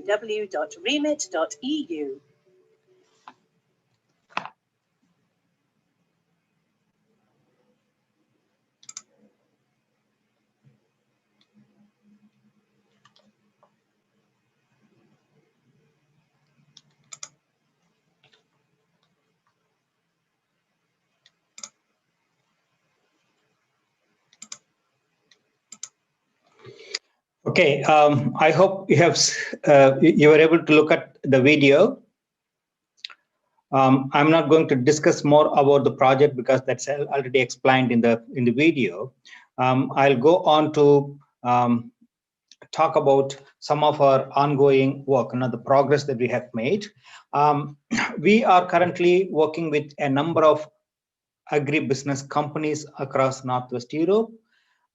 For example, one online supermarket in the Netherlands, one fresh food producer in France, a beef producer company in the UK, a beer manufacturer in the UK, frozen food manufacturer in the UK, fresh vegetable producer company in Ireland, and more. We are still looking for more companies to join us. So we have already started technology demonstrations in these places, and we hope to help them in reduce food waste that occurs in their supply chain. If you look at the kind of work that we do in with our contact in the Netherlands, it's a large Dutch online supermarket where customers provide order food through an app, and the food is delivered to them the next day by dedicated electrical vans. So it's the last mile supply chain that we are focusing on here. What do we do is, if you look at the bottom graphic, the van in which the products are delivered has multiple compartments, and each compartment will have ability to store products at different temperatures depending upon the nature of the food. It may be frozen food, in which case the food is stored at -18 degrees. If it is chilled food, that requires only about 0 to -3 degrees, then there is a different compartment. Or if it is simply rice that doesn't require any storage and ambient temperature, there is a different compartment there. So in multiple compartments, food is stored at the appropriate temperature and humidity conditions, and we fit sensors in each of the compartment boxes to make sure that the product that is stored there is kept at the right temperature and humidity and whatever other parameters that are required. And the data from sensors is transferred. The data from sensors is transferred to the cloud, where we also collect information about online weather data and information about the shocks or the nature of the road that creates shocks inside the compartments. For example, if we transport eggs, which is very, very prone to shock, we can look at where the van went and were there any potholes that affects the nature of the eggs and so on. So we have multiple measures to make sure that the product is stored inside the compartments at the right conditions and before they're delivered. So the data is collected in a in Remit cloud and analyzed by our partners.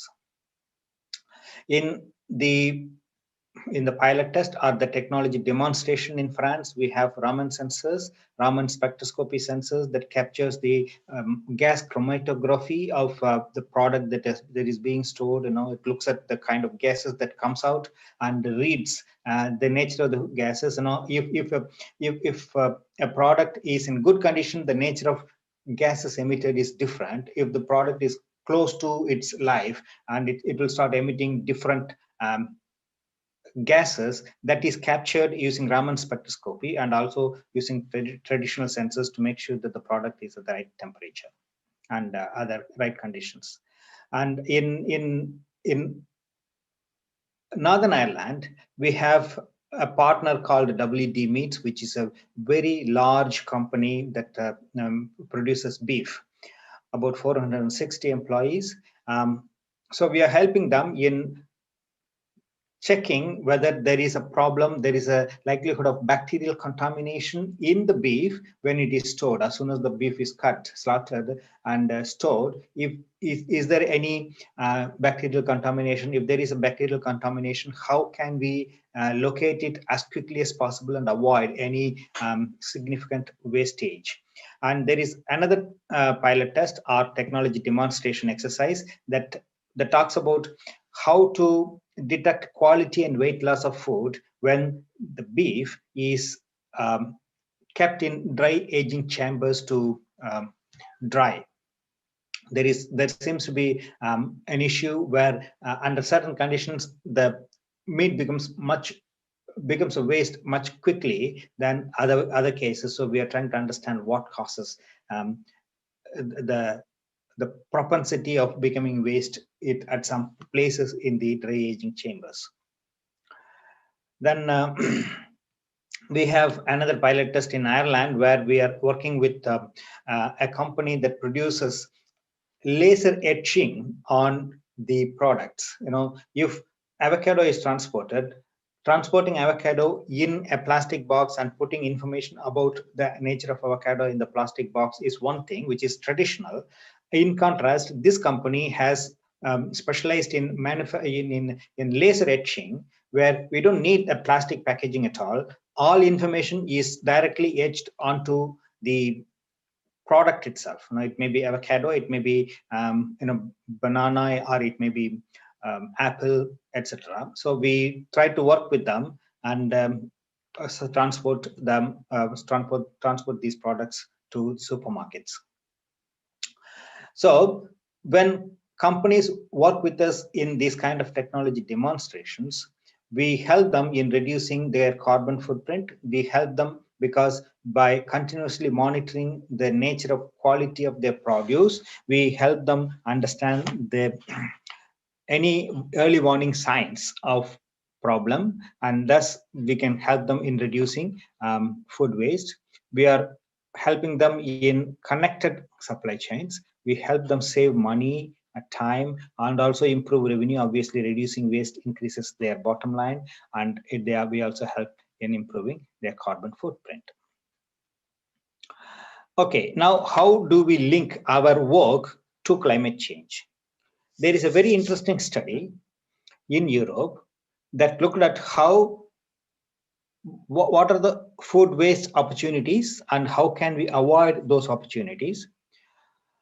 And somebody has calculated that if instead of letting food go as a waste, if we can somehow make sure that the food is not going as a waste, and instead if we redistribute the food to the needy people, then we will be able to save nearly 3,090 kilograms of carbon dioxide per ton of food waste. Huge amount.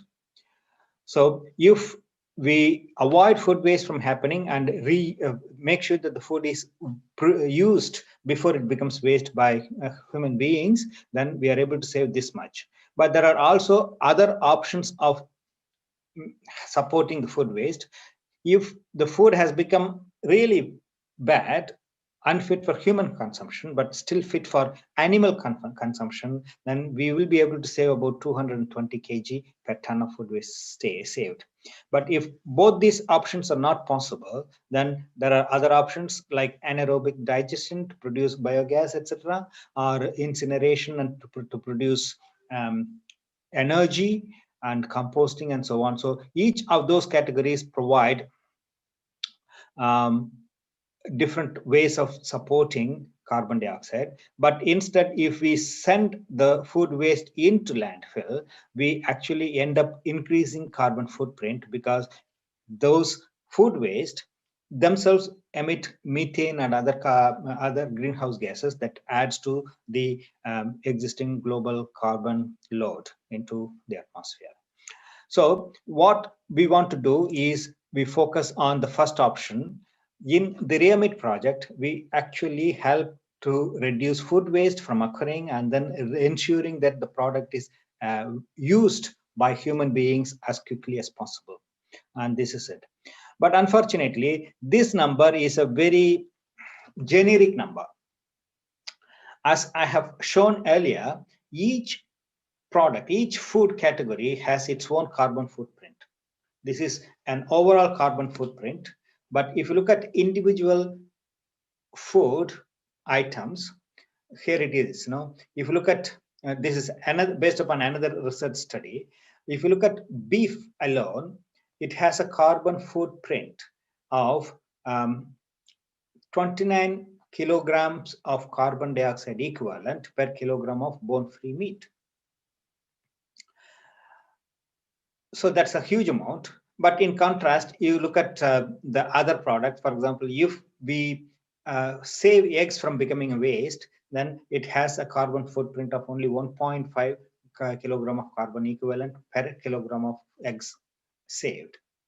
And if you look at apple, for example, the value is very, very small, 0.13 kilogram of carbon equivalent per kilogram of food apple waste saved, and so on. So what I'm trying to say is that the nature of carbon emissions that will be avoided by saving meat from becoming a waste is a lot higher compared to, for example, saving apples or lettuce from becoming waste. It's not, I'm not trying to say that we don't need to save wasting apples, but we should provide more emphasis on improving the amount of food waste that occurs in beef, in beef and others. So based upon our preliminary estimations, we are not at a level that we're able to provide you highly and accurate estimates. We need 2 more years to go to make those kind of estimates. But based upon our present understandings, we think that we will be able to save up to 100,000 pounds for our companies, which is huge amount. One pound is approximately equal to 100 rupees. So we can calculate the amount of food waste that we will be able to support each companies. Online supermarket in the Netherlands, we may not be able to save this much, but we will be able to save nearly about 60 to 70% of it. Whereas in fresh food producer company or in beef producer company, we will be able to provide that much amount of savings for them every year, and so on. So we are expecting more companies to join, and by the time we complete the project, we are hoping to save about 1.8 million tons of food waste, or equivalent to about 3 billion euro per year for the society. This will avoid about 5.5 million tons per year of carbon dioxide emissions. Okay, and I'll stop with this, and I'm happy to, I've taken about 20-25 minutes so far, and I'm happy to take any questions. Thank you, sir. Yeah. And participants, if you have any questions to sir, you may ask, raise your questions in the chat box. We will help you out in answering to it. And to those who haven't known about Dr. Ramanathan, who is the Director of Business and Management Research Institute We are extremely honored to have him here because he's a great personality who has done several research on big data, Internet of Things, and blockchain technologies for productivity improvement. And he has also done more than 34 research projects across the world. And in addition to that, he's also an eminent personality who is part of several editorial boards of several journals and in the technical and advisory committees of several international conferences. And he has also produced 6 books, more than 130 research publications in journals, and more than 180 conference presentations. It's an absolute honor to have you here, sir. Thank you. This may be slightly different topic to most of the audience here, but I welcome interested people to visit their website, www.reamit.eu. And if you have anything to talk to me, feel free to talk, and I'm sending the website on the chat so that Yes, people thank can, you so much, sir. That's really nice of you. I'm sure participants, you must visit and let us know what you feel and what you think about it. And you can reach out to sir at any time through the website.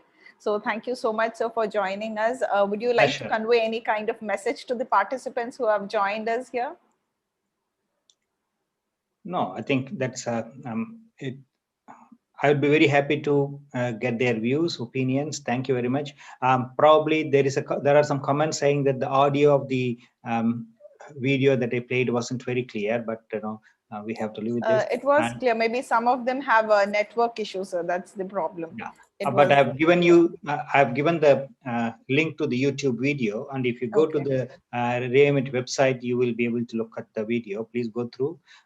This is a very serious problem, and maybe it's it's equally bad in India, in Malaysia. So happy to talk about what we can do together there too, in those countries too. Sure. Thank you so much, sir. Thank you. Have a nice day. Thank you very much. Pleasure. So next, I would like to welcome our next keynote speaker, that is Dr. Narayan Prasad Shrestha, who is the Climate Change Project Manager from Aberdeen Multicultural Center from United Kingdom. He is a highly experienced project manager with demonstrated history of working in education sector and non-profit organizations, skilled in event management, fundraising, and strategic planning and research. He has gained his MSc degree from University of Edinburgh and PhD from University of Aberdeen, researching on animal production, health, management, and climate change. More than 25 years of experience in animal science, research, and development, with significant publications in peer-reviewed international and national journals and conference proceedings. He's actively involved in community-led climate change fund projects since 2015 in reducing carbon emissions and local charities in Aberdeen, Scotland. I welcome you, sir, Dr. Narayan, sir. I hope you're doing well.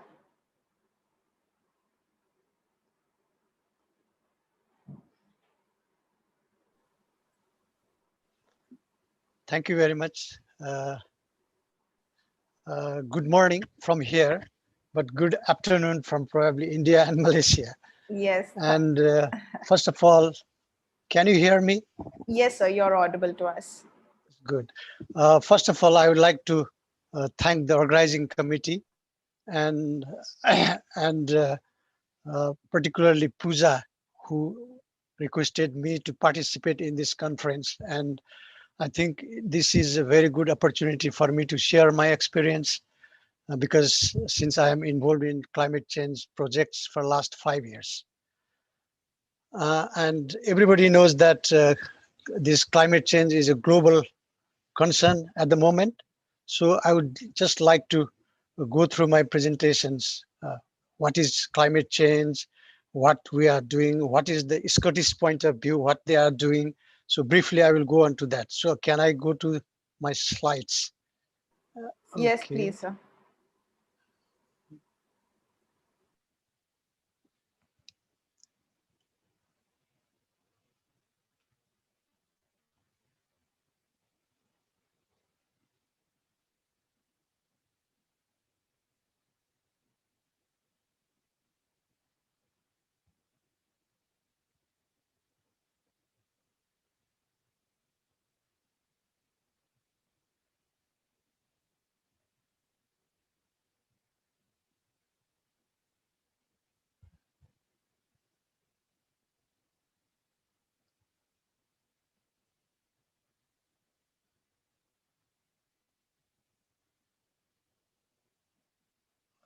go to.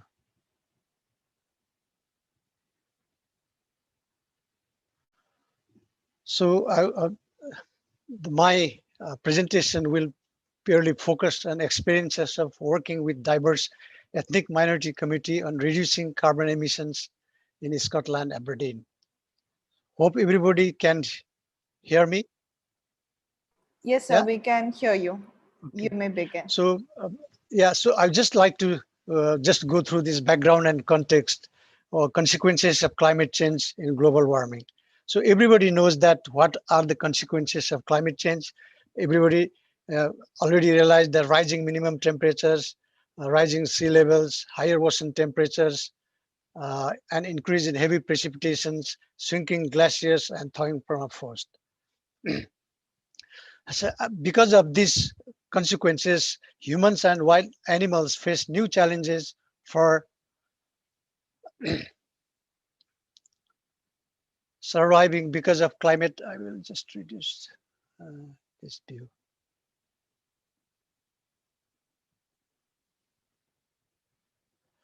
Drought, storms, heat waves, rising sea levels, melting glaciers, severe flooding, landslide, and warming ocean can directly harm animals, destroy the places they live, and wreak havoc on people's livelihoods and communities, which we have been already facing.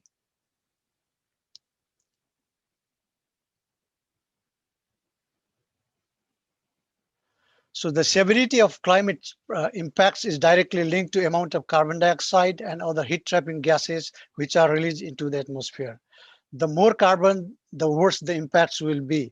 The scientists have already concluded that avoiding the worst impacts of climate change will require limiting the global warming temperatures to 1.5 degrees centigrade to 2 degrees centigrade. My previous colleague already mentioned that carbon footprint. So what is carbon footprint? Carbon footprint is the total quantity of greenhouse gas emissions that you create from day-to-day activities throughout the use of energy, where you travel, what you eat, and what stuff you buy.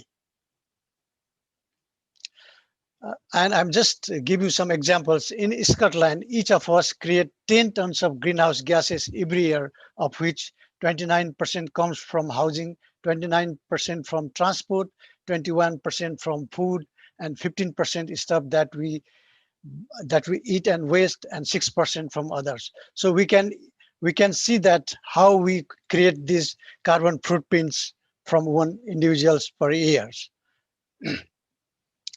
So looking at Scottish target for households, the UK targets will lead to more electric vehicles, low carbon heatings, renewable electricity, and cutting down on meat and dairy produce. So home will needs to be much better insulated, and people will be encouraged to drive less and walk and cycle more. And aviation is likely to become more expensive for frequent flyers because there might be more more air tracks probably in the airports. This is what Scottish government is planning. And climate challenge fund projects started in 2008, and over 150 projects across local authorities, 32 local authorities have been awarded CCF grants, which is called Climate Challenge Fund grants. Because Scottish government realized that unless we involve the community members, this is very hard from government alone to reduce these carbon emissions and get these net emissions zeros. So we are faced with climate emergency, and we'll need to make changes now to protect the future of not just the country, but for the whole planet. So Scotland has ambitious target to reach net zero carbon emissions by 2045, and we work to support this target through creating awareness, education, and community engagements.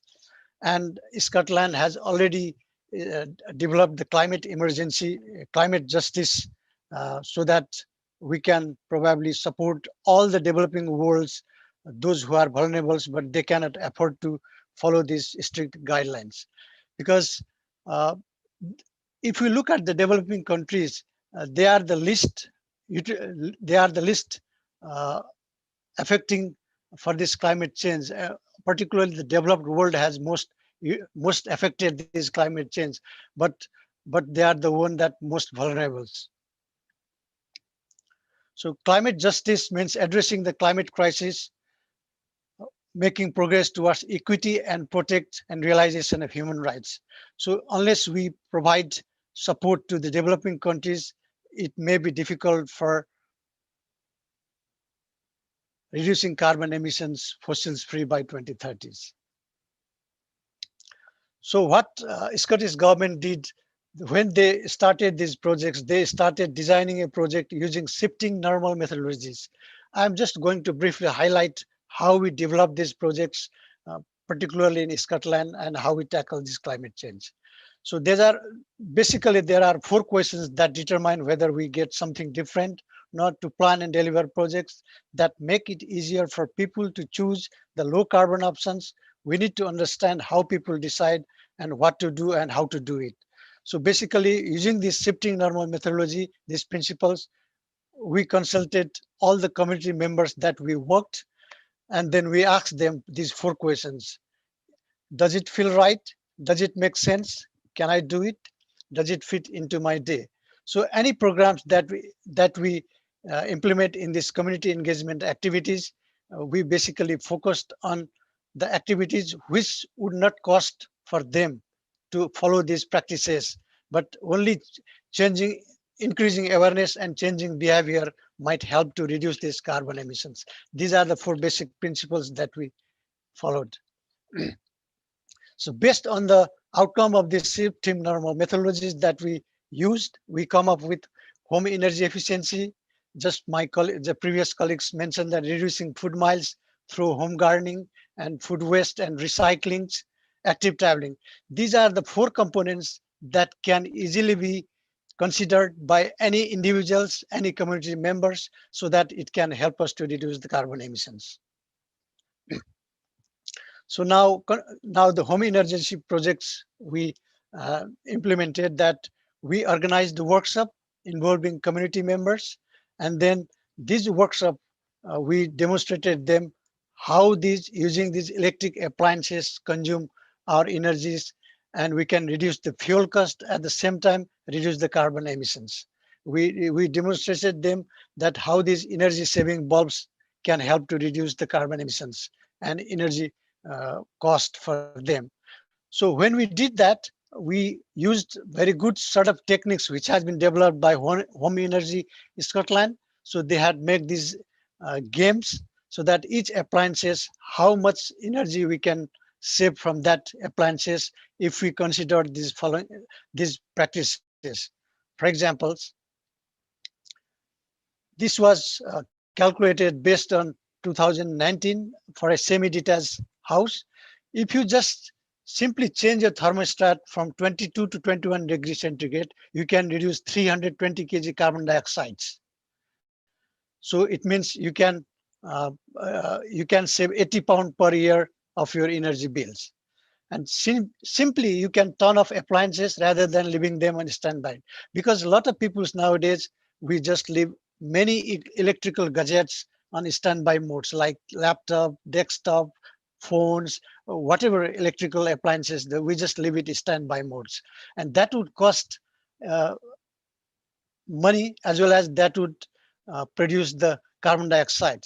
So this is just an examples, and you can consider it, and you can change your attitudes and behaviors towards these activities. Simply, if you choose a laptop over a desktop computer, it will save 30 kg carbon dioxide. And install reflective radiator panels on external walls, it can save 100 kg carbon dioxide and 19 pounds per year the energy cost.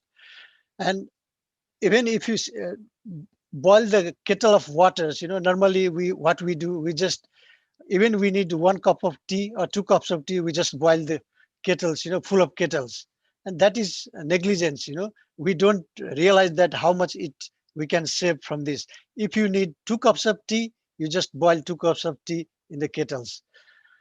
And set your washing machines at 30 degrees rather than a higher temperatures. That would also save you 10 kg carbon dioxide per annum. And draft proof your windows and doors. And if you insulate your loft, these simple things, which we can do it, but we never take into consideration. So this can save you quite a lot of pure energy cost, as well as reduce carbon dioxides, so that we can reduce carbon emissions. So similarly, we came up with home gardening. Just my colleague said that if we produce something on used land, if you can produce in your home garden or community plot, that would reduce food miles, packagings, and so on. It can reduce huge amount of CO2, carbon dioxides, and save carbon emissions. And other advantage is if we do it at our own home gardens, probably you can produce your own choice of vegetables, which you cannot simply buy in the market. This is just an example that the cucumber which we produce in Nepal, which you cannot buy it here, but you can grow it here. So this gives you the moral satisfaction, as well as it is organic produce that you can eat, which makes you healthy. And this will also help your children to learn things, because there are many children, they have never been to the crops fields, and they don't know where this potato grows. They don't know how these plants grow, because they can be involved. And it is also a lesson for the families as well. Now, other one is food waste. I think this is bigger pictures. As my colleague already mentioned, that 1/3 of the world's food is wasted. If you look at Scotland alone, is 1.1 billion pound worth of food is wasted every year. So producing, distributing, storing, and cooking food uses energy, fuel, and water. That could help. Each of these emits greenhouse gases, contributing to the climate change. Because if this food waste we cannot properly manage, if it goes to the landfill site, it produces 100 times more carbon dioxide, methane gas, so that it will affect the atmospheric temperatures. So food waste 25% more damaging than carbon dioxides. So what we do for this food waste, we try to demonstrate that how we can reduce the food waste. So if you look at the supermarkets, you can see a lot of labelings is done like use by. Some of the labeling is used before, but simply things, anything which says use by means you have to use by. There is a harmful effects if we don't use by that periods. But if we use any items which says used before, then it means we can use it until it is damaged. So these are the things that we should take into considerations. But a lot of people, what they do, if they see they use before, then they just throw it into the bins, which is not necessary. We can use it.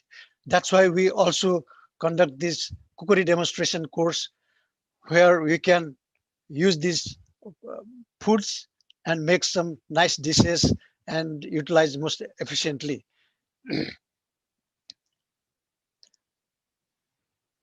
Like these are the demonstrations trainings that we showed them, that one of the lady from India, she is showing how to make dosa using these vegetables and using these products, which is used before things, which you can buy in the market is ready-made things, but it says use before. So you can use these things to make these products, and which is still very tasty and healthy.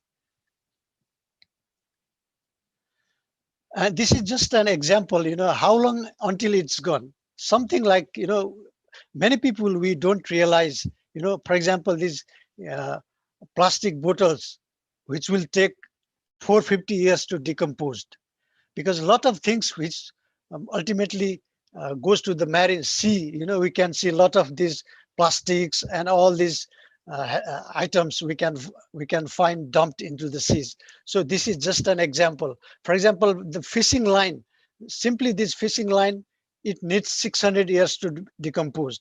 And disposable diaper, the simple things, it takes 450 years to decompose if it goes. And similarly, this Coke cans and things like that, tin can, it will take 50 years to decompose in the environment. But if these things we can recycle it, then it would be very, very helpful, and we can reduce a lot of carbon emissions. So next, the recycling things, because we don't know, because a lot of things we just throw it and it will end up in the landfill sites. So there are many things that can be recycled, and there are a lot of projects, and we have very good partnership with the recycling centers. Even we can take our community members to see and look at the things, how they can recycle things, and we advocate them what are the things they can recycle. And in the government side also, the Aberdeen city councils, they have recycling collection points, so they have given clear instruction what materials they can recycle and when that can be collected, this kind of things. But a lot of our community members, they are not aware of things, what they can recycle, what they cannot recycle. So this sort of training, community engagement is very important. And as a result, they can put these recycling materials into the recycle bins, which will ultimately be used for recycling and not go and do not dumped into the landfill sites. As I already mentioned, if anything goes to the landfill sites, it will produce 25 times more carbon dioxide than it goes to other utility areas. And the next other important aspects that we encouraged with the community members is active traveling.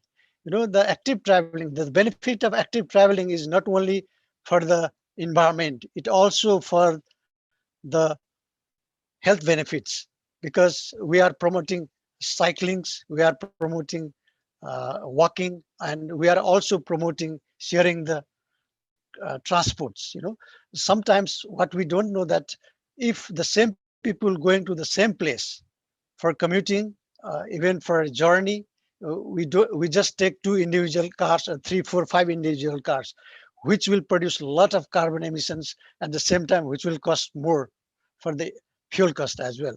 But if we manage to plan it in such a way that if we can share the car, then it will reduce the carbon emission as well as it will reduce the cost. So these are the basic simple things that we can do as an individual, as a community members.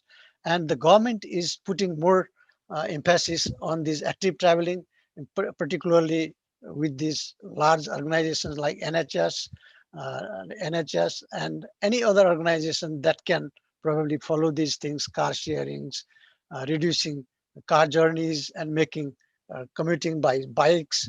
This kind of things is very important. This will not help you only for carbon emission, but also keep you fit, and it will help you physical health and well-being and mental health as well. So basically, all these community members, if we involve, if we follow all these things, it won't cost you much. It will save you money as well as it will give your health. And particularly during this pandemic, we have learned the lessons when there was transport was locked down, then this cycling was very popular. But certainly the government should give more emphasis on making a lot of cycle routes, safety, this kind of things is necessary. So other support activities that we provide with the communities, any programs that we organize like cultural events. So we always include these climate things there. We always provide some information, leaflets, how we can reduce the carbon emissions, how we can follow this practice. And this is a good opportunity for us to demonstrate and also to help these peoples to know what this climate change is, how we can reduce it, this kind of things we produce. And particularly when we install that these smart meters, they can easily see which appliances cost more and how they can reduce all these kind of things. And we also offer this training on climate literacy for the community champions and community leaders, because working with the community is always, we need to have people who lead the communities. So we invite them and we also request them, and we arrange a climate literacy training so that they understand and they can go to the communities and they can discuss with the communities, and this is somehow it will bridge the gap and trust between us or any organizations who are involved with climate change. And based on that activities that we have been following, a lot of these activities which we implemented through the communities, we got these Eco-City Awards from Aberdeen City Councils and Impact Awards for Environmental Awards. We also got Cycle-Friendly Community Awards for our activities. So basically, in conclusion, my message is we all have equal responsibility for tackling climate change. Involving communities clearly evidence that working together will have substantial impact in tackling climate change issues nationally and globally. But climate justice will play a pivotal role in addressing inequalities, tackling climate change globally. So unless we all are aware, and if we increase our awareness and if we change our behaviors towards these attitudes, it is very difficult to reduce carbon emissions. And because there are a lot of these climate summits happening, COP26 is happening in Glasgow this year in Scotland, but always it was happening in France. A lot of this climate summit is happening, but they are because they promise something, but they never delivered and implement. So if this happens, it will not work. That's why this climate justice is very important part. And they should, all this developed world, they should support all these developing countries so that these people also can have these human rights and they can also participate in reducing climate change activities. So these are the basic common things that, if we all consider this individual responsibility, then probably we can tackle the climate change. And all these planners, all these government organizations, they should also support all these communities so that we can reduce these carbon emissions and we can make this planet more safer and greener. That's it. If any questions you have, you can just chat me or you can email me that I can probably answer you. Thank you very much for listening. Thank you. And yes, thank you so once much, again Dr. Narayan, for joining us and giving an amazing keynote presentation. And participants, if you have any questions, please do write to us in the chat box. We can let us know. And thank you, sir, once again. With this, we come to the end of the keynote presentation of the day. Next, moving on to our technical sessions.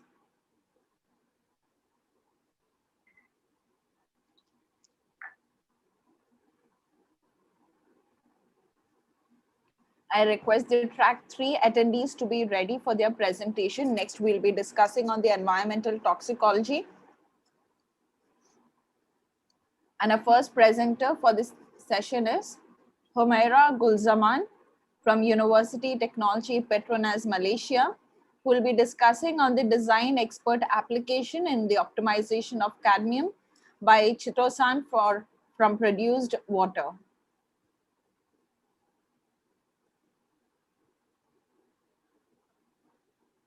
Ms. Humaira?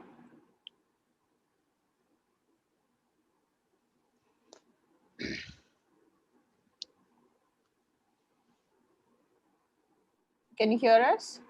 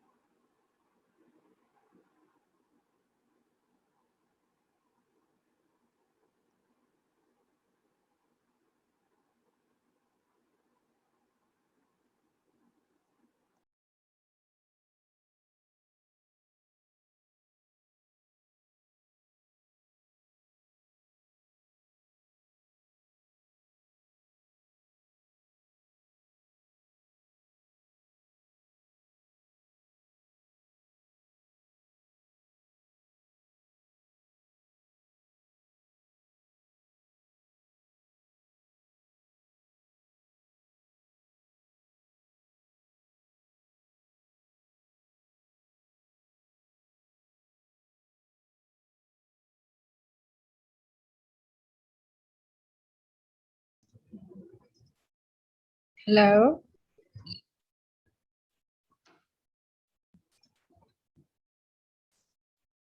Hello, good Hello. afternoon. Yes, good afternoon, Humaira. Thank you. Am I audible now? Yes, you're audible now. Okay, let me share my screen.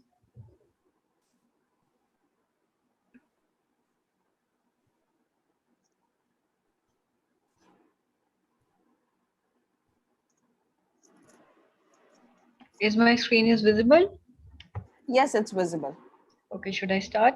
Yes, you may start, please.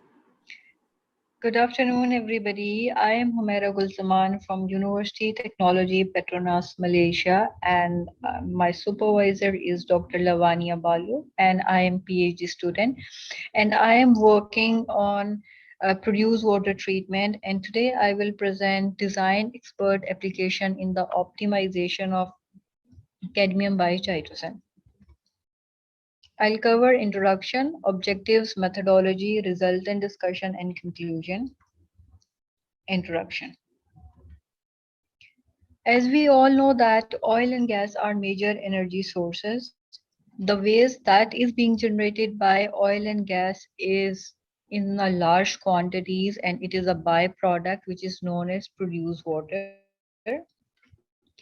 The produced water contain heavy metals, PHAs, EDCs, volatile aromatic hydrocarbons, minerals, dissolved and dispersed oil compounds. According to literature, 211 to 250 million barrels of oil has been produced. Produced water has been produced as compared to the oil, that is 77 to 85 million barrels per day. It means that as a waste, produced water production is more than the generation of oil. So the problems that are associated with this oil and gas companies is the generation of huge amount of waste stream. And especially all the techniques have been used for PHAs, oil, and all these other metals. They are being removed at end polishing step. So different for removal, metal removal, different techniques have been applied, but they have limited efficiency, low reactivity, operation cost, and they even generate sludge that is unable to remove metals at low concentration. So the solution is the adsorption, because adsorption has design simplicity, low operational cost, surface reactivity, large surface area, and high adsorption capacity.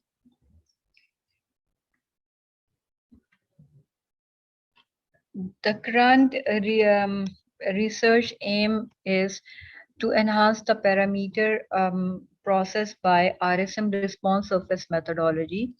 And the present study objective is to optimization of cadmium by chitosan by varying variable adsorbent dose, initial concentration, contact time, and solution pH. Material and methods.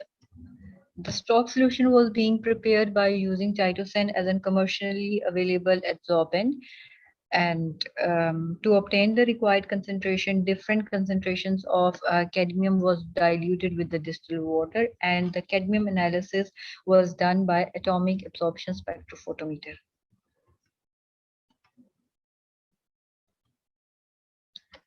So in the experiment design expert CCD model, central composite model design was used, and this is the table 1 represent the independent variable. 4 parameters were being selected as an independent parameters, and their low and high values and ranges are given. This table shows the cadmium adsorption by chitosan actual and predicted percentage.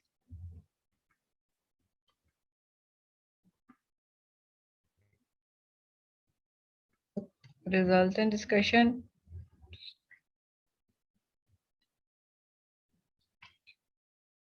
The figure 1 shows that predicted and experimental values, and for the residual of cadmium removal.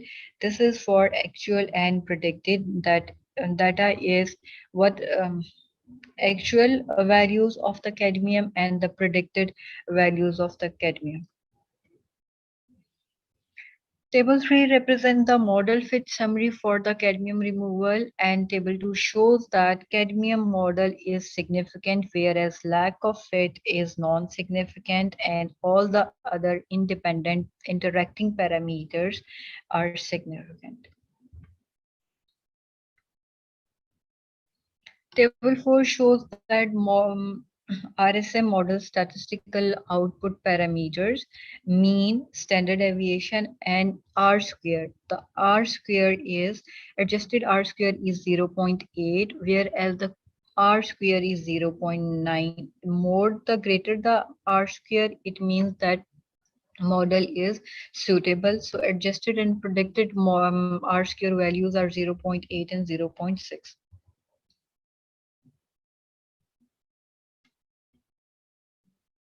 3D surface plots.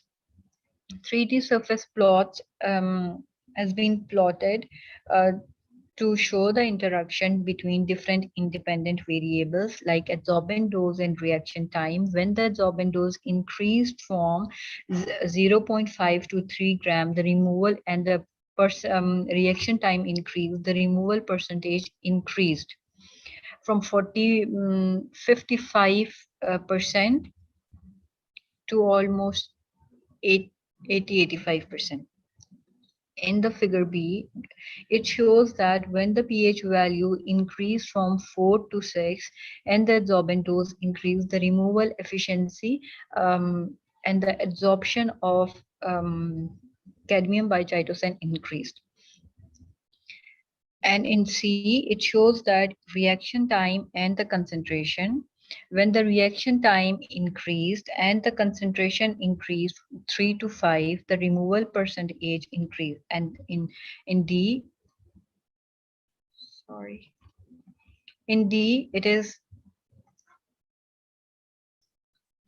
it's about concentration in pH. When the concentration increase and when the pH increase, absorption of cadmium by chitosan increased.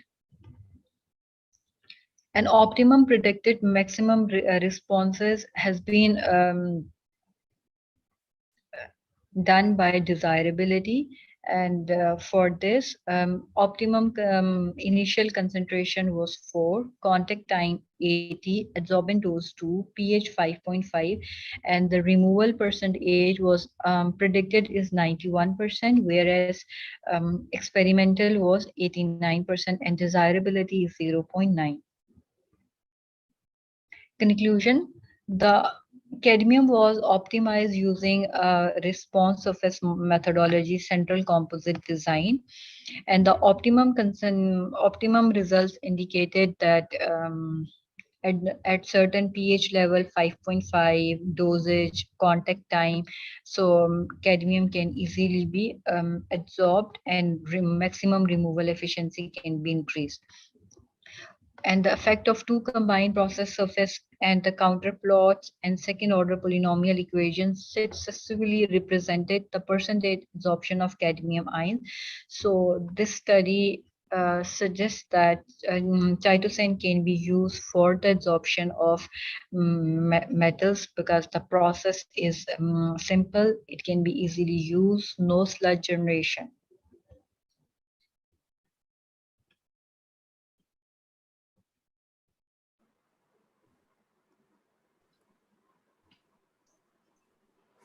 Thank you, Humera, for your presentation.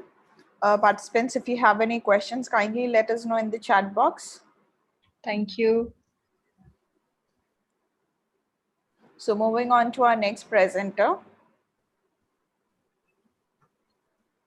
Next, thank you, everybody. Thank you so much. Yes, thank you so much. And next, I would like to invite Vandana Yadav from SPC Government College from Ajmer, India, who will be discussing about the coniferous toxicity effects on freshwater fish notopress.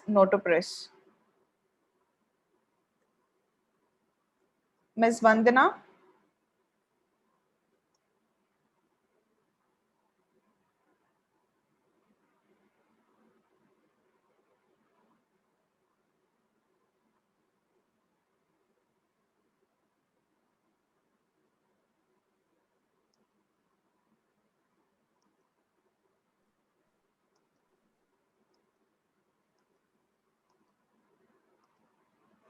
Can you hear us?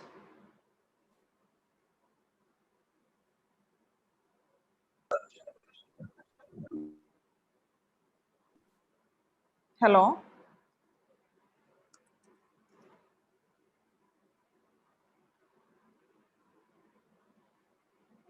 Ms. Vandana Yadav?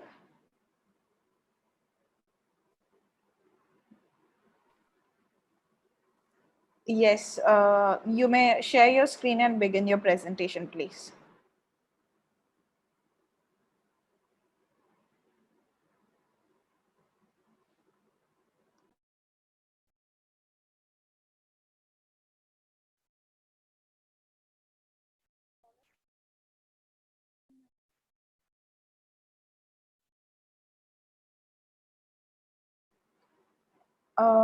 Ms. Vandana, your audio is not audible. We can see your screen, but you're not audible to us.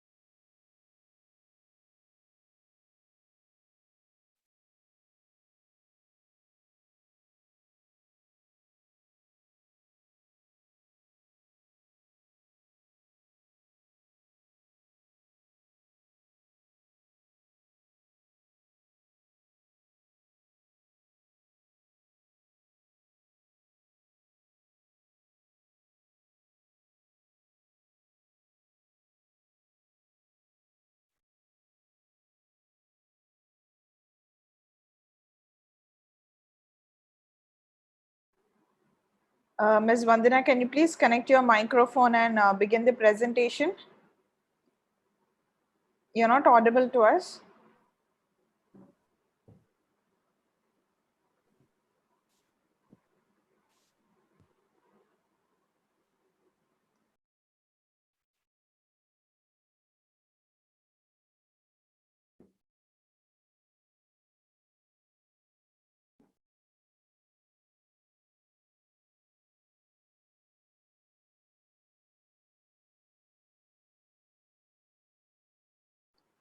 Ms. Vandana, you can come back to us later once you rectify your technical issues.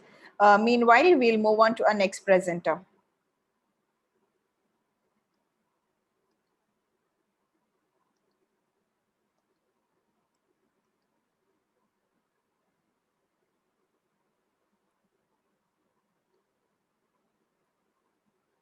So moving on to our next presenter, that is Dr. Preetam Khato, who will be discussing on the dentist recommended toothpaste versus the environment, who is from Rajiv Gandhi University of Health Sciences from India. Dr. Preetam?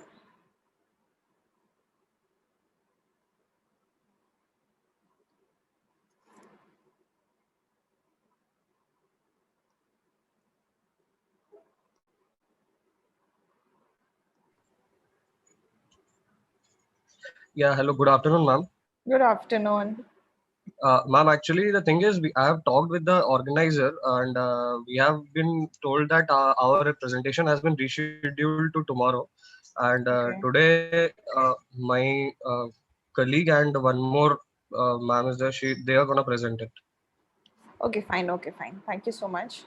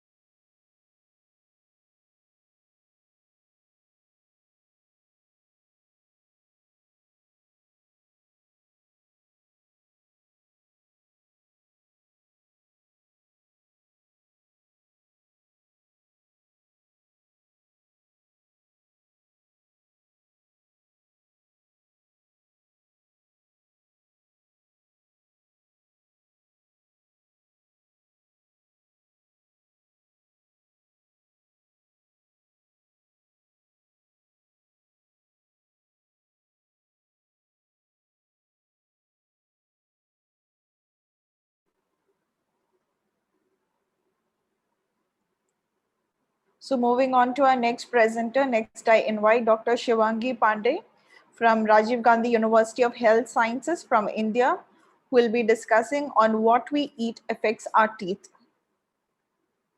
Dr. Shivangi.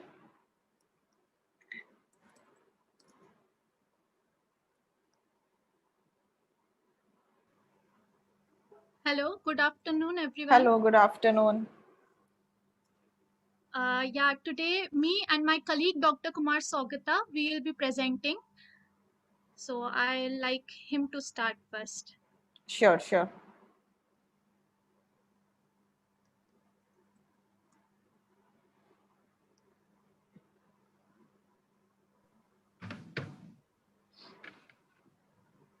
Yes, Dr. Kumar. Ma'am, am I audible? Yes, yes, you're audible. Yeah, I hope, ma'am, the change of schedule was clarified. Yes, yes. Okay, so I'll just share my screen right now.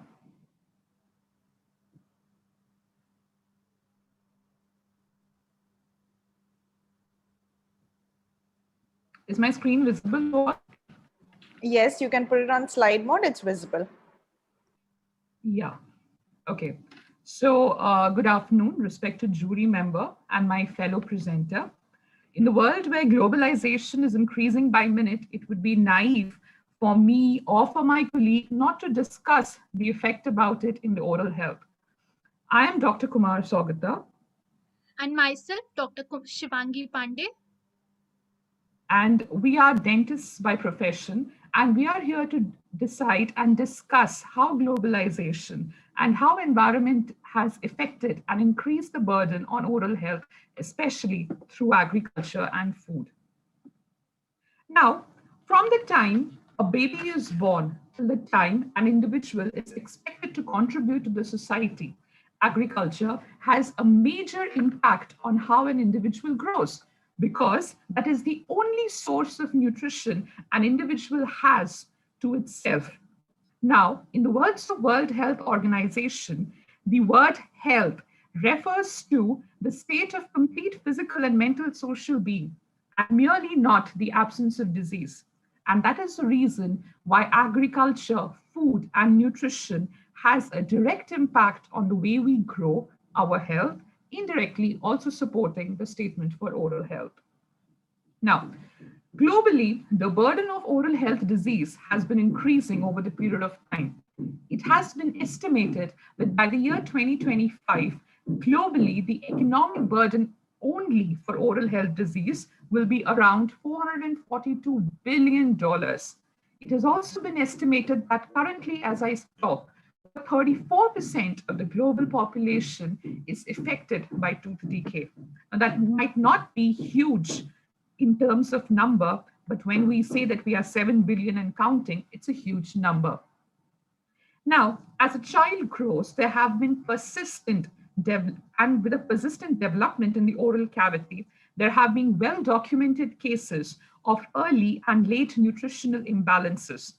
Different components of the stomatognathtic apparatus have shown nutritional imbalances which have been impacted due to pollution or environmental changes over the course of the last century.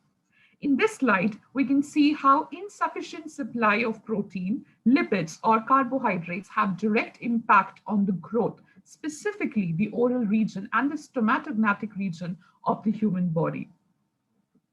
Now, all of you must be wondering, where does agriculture fits into this puzzle? Why does it needs to border with the oral health? And where does it actually correlates with the pollution? Well, here's your answer. Agriculture is today the single largest contributor of ammonia pollution in the world. Now, that might not seem much. The way it affects the soil quality and its capacity to sustain plant and animal productivity has changed over the period of time. In today's world and in today's day of globalization, as we change and as we increase, we adapt and we modify, the way we adapt to this globalization has changed our food eating habits as well. Look at the picture, everybody. Look at the various attributes of the oral health and the foods that we consume. Now, each and everything mentioned over here is a direct relevant topic of why there is a decay process. And I'm sure everybody would agree with me to the fact that all of them have been a direct result of globalization and the changes associated. But how does it actually affect the tooth? The first thing, dental caries. Caries is a process of demineralization of the inorganic part of the tooth. The process of demineralization is caused by organic acids. Now, from where does this organic acid comes? This organic acid is there due to bacterial plaque. And plaque is actually a combination of bacteria along with unwanted food substances around our body, around our tooth. There have been well-documented cases over the past century which have shown that how socio-economic changes in different countries have changed the course of oral health structure. The Biplohem study and the Finnish study model continuously establishes that how well-developed societies like America or like Australia or Great Britain, which have well-developed and globalized structure, have over the period of time established tooth decay problems, as we dentists generally call it, the disease of the rich. It has also been said that mere changes of small things such as ammonia, cheese, sugar substitute, calcium, and casein can result in a huge decrease in the cases of tooth or oral healthcare decay. There have also been cases where vitamin D, vitamin A, calcium, the three most common nutritional activities which were available in cases of normal foods, have stopped being available over the period of time because of our changes in the food eating habits that we have had. This includes the problems that have happened to enamel, the outer structure of the tooth. If one looks at the left-hand structure present in this given slide, it shows all the various and commonly seen diseases when a pregnant woman does not have her nutritional substitute of folic acid, a common component which was seen in normal day food, which we used to have probably say 10, 15 years ago, which has disappeared by today. For pregnancy and to maintain a normal gestational period, a pregnant woman is required to have the following food as mentioned in this given slide. Over the period of time, due to smoking, chewing tobacco, consumption of alcohol, depletion of vitamin B1, B2, vitamin C, zinc, and carbohydrates in our diet, which have reduced over the period of time, it has been seen that we are more susceptible to oral cancer, oral candidiasis, mucosal problems, and pre-malignant lesions such as leukoplakia. Now, over a period of time, another problem that has come to dentistry is the groundwater contamination. Now, you must be thinking that dentists are only responsible for groundwater contamination because we use the maximum amount of mercury out of any industry in the world. However, we fail to understand that heavy metals which are released as a part of the factory waste also going to contaminate water, groundwater, and the soil. Now, the plant grows in the groundwater, utilizes it to develop, and has direct and indirect effect on the way it grows. Now, this might be disturbing, but the biomagnified structure is then consumed by we humans at the top of the hierarchy. And there have been enough cases and enough review papers that have been published over the last 50 years, which have shown that how changes in heavy metals being absorbed from the groundwater has changed our oral healthcare structure. There are new challenges and opportunities also on the way, and we need to identify them in the coming years so that we can deal with these problems. The second half of the presentation shall now be discussed by my colleague, Dr. Shivangi.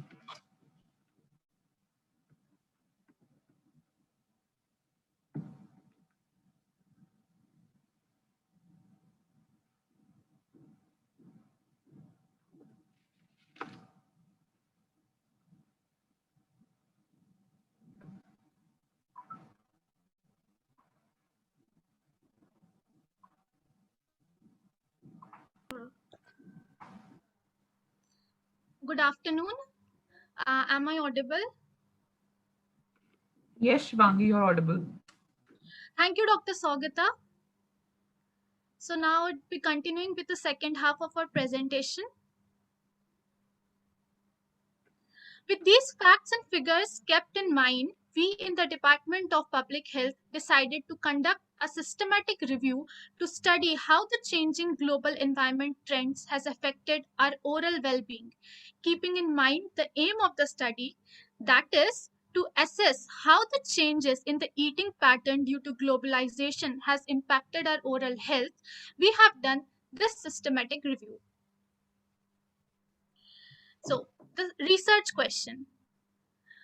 The research question was dealt with whether or not globalization has actually taken a toll on oral health. And the steps involved in the systematic review were, we can see it on the screen too, literature review, systematic methodology to collect data, and the third point, the analysis done quantitatively and qualitatively. Moving ahead.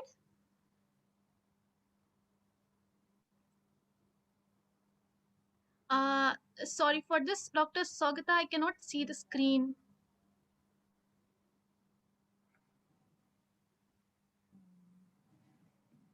Ma'am, is my screen visible? Yes, it's visible. Dr. Shivangi, it's probably because of your poor network issue. Yeah, okay, yeah, now the screen is visible to me too. Okay. Yeah, sorry. So continuing, as a part of our methodological research, 27 articles were collected, of which 14 articles were finally chosen for our study. The collected articles were taken with the help of Cochrane collaboration and as a reference to other scientific databases like Medline and Medno. These were the various inclusion and exclusion criteria. They are being shown on the screen. These were the inclusion and the exclusion criteria. So from the finally selected 14 articles that were taken into consideration, we can vehemently say that yes, environmental changes brought about due to globalization and the changing trends in our lifestyle pattern has a huge impact on our oral health. So now let's move forward and see what literature has to say.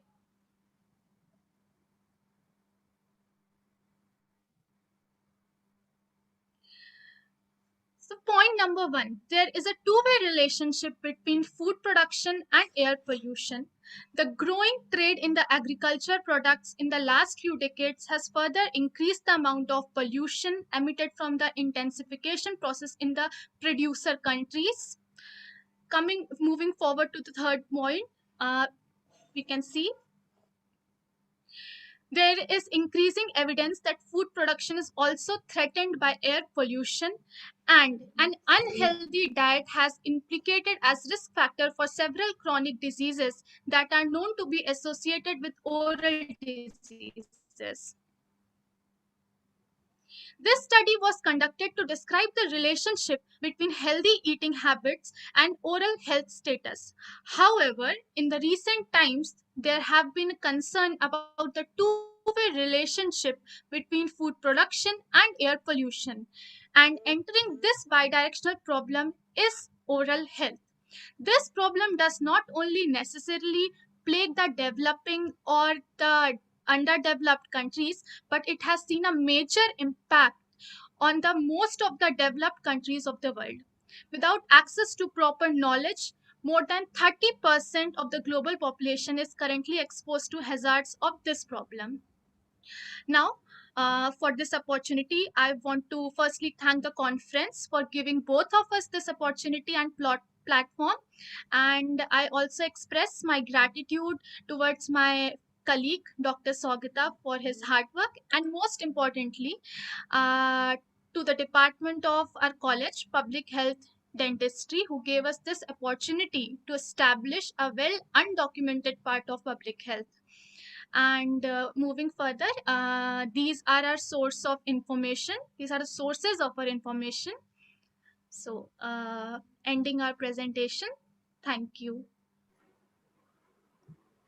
Thank you, Dr. Kumar Sogata and Dr. Shivangi. It was an amazing presentation, in fact, very interesting. And with this, we will move on to our next track. Our next track is waste management. And I would like to invite our next presenter, that is Madhumita Chakraborty from Sage University, Indore from India, who will be discussing about the management of menstrual waste in developing countries, the issues and its solutions. Ms. Madhumita.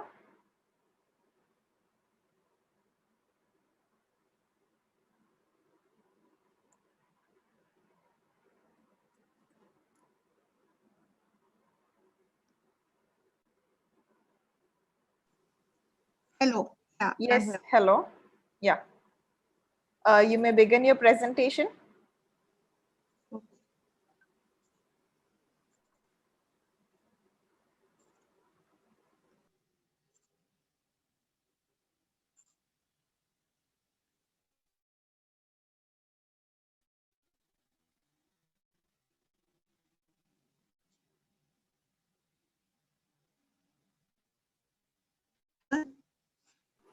Yes, it's visible. Myself, Madhumita. Am I audible?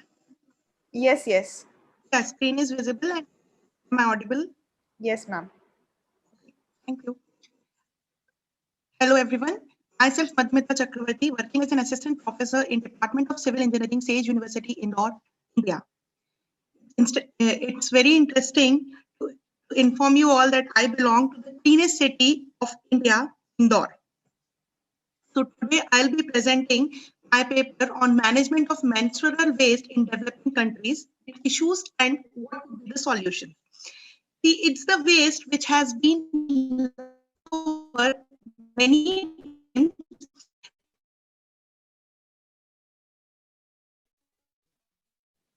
So as everyone has known that what is menstruation or normally called as period is a normal vaginal bleeding that occurs as a part of women's monthly cycle.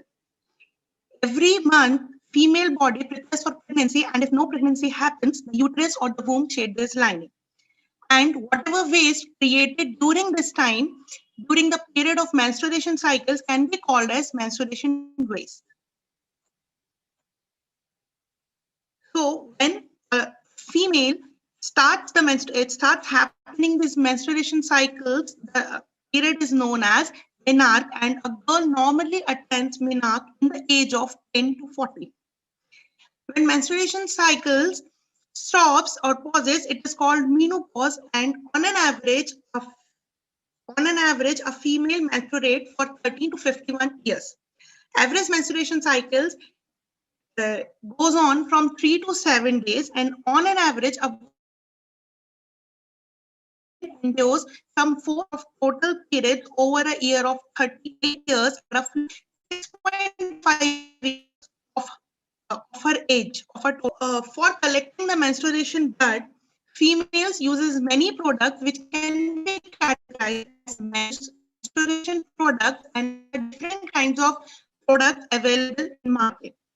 If we go on and if we see the history of these products, after the First World War, the leftover cellulose bandages were turned into disposable period pads. They were the first in the history that the ladies use some other product other than the cottons they used to use. So, and after this, advertising of periods product in women's magazine started in early 1920s, and this was the onset of disposable period products finally exploded. In mid-1930s, the first disposable tampons arrived in the market.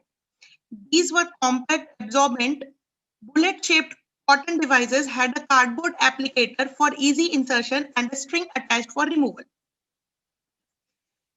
How this product evolved over the years, women used materials like cotton paper and sea sponge and pieces of wood covered with cotton when there were no synthetic material used as sanitary pads.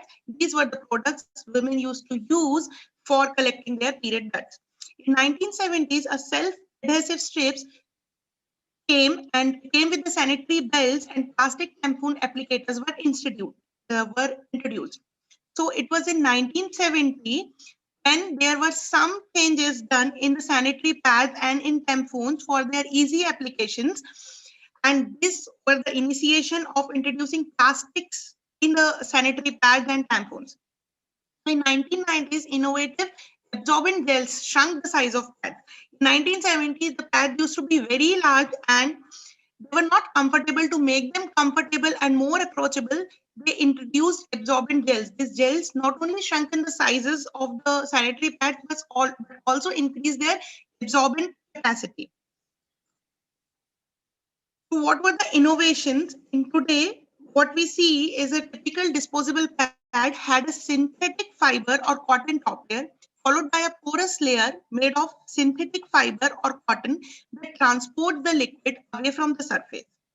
An absorbent core containing the same super absorbent polymer found in nappies, plastic waterproof backing sheet, and an adhesive. These all are the parts of a simple sanitary pad which we see. A typical tampon has a thin synthetic fiber or cotton cover and a cotton-based absorbent called core, and a synthetic fiber or cotton string applicators. Tampons also have a plastic or cardboard tool to add insertion. These are the different types of menstrual products available in the market. Problem with one-time usable products. See, there is a problem with one-time usable products. We all know that world is fighting a problem with management of all the solid waste which we create. So whenever we use a product which can be only used for one time, single time use, and after that we have to discard, there is an increasing load of solid waste on Earth. Let it be whatever disposal method we use for the solid waste which we are generating, but overall capacity, overall volume of the solid waste increases with one-time usable products. Let it be mineral water bottles, let it be polythene bags, and in this case, let it be sanitary pads or tampons. So today, most of the pads and tampons are made up of super absorbent polymers. Due to easy handling, these products are becoming very popular. The average woman uses 1,600 tampons and sanitary pads throughout her life, and the waste generated during these activities comes under menstruation waste, and unfortunately, management of this waste hasn't been given much importance. Disposable period products are only used for 4 to 8 hours, and after using, it has to be disposed of. An alarming proportion also ends up in our oceans and waterways. Sometimes they go to landfills, sometimes they go to incinerators, and a major part of them are thrown into the waterways or oceans or rivers. Sanitary pads and tampons takes about 800 years to decompose when they landed up in the landfill. Because it has plastic in it, 90% of the composition of a sanitary pad is plastic. So they take up to 800 years to decompose if we simply throw it in the sanitary landfills. So I will be talking about the Indian scenario. So what is the menstrual waste load in India? In this picture, you can see there are 336 million menstruating women in India. Out of this, 121 million use sanitary pads. It's also strange that not all the ladies uses sanitary pads which are available in market due to some social taboos or something. There are only 121 million ladies in the adolescent girls in India which uses sanitary pads or tampons. And if on an average we see that they need 8 of sanitary pads or either tampons there for their one-time cycle, that will be 1 billion pads per year, and that will be round up to 12 billion pads per year.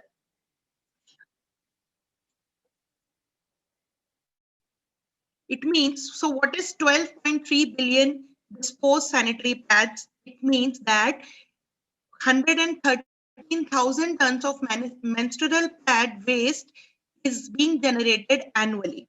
This is, I am talking about only India.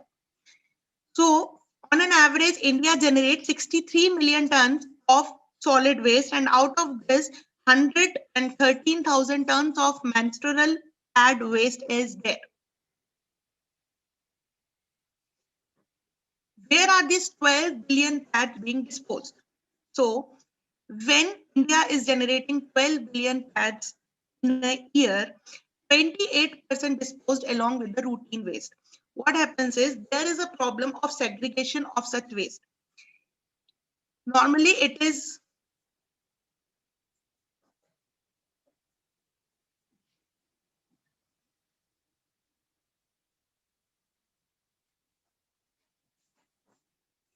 hello, am I audible? Yeah. So where are these 12 billion pads being disposed? 28% are disposed along with the routine waste. 28% of the waste get disposed with the household waste because there is no separate facility where these pads can be disposed of.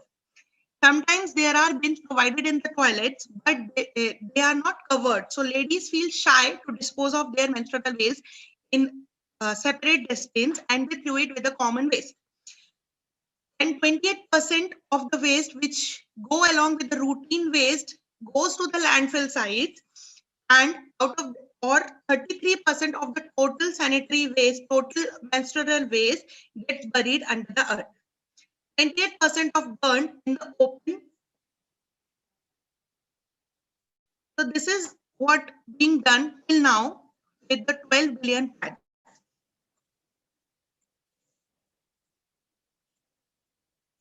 Menstrual waste disposal practice. What are the practices which are being observed in Indian scenario are women and girls currently includes throwing these absorbents in open or in toilets, either or they burn or they bury. Solid waste management rules of 2006. This is the management rule which we follow to manage the solid waste in India. Suggests that all menstrual waste should be sent to one of the centralized large-scale biomedical waste incinerators that exist across the country. But what happens is there's a problem of segregation of waste, and it is very difficult to manage transport and carry these sanitary pads or tampons to the centralized biomedical waste incinerators. And women who do not have any ways to discard their pads keep them at home under their bed for days until they found some way of discarding them with the other household waste. So it's very unhygienic with health point of view for ladies to carry the used pad with under their beds for days. So menstrual waste disposal practices in India. In this table, it is clear that how many, these are all proportioned figures, and how many of them throw it in the dustbins, how many they throw it in open, and how many burn, bury, and flush down the toilet. In other slides, we will see what are the impacts of each actions. So what is the impact of throwing this with the routine waste? And when menstrual waste enters the solid waste streams and end up in landfill. Conventional sanitary pads are made up to 90% of crude oil-based plastics and can contain associated plasticizing chemicals like BPA and BPS, as well as petrochemical activities which releases dioxins on open burning. It takes about 800 years to get it decomposed. Due to the presence of blood and tissues, it attracts flies and rats and other animals. And manual handling of menstrual waste can impose serious health hazards to the workers. So it should not go with the normal household solid waste. And when we dumped it open, by open dumping I mean when there is no proper lined sanitary landfill, no planned sanitary landfill, and we just threw it in open area. So due to the presence of it attracts flies, open dumping to an unplanned landfill can take the nearby source of water during monsoons. During monsoons, it can easily go with the run of water to the water sources nearby. It is very unhygienic and it may clog the sewers. It can contaminate the water source. When it reaches to the water sources, it can contaminate it. This is the scene of open dumping of sanitary pads. You can easily see what this is along the river side, and this is polluting the river water.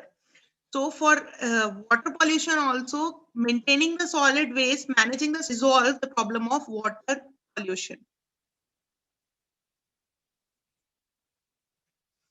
So what happens when we burn it? If we cannot dump it in open, we can burn it. But what are the impacts of burning? See, as I already told you that the sanitary pads have plastic in it, and when we burn it, it creates toxic gases which pollute the air.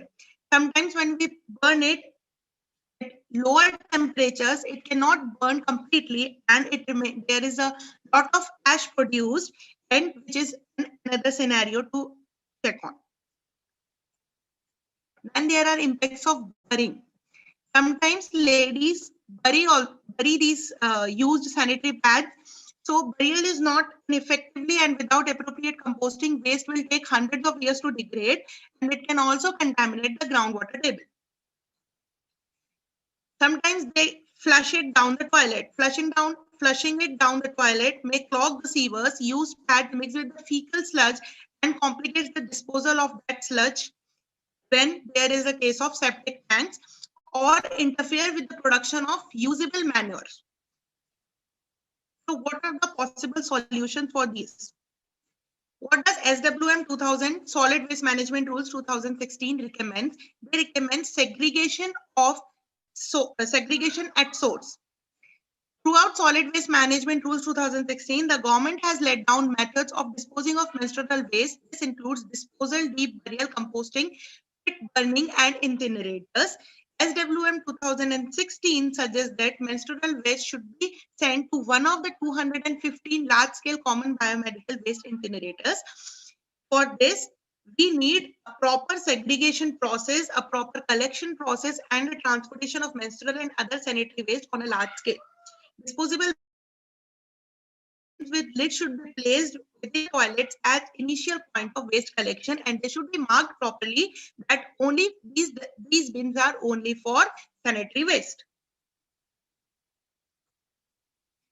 Steps for waste management: using a biodegradable absorbent like bamboo fibers or banana fibers or other natural products with absorbent properties. Switching to cloth pads.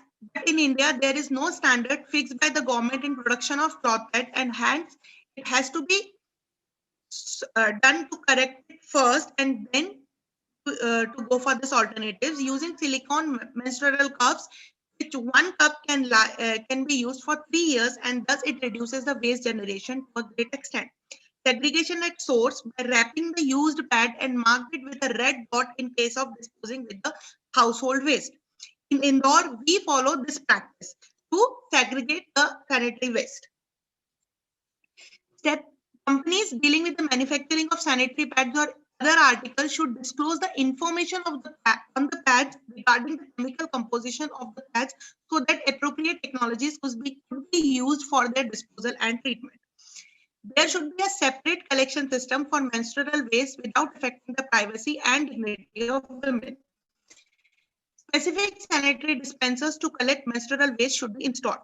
Incinerators are a better option for disposal, but should be operated in a controlled environment so that harmful gases emitted will not harm larger areas, and they should be operated at about 800 degrees centigrade because of the presence of polymers. So there could be some better ideas for sustainable approach. What can we do for the sustainable options? We can go for incinerators. We can go for toilets with separate chutes provide for the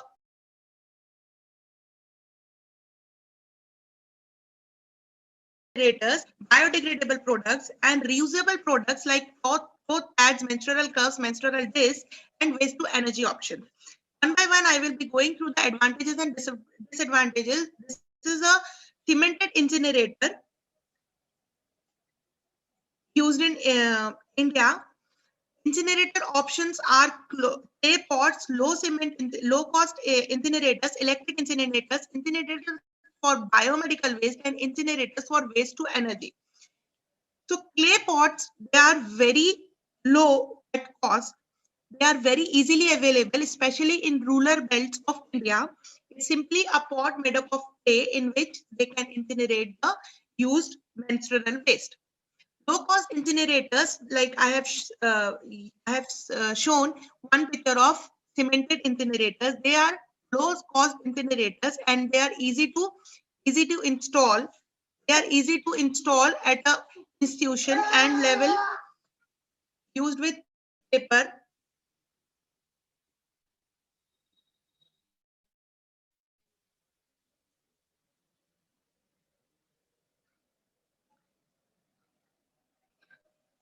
Electric incinerators, they can control the emissions, and they can control the emissions.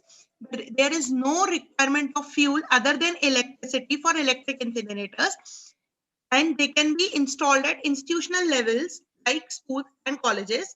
Incinerators for biomedical waste burned together at a central incinerator facility, typically located away from the populated area. It can incinerate all types of pad, those with high cellulose content, high moisture content.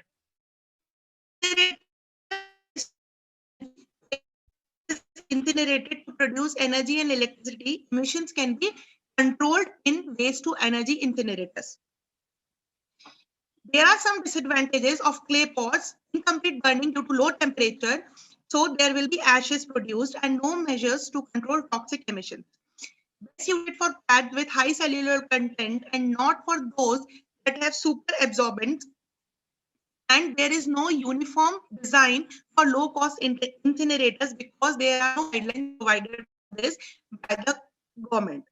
So electric incinerators, they rely on electricity. They are very high in cost, and their operation and maintenance is difficult. Incinerators for biomedical waste requires collection, storage, and transportation of segregated menstrual waste to central biomedical waste treatment facility for incinerator. Limited facilities exist in India at present. Incinerators for waste to energy, costly, but they are still under development. And if we convert the waste into energy, it will fulfill the requirement of energy to a great extent, because I have already shown you how much menstrual waste we are already creating. So with this, I would like to conclude that any method of disposal requires segregation of waste at the generation point. Sustainable means of disposal must be adopted to protect environment. Menstrual waste must be categorized under biomedical waste and should not be treated with common household waste.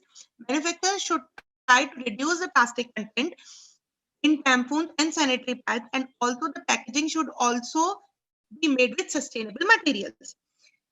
Awareness for disposable techniques at institutional level and importance of waste segregation at household level. Switching to sustainable products from one-time use products, sustainable absorbents in place of inorganic polymers. Incinerators seems to be promising techniques for disposal, but it is yet to be developed in design point of view. These are all my references which I used for making this presentation.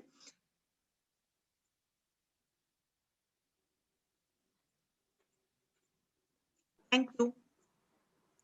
Thank you so much, Dr. Madhumita. It was an amazing presentation, and it was extremely helpful. Really impressed with the presentation that you have given. The topic was really interesting. So thank you so much. And you have a query in the chat box also from one of our participants from Philippines. Please do let her know whether you can share your presentations with her. So moving on to our... I will be... Yes. I'm sharing my email ID. Please, you can contact me on my email ID. So I will share my slides with you. Sure, sure. That's really nice of you. Thank you so much. So moving on to our next presenter. So next I would like to welcome Noshan Yasmin from KIIT University, India, who will be discussing about this smart waste management using Kobo Toolbox and QGIS.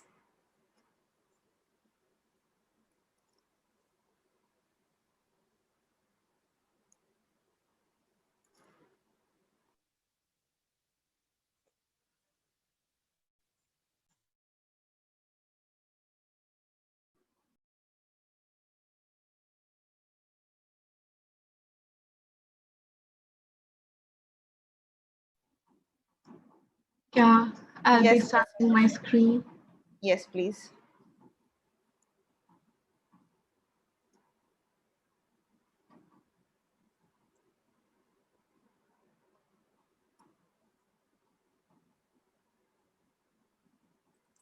Is the screen visible? Yes, it's visible. You may begin, please. Yeah, thank you. So good afternoon to one and all present here. Today I'm Naushini Yasmin, a third year BTech student from School of Civil Engineering, KIIT University, Bhubaneswar, India. I'll be presenting on smart waste management using Kobo Toolbox and QGIS. So moving on with the introduction, we all know that tackling with solid waste management is a really big problem, and it has been estimated that around 1.3 billion metric tons of waste has been generated every year, which is solid waste only by cities worldwide. And this amount is also estimated to double up within the next 4 years, that is by 2025. So now tackling a problem is pretty easy if you look into the root cause of the problem. And here we decide to choose a root cause as improper or inadequate management of solid waste, which is in fact a really huge problem in developing countries like India, population being one of the major factors in India, because India is a country with the second largest population in this planet. So in order to look at the problem more precisely and closely, we decided to go for a region which is known as Chandannagar, which is located in the Hooghly banks of West Bengal, and it is a state in India. So we decided to go for Chandannagar because our author Sayan Sarkar is a resident of Chandannagar, and due to lockdown, it was quite easy for us to look into that locality and collect data from Chandannagar. So the technologies which we took into consideration for this research is QGIS and Kobo Toolbox. And regarding these two technologies, we'll be discussing further in the consecutive slides. So the main objective of this research or survey is basically to collect the geographical location of mainly three spots, namely the dustbin or the pickup location. Then we also look for the illegal dumping and open dumping in areas of Chandannagar. And here we collected the data and presented it to the Waste Management Department for further action and research.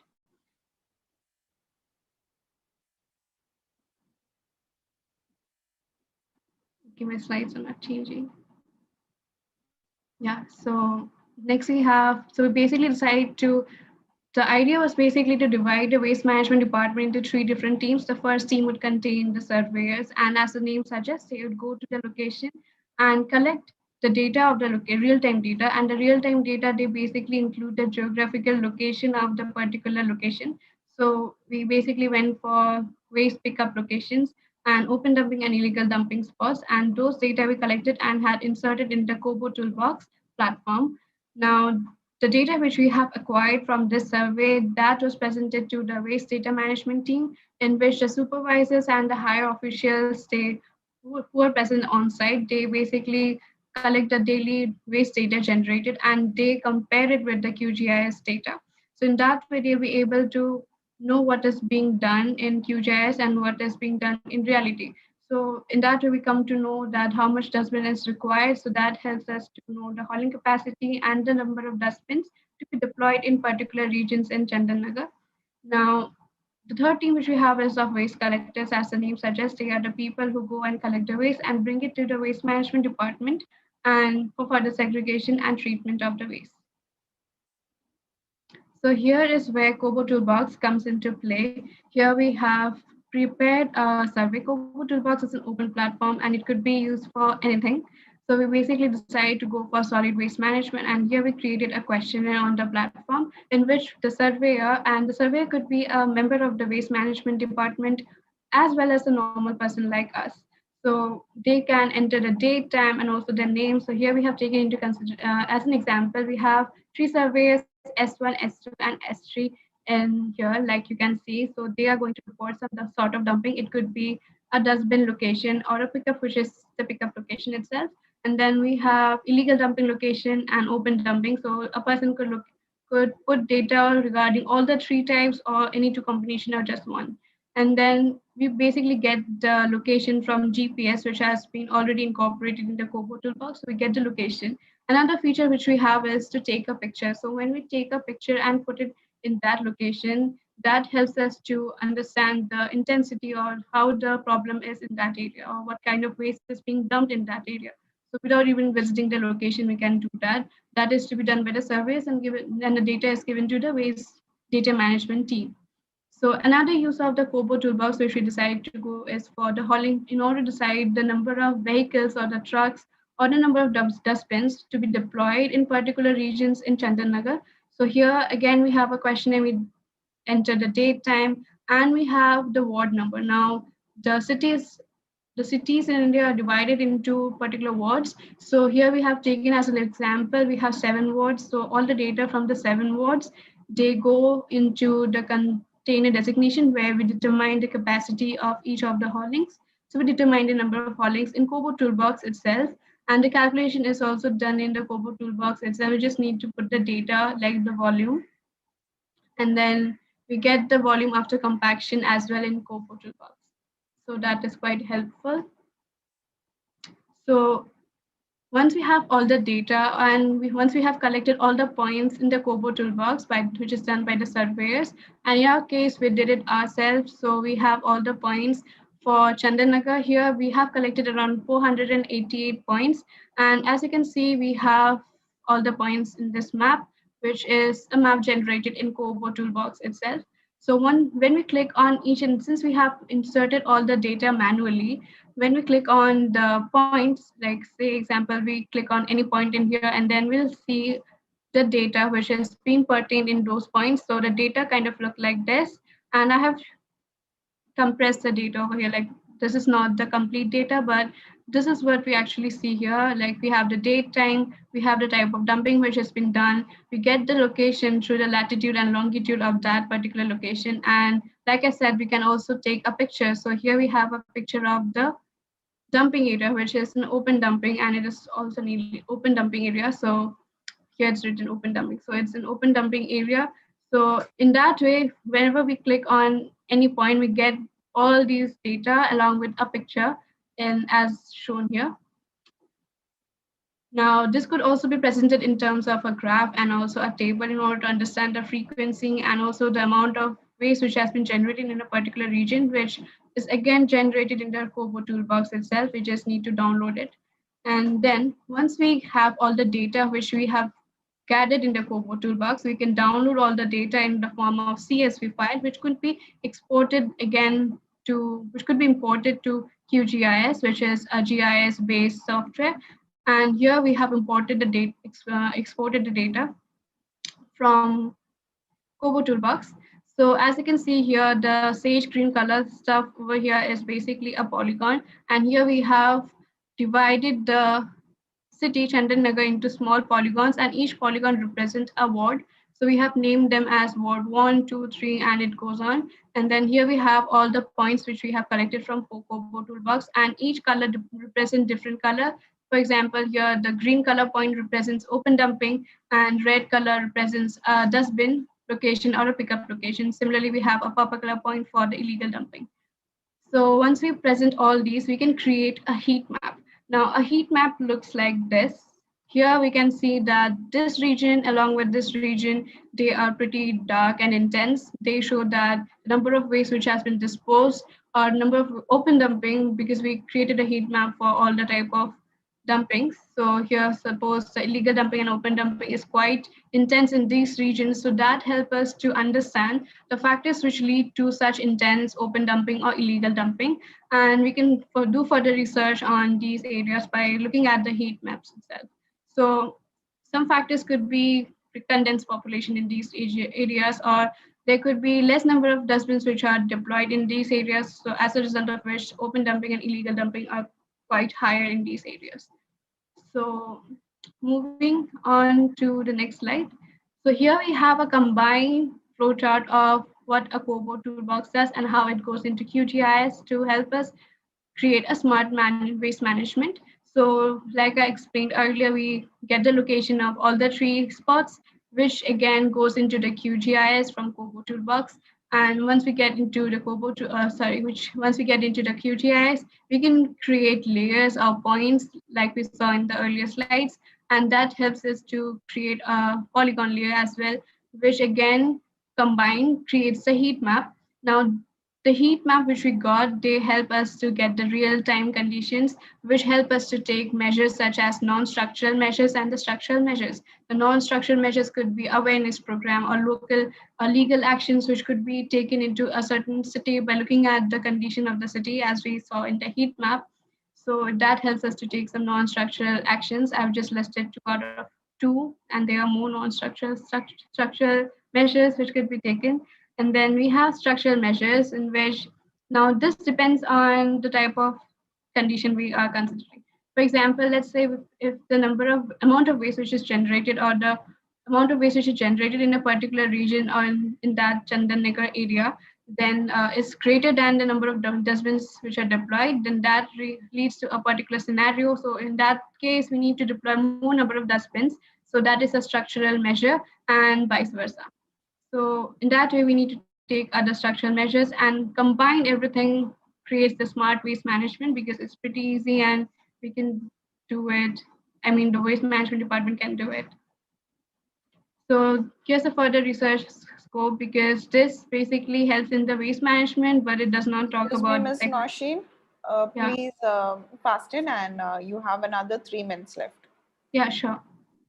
So here we have like the future scope of the research, like I said, since the segregation part has not been taken into account, so we need to look into the segregation of waste which has been created. And then we also need some sort of crowdsourcing because it's based on crowdsourcing. Crowdsourcing means that we need to convince people to form those teams and work for the waste management department. So that is it for today's presentation. Thank you. And here are the references for the presentation. Thank you. Yes, thank you so much, Ms. Nausheen.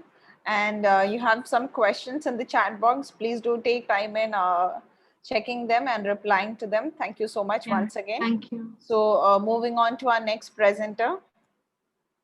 Next, I would like to welcome Nikita Narang from Gurukula Kangri, which is a deemed to be university from India. And she'll be discussing about the comparative study of nutrient dynamics and stability of prepared compost.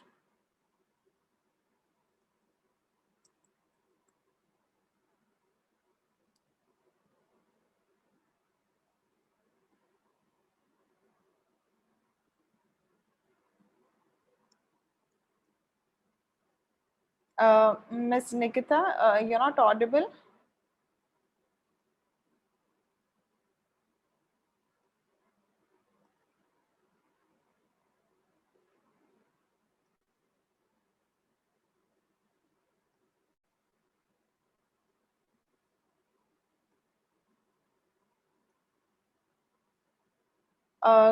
Can you please unmute? Yes. Yes, you may begin. Your screen is visible to us. Good afternoon to one and all. Myself Nitika Narang. I am pursuing my PhD in environmental sciences at Gurukul Kangri deemed to be university, and I am doing my PhD under the guidance of Dr. Sangeeta Mata. My topic is comparative study of nutrient dynamics and stability of prepared compost.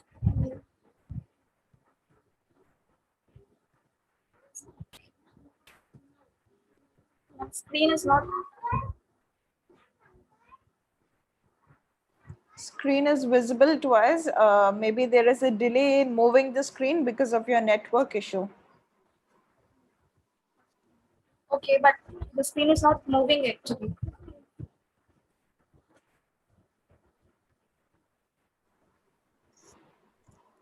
Yes, that's because of the poor network.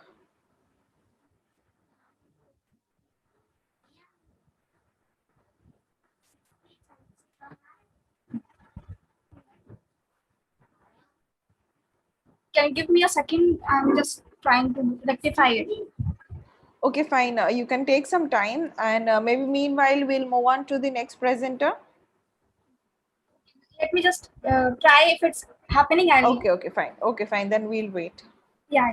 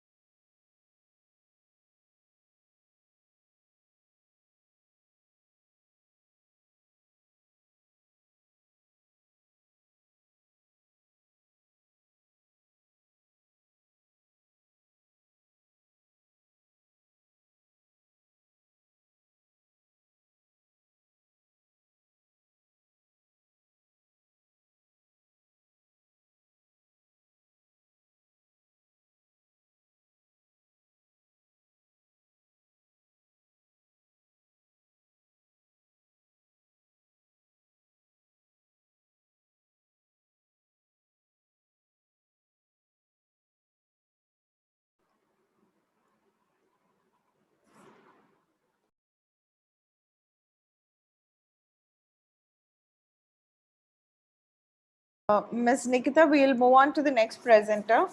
Meanwhile, you can please check. Next, I would like to welcome Ms. Vandana, who was unable to present previously.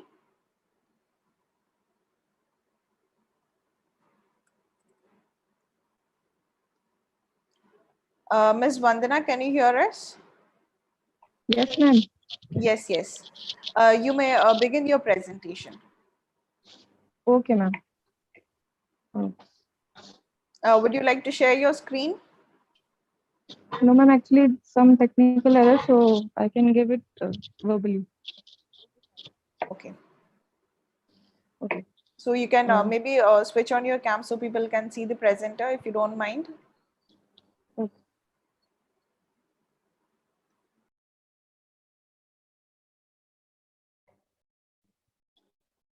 Yes, thank you so much. Thank you, ma'am, for giving me this opportunity. Myself, Vandana Yadav, I am a research scholar, and I am doing my research work under the supervision of Dr. Rashmi Sharma, Associate Professor, SPC Government College, Ajmer.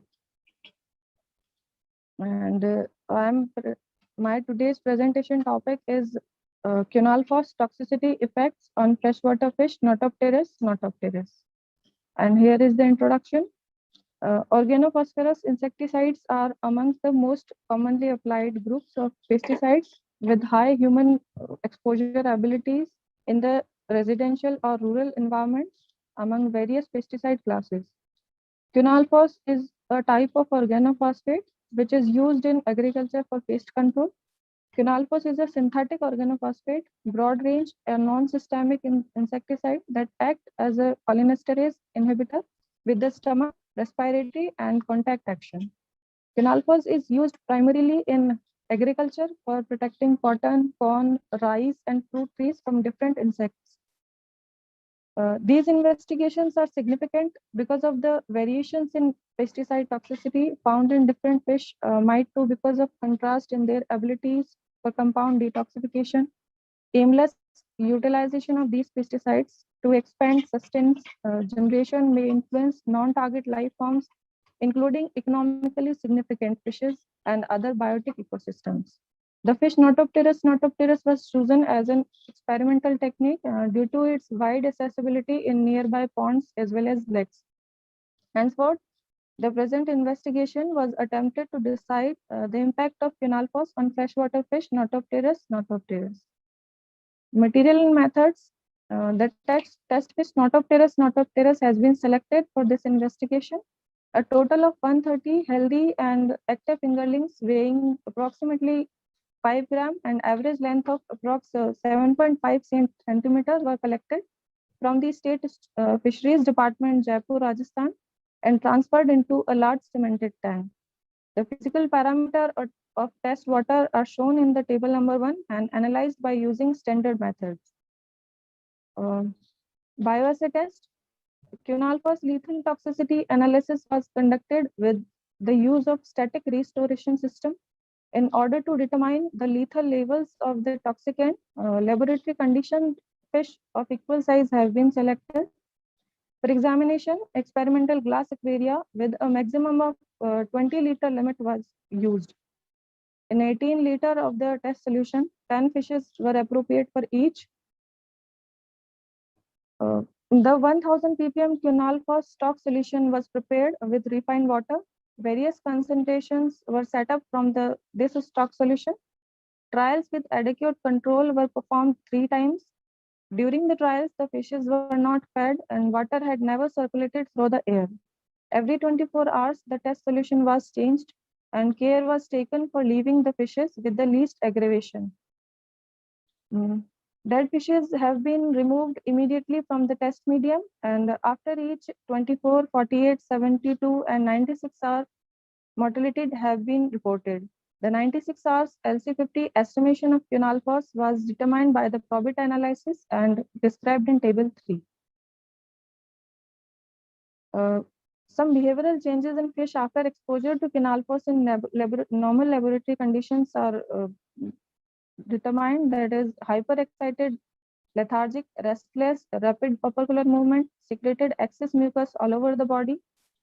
And the fish showed remarkable behavioral responses when exposed to different concentration of quinalphos, such as slowly become lethargic, jerky movement of the body, violent action of pelvic fins, fast erratic swimming, fast opercular movement, restless, loss of equilibrium, and secretes excess mucus all over the body. There is an obvious relationship between the log of concentration and the empirical probability, which indicates that the fraction of mortality has risen with increasing concentration of toxicants as well as the exposure length. Aquatic and organisms' lifespan and reaction not only on the biological balance of organism and physicochemical properties of water, and also on the time of exposure and toxicity of the toxicants. The LC50 was reported to be 0.0069 ppm for 96 hours in the present study. Industrial sewage change the behavior, body movement, and normal vision of the organism.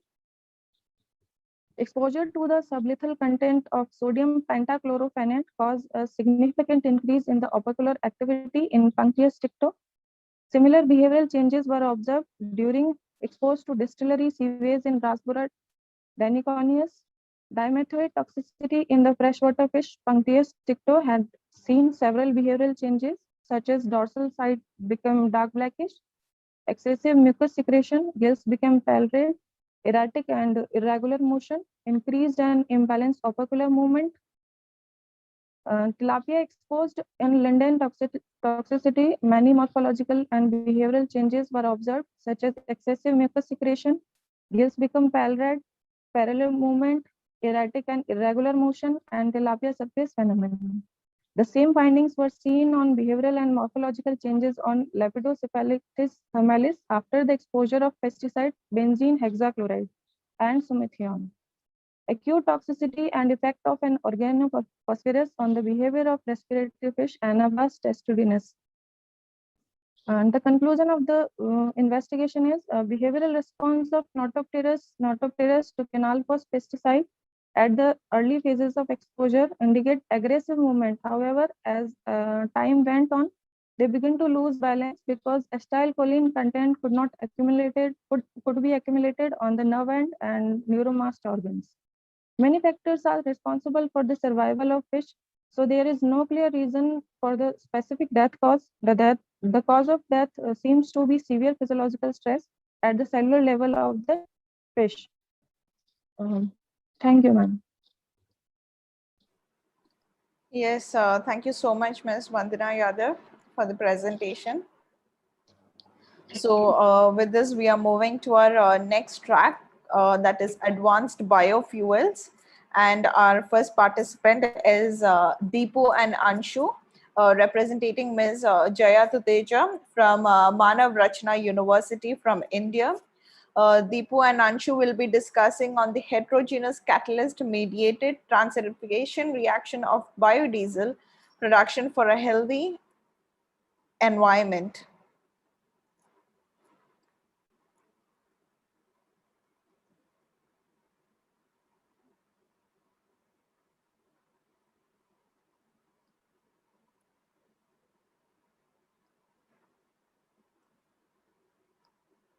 Yes, Deepu and Anshu. Good afternoon, ma'am. Good afternoon.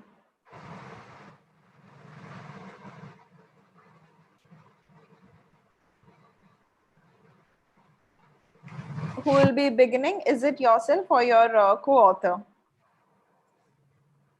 I will begin the presentation. Okay, okay, fine. Then please share your screen. Yes, ma'am. Sure.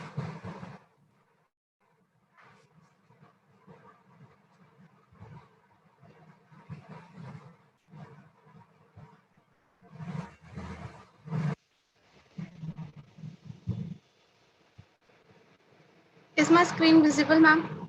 Yes, it's visible. You can put it on slide mode.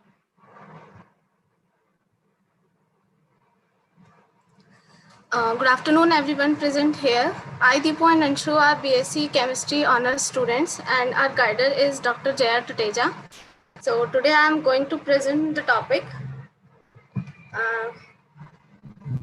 which It is synthesis of biodiesel by transesterification reaction using heterogeneous catalyst that is useful for our climate. Biodiesel. Nowadays, renewable fossil fuel is contributing more greenhouse gases to our environment, and the use of it increased day by day. And this result, the mankind is facing a global warming. So to keep up with the development and increasing energy demands, renewable fuels such as bioethanol and biodiesel emerge as potential fuels that can replace conventional energy resources. As biodiesel is biodegradable, non-toxic, renewable, a carbon neutral, and it is environmental friendly fuel. It has a great potential application in crystal transesterification because of their easy separation. Here is the small flowchart by which biodiesel can produce. The vegetable oil or plant seeds goes on transesterification, in which methanol with a catalyst that increases its rate that produces the crude glycerin and crude biodiesel, and after washing and drying we get the biodiesel, and after glycerin refining we get glycerin, and the methanol can be recovered after using in the process. Now some impacts of biodiesel on climate. It is a biorenewable liquid transportation fuel. It has more attractive recently because of its environmental benefits. It provides more usable energy than the fossil fuel energy. It reduces greenhouse gases. It reduces several major air pollutants, and it has a minimum impact on human and environment health through nitrogen, phosphorus, and pesticide release.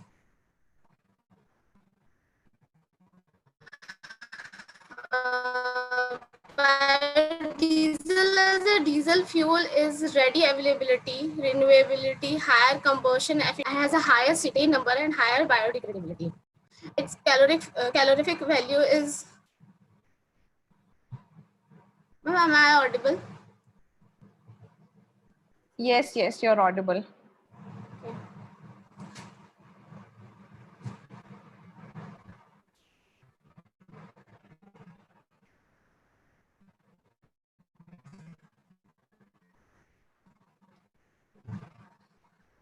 Its calorific value of biodiesel diesel was about 37.2% weight of the biodiesel. Its combustion efficiency also could reach 95%, and the CO2 emission during the process of combustion could be obtained from the carbon balance calculation. Here is no SO2 emission because no sulfur was obtained in the biodiesel. In comparison to petrol, diesel, it produces 78.5% less CO2 emission. It reduces greenhouse gases by 41% compared with diesel, reduces major air pollutant, and it provides 93% more usable energy than fossil fuels. In comparison to petroleum, it produces 78.5 less CO2 emission, and some environment friendly that we focus on less pollution and burning of biodiesel. It can produce by transesterification, like various oil and waste fats. Vegetable oil higher viscosity has higher viscosity than diesel, normally 25 times. It provides reduction in onboard hydrocarbon over 90% and reduction in sulfur dioxide, reduction in soot particles, and 15% reduction in carbon dioxide. Vegetable from which oil are extracted remove carbon dioxide from the atmosphere to grow. Now, we use heterogeneous catalyst for the biodiesel production. It has much better than acid and enzyme catalyst, could be used in a continuous process and reusable several times. It has a shorter reaction time in mild condition with high catalytic activity. It gives good quality product, as well as catalyst does not allow the formation of soap in between the reaction, and the whole process is eco-friendly. Now, next category is hydrotalcite catalyst. Here, magnesium diesel from soybean oil, and the catalyst was affected by the ratio of magnesium and aluminium. And it is most effective in the ratio of 3:8.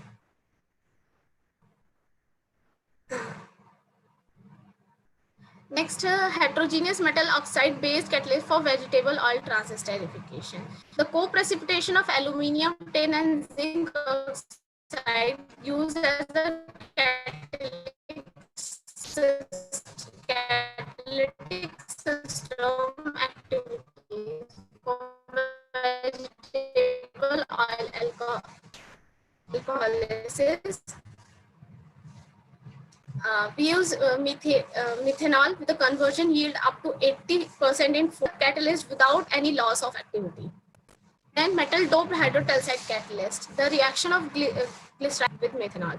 This catalyst show high activity in reaction at reflux temperature as it decomposes the layered double hydroxide to mixed oxide without the formation of crystalline lithium aluminate phases. It was an effective catalyst for the transesterification of soybean oil with methanol, in which methyl ester yield of over 80% was produced. Then the synthesis of hydrotelside type mixed oxide catalyst from waste steel slag for transesterification of glycerol and dimethyl carbonate. Calcium, magnesium, aluminium mixed metal oxide that is based on steel slag was synthesized at different calcination temperature and further used in the transesterification. It has the best catalytic activity at 600 degrees Celsius and exhibit high reactivity due to the presence of alkaline earth metal elements. It yield 96.2% and the conversion of glycerol was 98.3%. This achieved the high efficient conversion of glycerol as the high value added byproduct of biodiesel production. This it has the crystal structure derived that enhance the anti-leaching ability of active site in the catalyst. Due to high catalytic activity, good stability, mild reaction, it has a significant industrial application in the synthesis of GC. It has excellent catalytic performance due to large pore size and proper alkalinity. Then the heterogeneous from agriculture waste. The agro waste derived from heterogeneous waste are highly active for catalyzing transesterification in the shorter reaction time, and conversion is up to 100% as compared to commercial catalyst. Catalysts derived from other renewable biomasses such as eggshell, fish scales, and bones. Agrowaste comprises organic compounds containing carbon in higher percentage, oxygen, and metals including sodium, potassium, calcium, and other trace elements. The post-harvest agriculture byproduct act as a catalyst and further could be developed as heterogeneous or solid catalyst for synthesis of biodiesel. There are some pictures of agriculture waste. The small flow chart by which we can produce solid catalyst from agro waste. So our conclusion is by using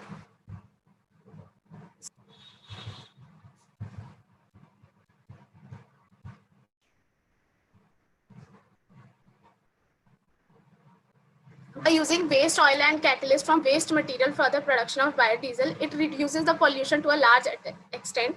It turn enhances the climatic condition to better extent as it reduces the greenhouse effect and it reduces the carbon content in the climate, which affect our environment, and it is an eco-friendly process all over. Thank you. Thank you so much, Deepu, for your presentation. Does your co-author Anshu has any inputs to add to it? Yes, ma'am. We worked on this project. No, that's fine. That's fine. She's not well today. Okay, fine. So we can conclude your presentation with this. Not and, able to. We will move on to our next presenter then. Thank you so much, ma'am. Yeah. So next, I would like to welcome Sarojini K. Rajnikant from Sri Balaji Vidyapith University from India, who will be discussing about the relationship serum nickel and in women exposed to biomass and clean fuels for 5 years or more in Kanchipuram district.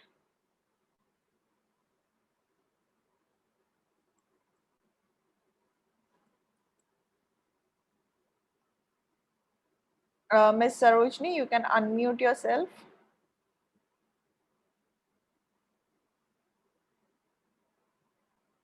It's audible, ma'am?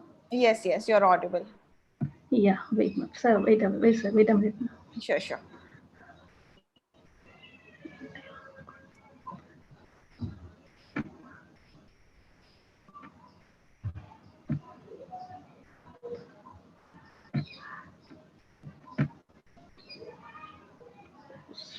Sorry.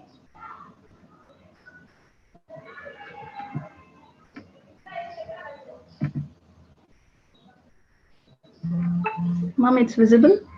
Yes, yes, it's visible. You can put it on slide mode and begin your presentation. Yeah. I thank Dr. Reshmi Sharma to give a chance to present my research in this conference. And my title is The Relationship Serum Nickel and the PFT in the Woman Exposed to Biomass and Clean Fuels for 5 years or more in Kanchipuram district. And we are the authors. We are researching this title. And introduction of the study, the indoor air pollution includes pollutants generated by the combustion of biomass in the household environment, and various metals are released from occupational and non-occupational exposure household environmental during several processes like cooking, welding, mining, etc. And several compounds or particulate matter released from the smoke of burning biomasses were organic compounds and transition metals and PAH, etc., which affect the pulmonary ventilation. Various metals play a basic role in the catalytic process, thus stabilizing the macromolecular structure of protein and nucleic acid and affecting the structural and functional integration. Due to high temperature emission of particulate matter in the form of dust or oxides from the biomass fuel, oxides can easily enter into the lungs by inhalation process and penetrate deeper into the membrane of human lungs, leading to respiratory manifestations. The amount and location of deposition of aerosol particles determined by convection, diffusion, sedimentation, and interception of particles in the lungs. Prolonged interaction of ultrafine particles resulting in the failure of macrophages to phagocytose in pulmonary epithelium, larger total surface area to volume ratio and small size and other physiochemical properties of metals can cause toxicity to various organs. Swedish chemists found the nickel in 1951. That nickel is the 28th element in the periodic table, and physical property of the nickel is oxidation state of the nickel is -1, 2, +4, and nickel 2 plus is the most prevalent form, and also exists as a soluble and less soluble form. And the nickel and its compounds are classified as a human carcinogen by IARC. And source of the nickel is a combustion of wood and fossil fuels, and the nickel can absorb by three ways, that is inhalation process, GIT, and through dermal. And the nickel can enter into the cell by three processes, that is phagocytosis, lipid soluble, and diffusion process. And the nickel, after absorption, transported by the metalloprotein called nickeloplasmin, and it is distributed into various organs like liver, heart, lung, nervous system. And it cannot destroy, but it alters its chemical form. The concentration of the nickel in the serum is 0.2 microgram per liter, and half-life of the nickel, period of the nickel is depend on the various forms, and excretion through urine, feces, sweat, and milk. Novelty of the study, the effect of a nickel on human is less explored. Previous studies that explain about the effect of nickel on pulmonary function among rural women using biomass fuel are very minimal. So purpose of this study is to provide a knowledge of nickel toxicity on pulmonary function among the biomass fuel user in rural areas. Aim and objective of the study to compare the nickel concentration among biomass and clean fuel users to evaluate the effect of nickel on pulmonary functions among biomass and clean fuel users. Materials and method. The study type is analytical type study. Study population, this biomass fuel user and clean fuel user in rural of Kanchipuram district in India. And study sample is 200 sample. And exclusion criteria and the inclusion criteria of the study. That inclusion criteria of the study, age and BMI matched healthy females exposed to cooking for minimum of 5 years and using biomass fuel and clean fuel for cooking. Exclusion criteria of the study is a cardiovascular disease condition and respiratory illness, pregnant women and postpartum women, and smoking. And volunteers provide a written consent in native and English language before the performance of the test. The study was approved by the Institutional Ethical Committee. And we collected the demographic data of each participant, and also we collected the kitchen ventilation and the cooking profile. And we assessed the lung parameters by the spirometry, such as FEF 25-75 percentage predicted and PFR percentage predicted. And we analyzed the data by the SPSS 16V software and by the student t-test method and multivariate analysis.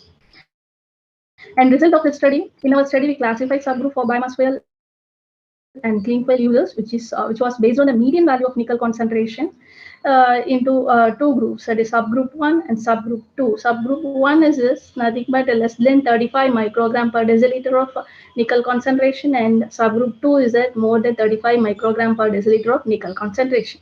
And analyze the effect of nickel on pulmonary function for biomass fuel user by student t-test method and multivariate analysis. And table 1, I'm showing that comparison of physical characteristics between biomass and clean fuel users for subgroup 1. So the table 1 shows a significant difference in age, weight, BMI, except height for the subgroup 1. In table 2, I put the comparison of physical characteristics between biomass and clean fuel user for subgroup 2. And this table shows there is significant difference in height, weight, BMI, except age for the subgroup 2. And table 3, I put the comparison of pulmonary function parameter by spirometry between biomass and clean fuel users for subgroup 1. This table shows there is a significant difference between two groups only in the PEFR percentage predicted for the subgroup 1. Table 4, there is a comparison of pulmonary function parameter by spirometry between biomass and clean fuel user for subgroup 2. So this table shows there is a significant difference between two groups in FEF 25 percentage predicted as well as in PFR percentage predicted for the subgroup 2. So in multivariate analysis for the pulmonary function parameters after adjustment of a BMI for the subgroup 1. So this table shows a significant difference between two groups in PFR percentage predicted for the subgroup 1. And in multivariates, table 6 shows the multivariate analysis for the pulmonary function parameter by spirometry after adjustment of BMI for subgroup 2. This table shows a significant difference between two groups in FEF 25-75 percentage predicted and as well as PFR percentage predicted for the subgroup 2. So discussion of this study, that a primary target organ, that is a lung, upper respiratory tract for inhalation exposure and kidney for oral exposure. And nickel oxide, nickel by subsulfide, nickel sulfate, nickel chloride, nickel carbonate, and nickel nitrate were toxic to human. In our study, there are a significantly reduction in the pulmonary function parameter by spirometry for biomass fuel users, where FEF 25-75 percentage predicted mean value is lesser in subgroup 2 than the subgroup 1. Like PEFR percentage predicted mean value of PEFR percentage predicted value is lesser in subgroup 2 than the subgroup 1. So after adjustment of BMI also showing a significant reduction of FEF 25-75 percentage and PFR percentage predicted in subgroup 2 than the subgroup 1 for biomass fuel user compared with the clean fuel user.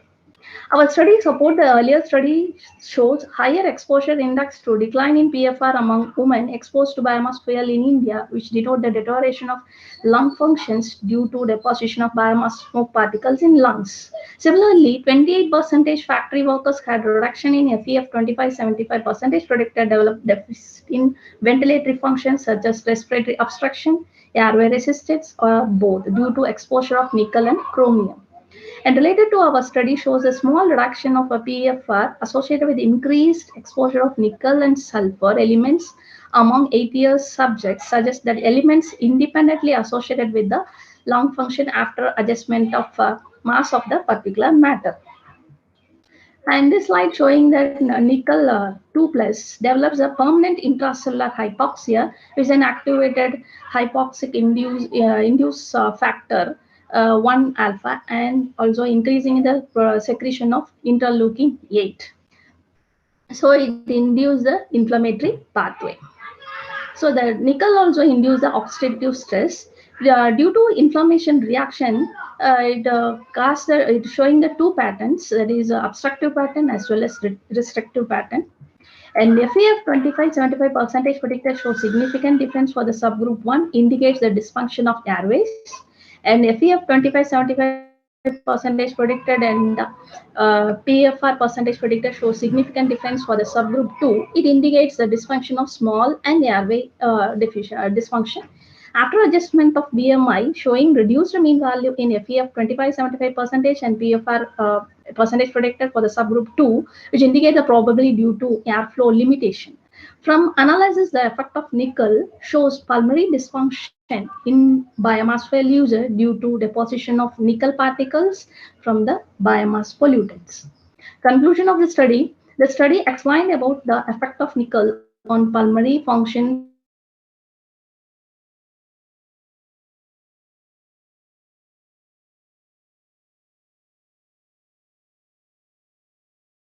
percentage predicted among biomass fuel users. Our study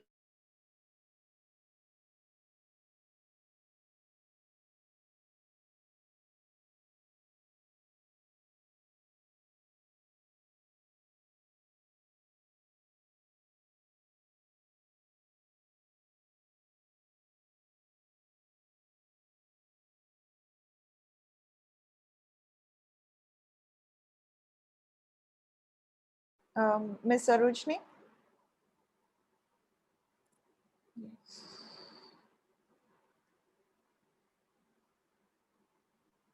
So we have come to the conclusion of Ms. Sarojini's presentation, and I guess she is facing some kind of network issue. So without any delay, we will move on to our next presenter. So next we are moving to our track 6, which we'll be discussing on air pollution. And our first presenter is Sushan Chauhan from Bangladesh Institute of Nuclear Agriculture from Bangladesh. And Mr. Sushan will be discussing about the air pollutants and its consequences on environment.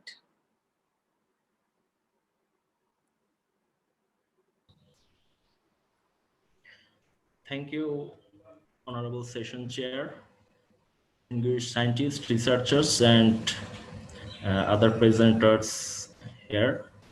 All of you, I express good evening and I welcome you to my presentation.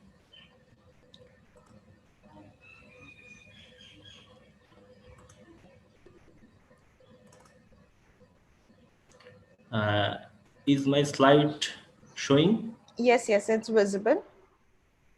Okay, thank you. So the title of my presentation, as mentioned, air pollutants. Excuse me, can you just put it on slide mode and begin? Okay, sorry. Yeah, no problem. Is yes, it thank you. Yeah. Okay.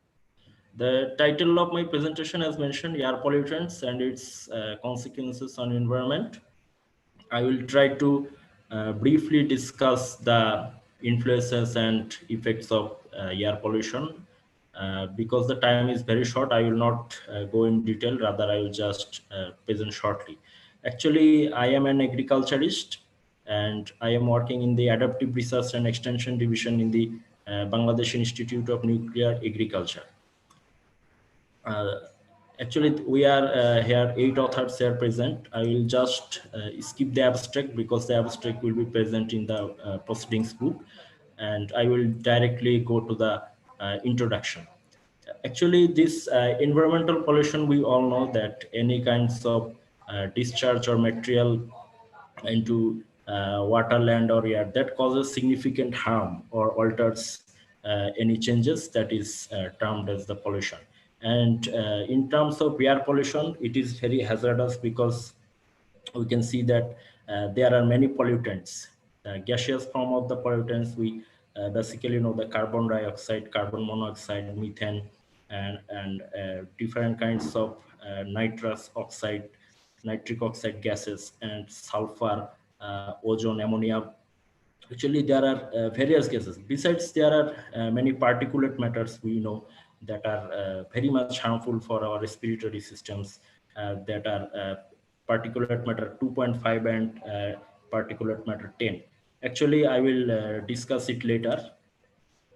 In know with that in the Southeast Asia, the pollution regarding the particulate matter is more because there are fine clay materials present, which are present in the dust, and their impact is vast, complex, and very much hard to quantify. The objective of this research was to find the main reasons of the air pollutions and to study the influences of air pollution on environment, health, and crop production.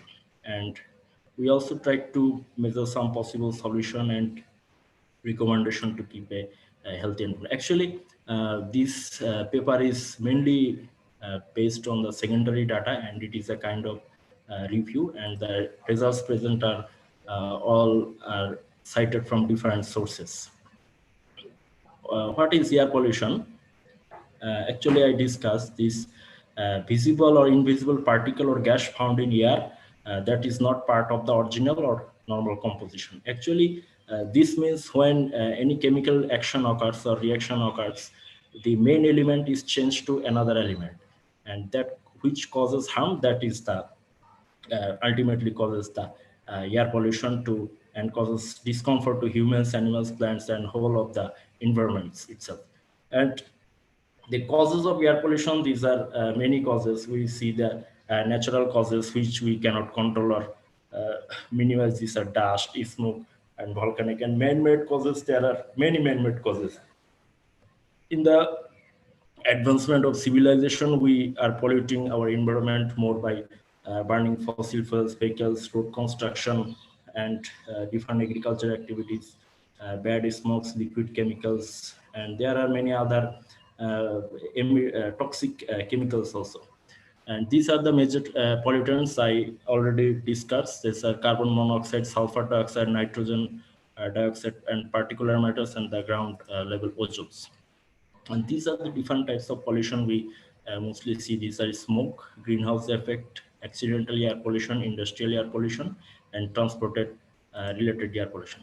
In this map, we are seeing that the northern part of our globe is mostly safe, and the air quality index is more suitable and favorable. But in the middle part, this in the Asia, we have some extremely polluted areas. And this is the scenario of the capital of Bangladesh, which is Dhaka city.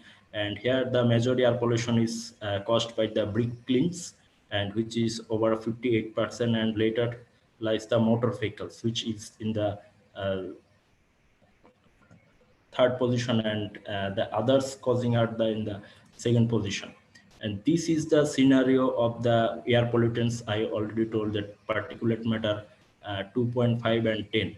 Actually, we can see that the pollution level or concentration does not remains steady in 24 hours, because from the graph it is shown that the sulfur dioxide is increased at 7, and it again declines in 15 hours. This is the scenario in the Dhaka city, and here the carbon monoxide and nitric oxide, nitrogen dioxide, and ozone levels are also reduced between the time of 11 and 18 hours. Actually, this mainly depends on the activity we are occurring due to less vehicle movement, industry, factory remains closed in the night hours. Thus, the pollution level is much reduced in this time. This is the scenario in the Gazipur city, and we can also observe some similar results.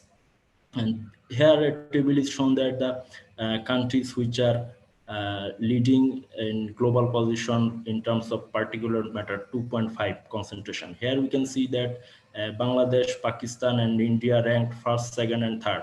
And it is significantly alarming that the concentration of PM 2.5 is 77.1 microgram per cubic meter. And in terms of the less polluting or less concentration of PM 2.5, we observed that Puerto Rico and New Caledonia, US Virgin Islands are just 3.7 microgram per cubic meter. Actually, this also depends on our population and our number of vehicles, industries, and workers present. As the Bangladesh, Pakistan, and India, these are very populous country, the pollution rate is much higher here.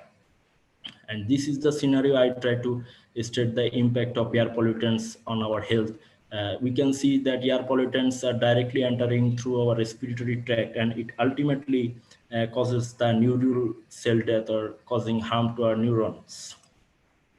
And this is the penetrability of the particle size. Here different particle sizes are extracted. We can see that the minimum particle size, that is 0.43 to 0.65 micrometer, enters the alveolar penetrability height. This is very much dangerous to our health. And these are the sizes of particulate matters. We can also see these different diameters of particulate matters are here is smoke, fly ash, cement dust. These are all causing our health issues. And now what is particulate matter 2.5? We stated that the particles that are diameter is less than 2.5 micrometer is called the particulate matter 2.5. We can see that it directly causes the cardiovascular disease, respiratory illness, and the premature mortality. And the particulate matter is important because the fossil fuel powered motor vehicles, power generation, industrial activity, agriculture, and biomass is burning is also causes the PM 2.5. The microscopic size of PM 2.5 allows us to enter these matters to enter directly into the bloodstream upon inhalation, and potentially causing far-reaching health effects of like asthma, lung cancer, and heart diseases, etc. The PM 2.5 exposure has also been associated with the low birth weight, increased acute respiratory infections, and stroke. Here I try to show the scenario that if I compare this thing as a human hair, and you can see the particulate matter 2.5, how much is small? It is much smaller than our hair. It is 60 micrometer our hair size, and it is just 2.5 micrometer. And this directly enters to our respiratory system. You can see this is the alveolar units. This is very much dangerous. And this is the air quality index level. Here shown that the good air quality level, which we call, this is the particulate matter lies between 0 to 12, and the highly hazardous is, which is more than 250 microgram per meter. And this is the health effects of air pollution. I tried to state that pollutants and the health effects. I will not go this in detail. And this is the causes or effects in the agriculture sector. We can see that air pollutants causes numerous effects in our agriculture and crop production sectors. This causes different physiological disorders or hampers, and causes numerous stresses in our crop plants. Here we can see that the response of ozone gas to yield of different. This is the figure A representing the rice. This is corn, and this is spring wheat, and this is the winter wheat. We can all see that with the increase of ozone concentration, the yield is decreasing. The percent yield is decreasing. And this is the, I tried to discuss that the C3 and C4. We know that when we have climate change, there is increase in the concentration of the carbons, and the concentration of the carbons, there are certain plants that are C4 plants, that is carbon cycle 4 carbon cycle plants that have better utilization of carbon to maximize yield and growth. And this is the main reason, because this is the Kranz anatomy present in the C4 plants. But in the C3 plants, they cannot occur because the Kranz anatomy is absent here, because due to this anatomy in their vascular bundle, it can directly photosynthesize in their this vascular bundle position. And this is I tried to show. And recommendation here to minimize some of the air pollution, we stated that to improve public transportation in the large cities and using public transports instead of private, timely road maintenance, and stopping deforestation. Actually, afforestation will give us clean air, and we have to improve the cooking stoves in the rural areas, air pollution mitigation plan and policy planning, import the control for quality of local throughout the country, primarily brick and power industries, and the regular inspection of maintenance and technology specification of existing steel mills, cement glass factories. So we have to install the refinery plants, maintaining the emissions and standards of all the new plants. This is the another some recommendation I tried to state, utilizing the alternate construction material over the country, especially in large cities, strengthening vehicle inspection and banning the vehicles which are more than 20 years old, establishing and using waste treatment plant. I stated this, using green technology, understanding the concept of reduce, reuse, recycle, emphasis on clean energy resources, practicing the habit of walking instead of riding bicycle, using hybrid vehicles and hydrogen fuel cells, switching off lights, fans, AC when leaving the room, and encouraging research works on environment pollution prevention, enforcement of existing law regarding environment pollution, creating public awareness on air pollution through mass media. Actually, the conclusion we said that severe air pollution is very much threatening to public health in the main cities of Bangladesh due to excessive dust in Dhaka's air. People are falling victim to different complex diseases, including tuberculosis, asthma, respiratory complications, including bronchitis and other skin diseases. The only way to enhance the accountability of public and institution is Bangladesh government should immediately translate this national environmental policy, transport policy into action to benefit the people of this country. Otherwise, we will be falling to suffer. So this is all from my presentation. And if there is any question, I will be happy to answer. And yes, thank you so much, Mr. Sushant Chauhan. And participants, if you have any questions, please do write down in the chat box. With this, we are moving on to our next presenter. Next, I would like to welcome Mr. Rajesh Bajpai from CSIR, National Botanical Research Institute from India, who will be discussing on assessing air pollution and climate change by utilizing lichens as a tool.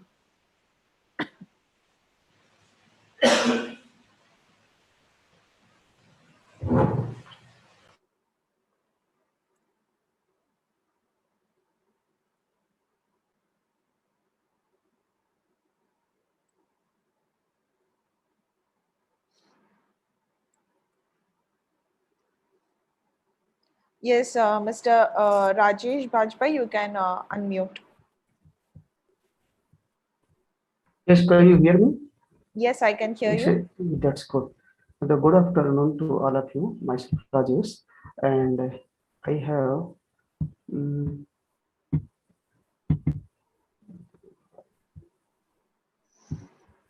my presentation. Just I'm sharing our slides, huh? Yes, yes. Okay.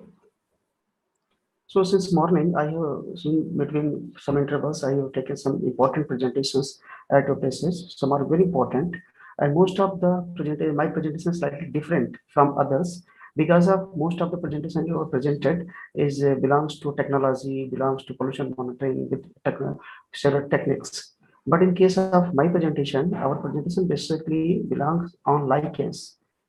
You hear me? Yes, yes. Yes, that's good. My presentation basically belongs to lichens. Lichens is a plant, basically not is a plant, it is symbiotic organism. Symbiotic organism in the sense of it's made up of algae and fungi, basically, and found worldwide distribution. These are the most of the environmental students known that these are the best indicator of environmental changes. Where the pollution is higher, then the pollution load is higher, then lichens to going to disappear. Okay. Okay, good luck for your presentation. That's interesting to know. So, okay, thank you. So these are the lichens. Lichens is made up of different organisms, as I told you, that fungus and algae. The fungus simply made a body of a thallus. It's situated in alga embedded in this fungus, and both are mutualistic symbiotic. That is, fungus provides shelter for alga, and alga provide food to the fungus in the presence of sunlight through photosynthesis. This is the symbiotic friendship between two organisms, and their plant body is called as thallus, not a plant, because it is a thallus structure. It is a cryptogams, not a phenogams. You see, here is a alga and fungus. About 90% of the lichen body is made up of fungi, and 10% only is alga. Alga provide food for the fungi, and fungi provide the shelter and water for the alga. So this is a composed body of lichens. In different languages, lichens are well known. Different languages, local name. So now going this Hindi name that is made up of Shaiwal and Kavak, it is called Shaik. So what is peculiarity? It is well known that if you compare the higher plants, there is no root system found in the lichens. No waste. But it is spongy nature. It's a slow growing. Most of the lichens are slow growing. There is no shading part like other plants. There's a worldwide distribution. Same species growing in the Antarctica, same species growing in the Himalayas, Indian Himalayas. So we can compare their environmental conditions from Antarctica to Himalayas. So no execute, they're directly attached to the environment. So all the trapped environmental pollutants directly deposited on the spongy nature of this thallus. So you clearly see the different pictures of lichens found worldwide in different substratum. Like is growing in all type of substratum. It's growing on bark of tree. It's growing on rock. It's growing on monuments. It's growing on soil. It's growing on leaf. In some time, growing on abundant crops, etc. In throughout the world, from Himalayas to Antarctica, from cold desert to hot desert like Rajasthan, and from high alpine to lower alpine. This lichen is growing on monuments. One. So it is a history of lichen monitoring. I'm not going to detail here. So what the method? Actually, our is given to what is the method applied for easy cost to develop monitoring purposes for passive purposes of environmental pollution and climate change. We have categorized, and most of the experiment, most of the methods are basically implemented by me, myself, and our colleague. So these are the tested methods we can positively use for pollution monitoring. These are the passive monitoring, these are active monitoring.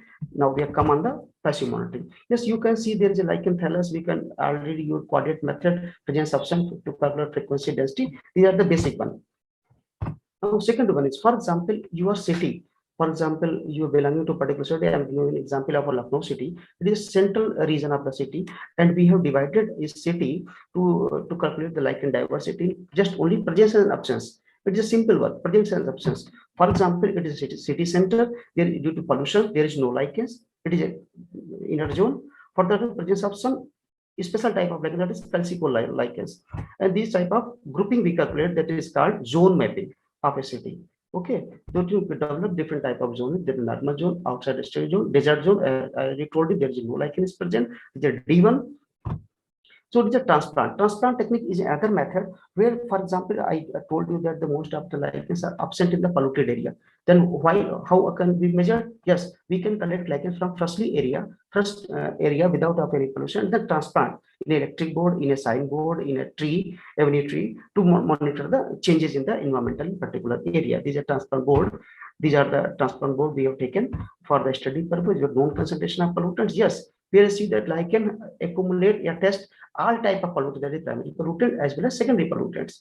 So these industrial pollutants are lichen analyze all type of pollutants in the world. There's a pH, that is persistent organic pollutants, also analyzed by the lichens. This work already we have published in different journals.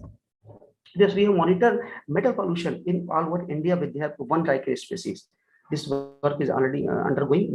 Within one year, we can publish this one. So we can develop India map pollution load, total metals and different toxic pollutants in Indian scenario. Now, this is the uptake and accumulation behavior because of West Bengal, Maharashtra, Madhya Pradesh. These are the point sources. Behavior of lichen we have tested. Though we have published already work in this journals, you can search easily. Now we can predict with the help of lichens our city, our district, our state, where they have high polluted, moderate polluted, and low polluted, that is control area. We can easily categorize without the presence and absence and analyze the tissue of lichens for the analysis of inorganic and organic pollutants with the help of AAS as well as ICP-MS. Okay, we can categorize this easy low cost technique. We have analyzed the area about the NTPC, there is a thermal power plant, where the coal is the major pollutant source, fly ash is the pollutant source. They have 4 north, east, west, south. We have categorized the concentration of pollutants. We already published. Now another is the in Himalayas area, we have taken the lichenous pollutants and predicted the analysis area with the help of lichens and their proprickling methods. Now we have identified several biomarkers to study the pollutants of lichens. Now metal versus physiological changes, we already told you. Now come out the pollution. Somebody told me that you collected lichens from particular area and deposited in the herbarium. Then what is the use in future? Yes, we can see most of the lichens are deposited in the herbaria, maybe a good source of it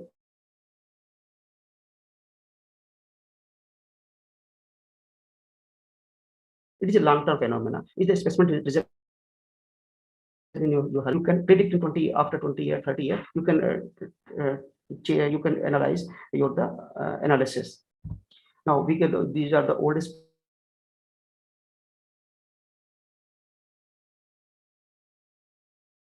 six and 2014 indicator communities. Like indicator communities, we have used for the analysis of pollutants. We have the published in Nature Scientific Report. This publication.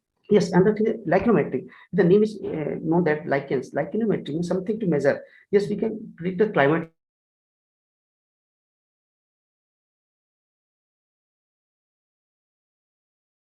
help of lights. How it is possible? We can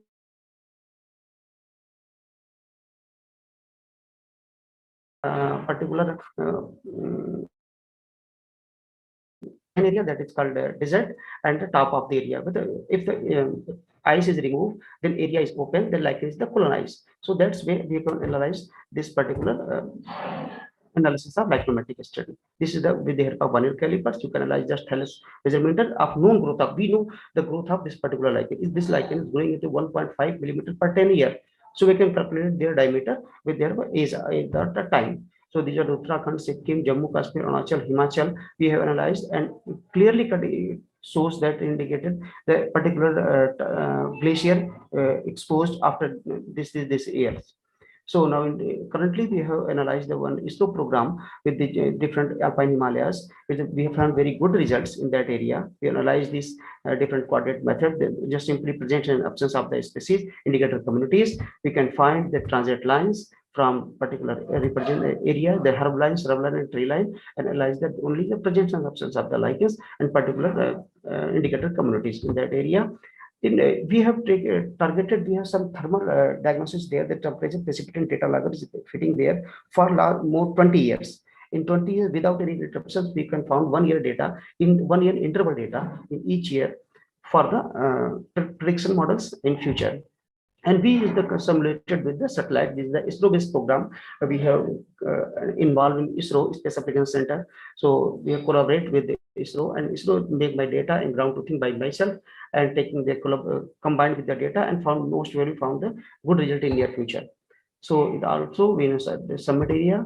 Now we have analyzed the models. We have developed this model. I have already published this model, very useful for indicating the changes in that area, particular climate as well as their environmental changes in that area. These are the futuristic observations. We can take the functional traits, organic pollutants, meteorological data. Some of these are the methods we can predict the in future areas too. Now, thank you very much. Any questions, you can make chat box. I'm happy to share our views to you. Thank you very much. Thank you so much, sir, for your presentation. Thank you. And it was a new and interesting topic on lichens. So thank you so much. And participants, if you have any questions, please write down in the chat box. So moving on to our next presenter. Next, I would like to welcome Nikita, who was unable to present earlier. Nikita Narang.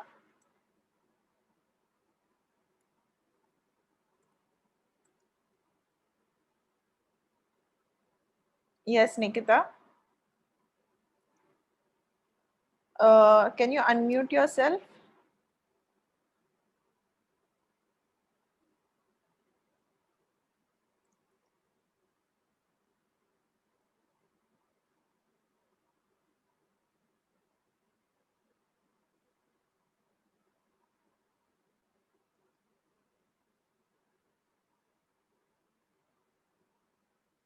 Nikita, you can unmute now. Good afternoon to all of you. First of all, I would like to apologize for the inconvenience caused due to network issues. Now, starting again, myself Nitika Narang, and I'm a research scholar working under the guidance of Dr. Sangeeta Madan in Gurukul Kangri, which Gurukul Kangri deemed to be university.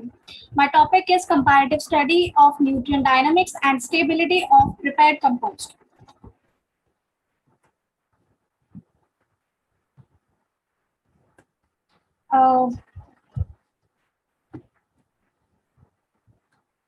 Okay, can I verbally represent? Okay, Nikita, that's fine. 18% of India's GDP accounts from agriculture sector and provides 50% of employment to the workforce. Not only this, India has emerged as second largest producer of vegetables and fruits. But the major issue that arises with this attribute is the surplus agriculture waste. Each and every step of agriculture, from production, processing, and consumption, generates a large amount of waste. This waste generally includes animal waste, food processing waste, hazardous waste, which includes pesticides, herbicides, insecticides, and crop residues. Alone in India, 550 million tons of agro waste is generated, and accordingly, 90 to 140 million tons of waste is burned, causing a hike in many harmful gases, including CO2, CO, SOx, NOx, methane, ammonia, particulate matter, etc. According to IARI, Indian Agriculture Research Institute, in 2008, burning of crop residue released 149.29 million tons of CO2, 9 million tons of CO, 0.25 million tons of SOx, and 1.28 million tons of particulate matter.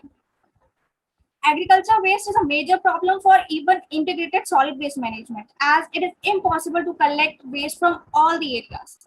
So the next question is how to utilize this kind of waste. There are many options we have. We have the utilization into textile industry, cloth making, paper industry, paper and pulp industry, and preparing ethanol, biogas preparation, and biochar production, and composting. Now, what is composting? Composting is an aerobic biological decomposition of organic matter into a stable humus-like product called compost.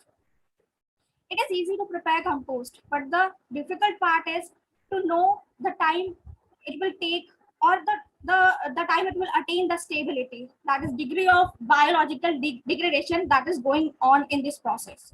Because why it is necessary to know that? Because adequate compost will release nutrients into the soil and excel the growth of plants. But if immature compost is added to the crops or plants, it will cause a damaging effect to the plants. The plant will lose their growth, or many such things can happen. Talking about my research, the objective was to identify the nutrient dynamics and the stability of compost using germination index, because it is important that the prepared compost is utilizable, because we want it to be utilized, and we can move towards more stable, sustainable agriculture, organic farming, the terms which are being used in even in this presentation. So I prepared 2 piles with the ratio of 5:2:1 of sawdust, cow dung, and fruit pile, while the other pile was of rice husk, cow dung, and fruit pile. The piles were prepared in departmental laboratory, and the further analysis was also done into in the departmental laboratory itself. Before preparing the pile, the substrates were analyzed, and the substrate showed results like the pH, moisture content, and organic matter. They were similar in both the substrate. The moisture content for rice husk and sawdust was 3.5 and 2, while pH was 6.3 and 6.5. The organic nitrogen was 2.8% for both the substrate, but the organic matter was higher in rice husk, it was 61.28%, and sawdust it was 49.28%. The CN ratio also varied. It was higher in rice husk 26.96%, 96, and sawdust it was 102. After analyzing the substrate, the compost piles were prepared, and regular monitoring on temperature was done. Moisture content was maintained, and later, when the pile gave earthy smell, changed its color to dark brown, the samples were collected of the prepared piles of the prepared compost and air dried for the further analysis. The analysis was done according to the standard methods prescribed. After the compost was prepared, the physicochemical parameters of compost showed the following results. The moisture content now was 53.4 and 57.65 for rice husk. The pH was slightly neutral, that is 7.8 and 7.6 in both the compost. The organic matter, which was higher in the content of substrate, reduced, and it reduced from in rice husk from 61.28% to 26.10%. For sawdust, it reduced from 49.28% to 16.21%. This reduction also showed me that the compost has attained its stability. Next, the organic net nitrogen in both the compost increased, 0.65 in sawdust and 0.77 in rice husk. The CN ratio again showed a reduction, which was 126.96 in rice husk and was reduced to 18, and for sawdust it was 102 and reduced to 16 in sawdust. After analyzing all the physicochemical parameters, the growth parameters were done so as the stability of compost could be analyzed.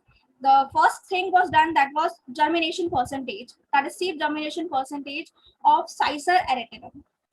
In both the compost, the percentage was 100 percentile as compared to control, which was 86%.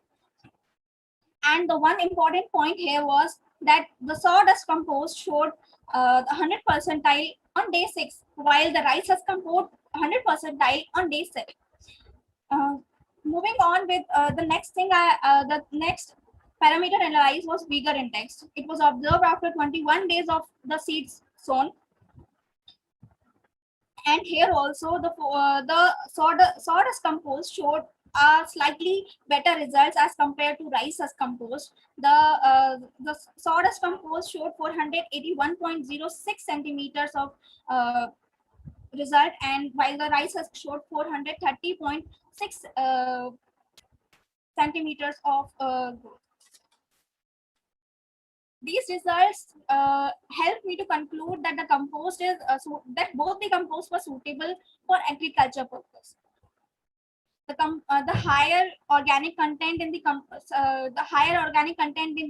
substrate were reduced. The nitrogen which was reduced, which was less in the substrate was increased, and the germination percentage. These all parameters helped me to conclude or summarize my study, which showed which said that the compost can be used in agriculture purpose, for home gardening, for horticulture. We can use this compost, and also this compost utilization is an answer to many issues like sustainable development and sustainable agriculture and organic farming, and waste utilization plus reduction from the source, and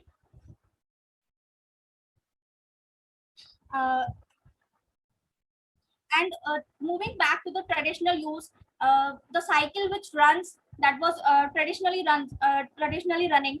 The presenter, one of our keynote speakers said home gardening and would help to reduce CO2, including home gardening. If home composting is done, this will be helpful to utilize the waste itself in every home, and the organic waste that is reaching dumping yards or the landfills, that will not reach that will not end up reaching the landfills, and this will help to minimize the structural changes that that sustainable development wants to attain. We want to attain using sustainable development. This is the study I wanted to present in front of you. I'm sorry, my presentation is still not moving. Shinika, that was an amazing presentation, even though we were not able to see your slides, but you gave us an amazing verbal presentation on and explained it very clearly on what you have done. So thank you so much for joining us. And before we move on to our last track, maybe we can click a picture for the day. I understand many of them have left for the day. And if participants would not mind sharing their enabling their camera and keeping their virtual background or click a picture, just let us know. We can click a group picture.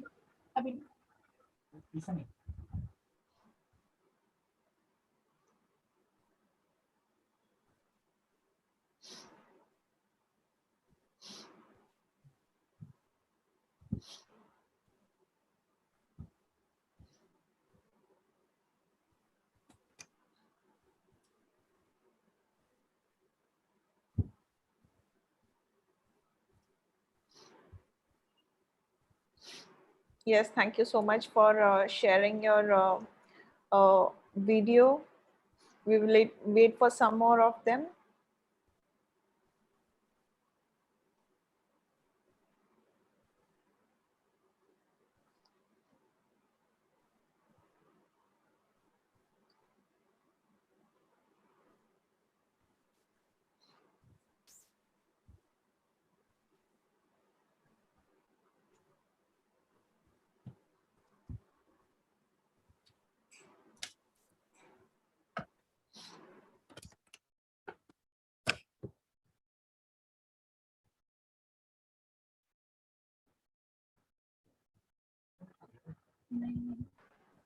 Okay, just a moment.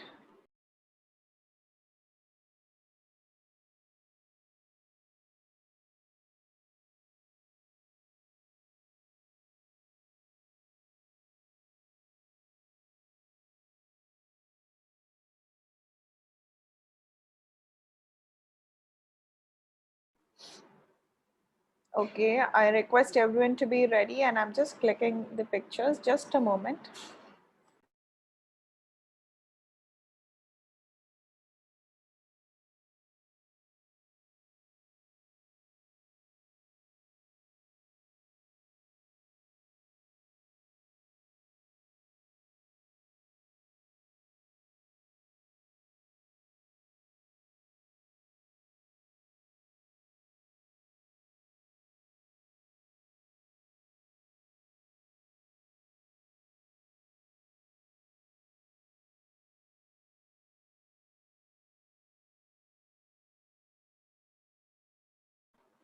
Okay, thank you so much. And maybe we'll click tomorrow again the pictures with some of them who has left us today.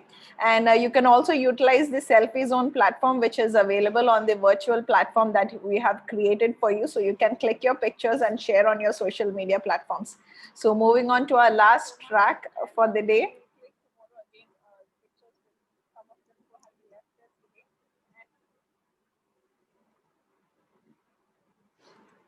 So our last track for the day is about air pollution, and I would like to welcome,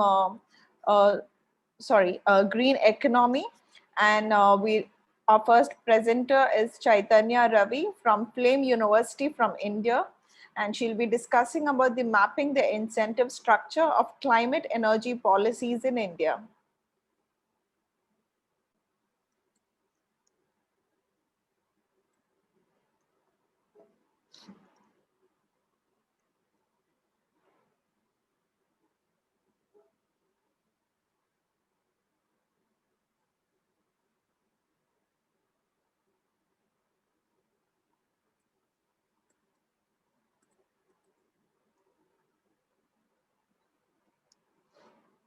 Okay, I understand Chaitanya is unable to join us.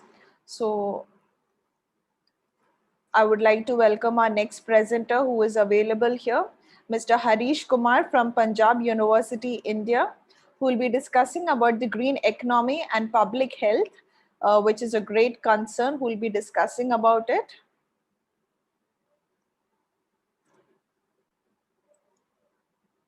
Harish Kumar, you can unmute yourself now. Yes, ma'am. Yes, yes. Yeah, good afternoon to the Honorable Chairperson and all of the young researcher and dignitaries. Thanks to ISERS for giving me a great opportunity to present my paper in a esteemed second international conference on climate change. So I am sharing my screen. PPT. Just 1 minute.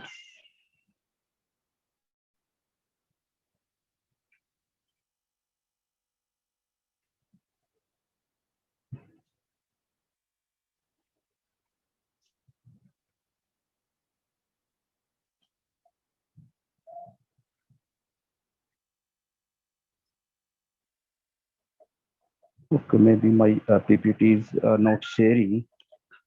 So I am verbally discussing my topic. The topic of my discussion is green economy and public health in colonial Punjab from 1849 to 1947, a great concern. Actually, I am discussing about the introduction. My research paper belongs to the colonial Punjab from 1849 to 1947. Basically, in the Vedic age, Punjab was named as a sub.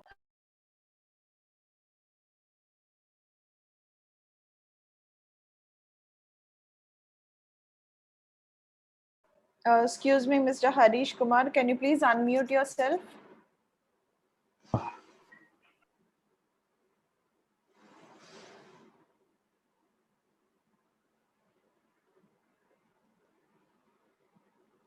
Yes, ma'am. Yes, yes. Now we can hear you. Continue. Okay, Sorry to interrupt. Thank you. Actually, my PPT is not sharing, so I am discussing orally. Okay, okay. So, yeah. Actually, my topic of discussion is green economy and public health in colonial Punjab. Introduction. My research paper belongs to the colonial Punjab from 1849 to 1947. Basically, in Vedic age, Punjab was named as a Sapt Sindhu Pradesh, the Vedic land of 7 rivers. The Sanskrit name of this area, which was mentioned in Ramayana and Mahabharata, for example, was Panchnanda, which means the land of 5 rivers. And in Persian, the name of Punjab is compound of 2 Persian words. One is Panj and the other is Ab. The Panj means the 5 and Ab means the water. So the basically my area of discussion is the green economy is directly related to the public health, sanitation and water works.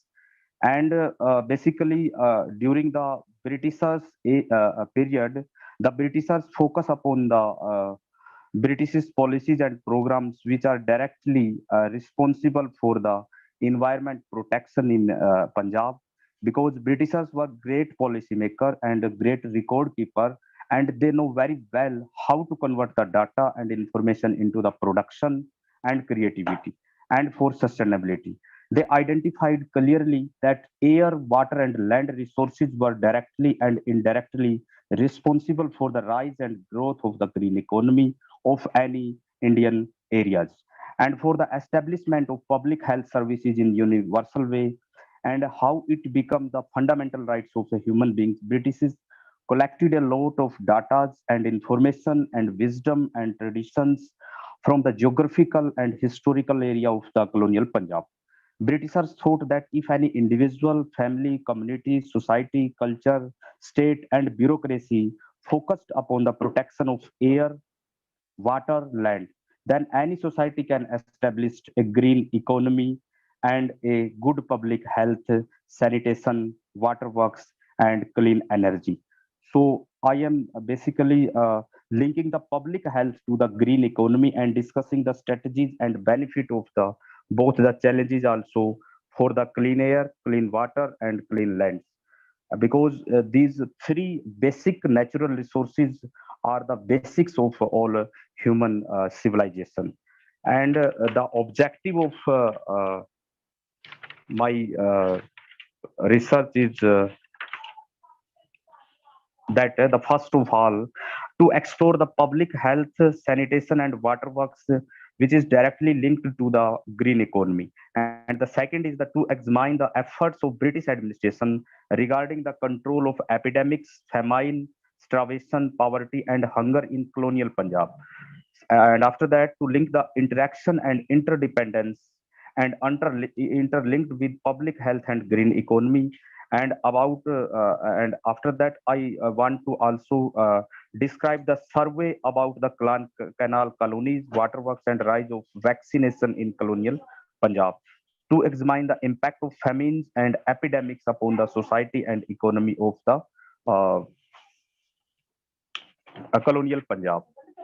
Actually, I used basically the secondary sources in my review of literature, like the first book I have taken, The Sustainable Business Strategy by Dr. Thomas B. Long.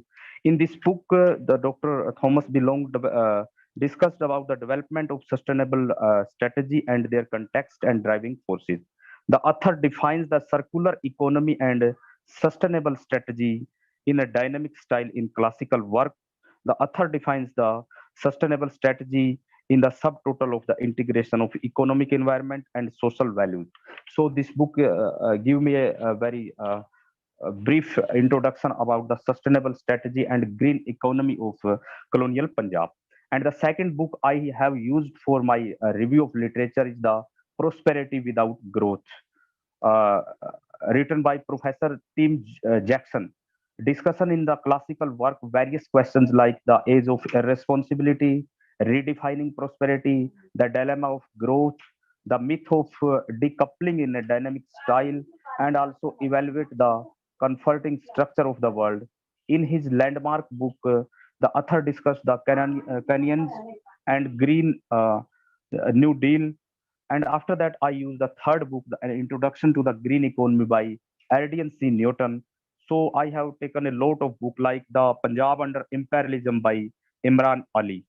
So I use a lot of secondary research, and about after that I use some primary resources also about the Firozpur division, in which I visited a different municipal corporation for collecting the data about the public health, waterworks, and sanitation. Because this topic directly linked to my PhD research work, the primary data is gathered from the personal interview questionnaires etc.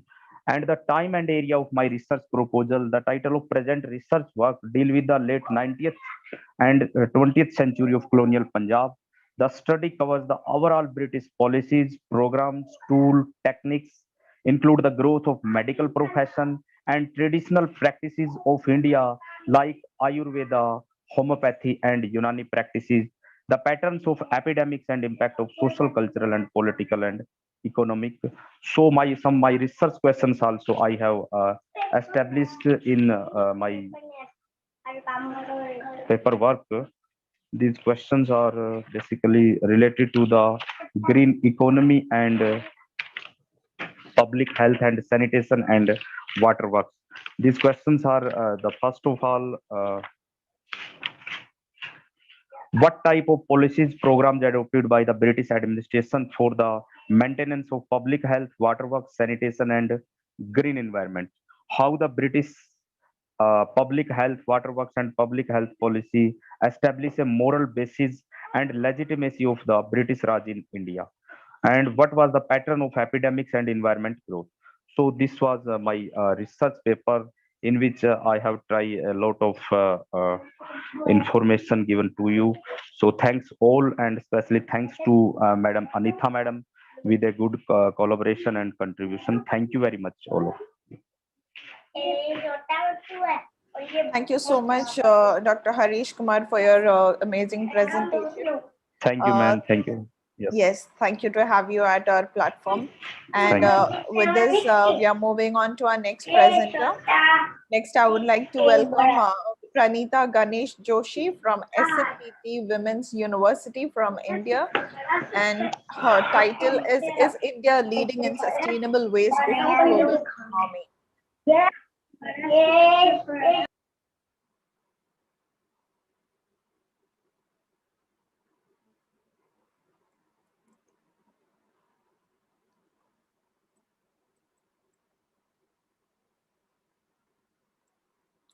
Yes, Ms. Pranita, you can unmute yourself now.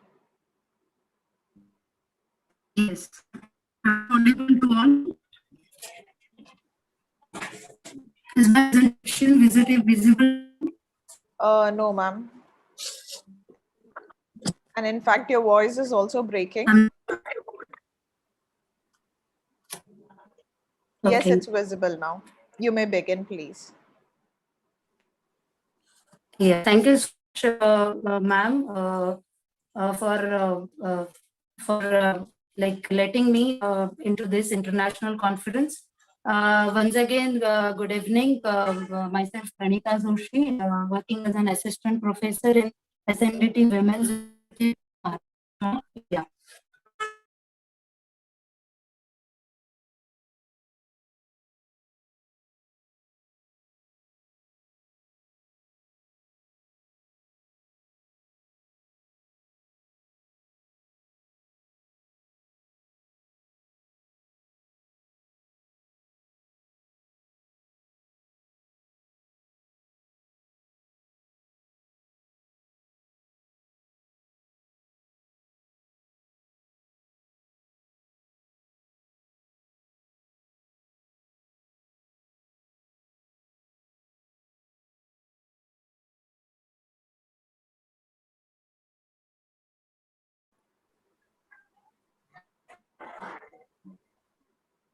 Yes, Ms. Pranita, can you hear me?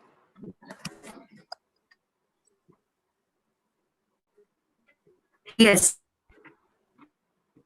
Yes, you may continue, please. Shall I start?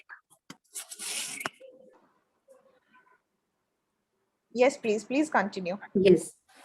So today we can see that there are myriads of hazards are happening to the earth in the name of acidification and melting of glaciers, and these are all occurring due to rising temperature, increment in the carbon emission in an air.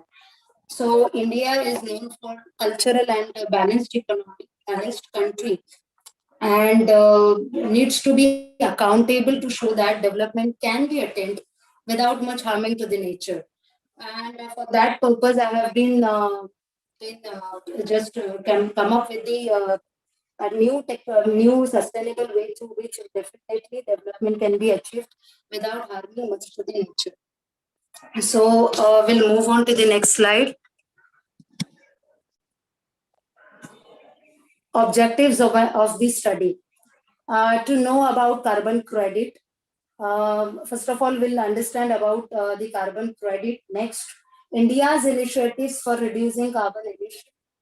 Then next is analyze the position of India to know the position of India with superpowers.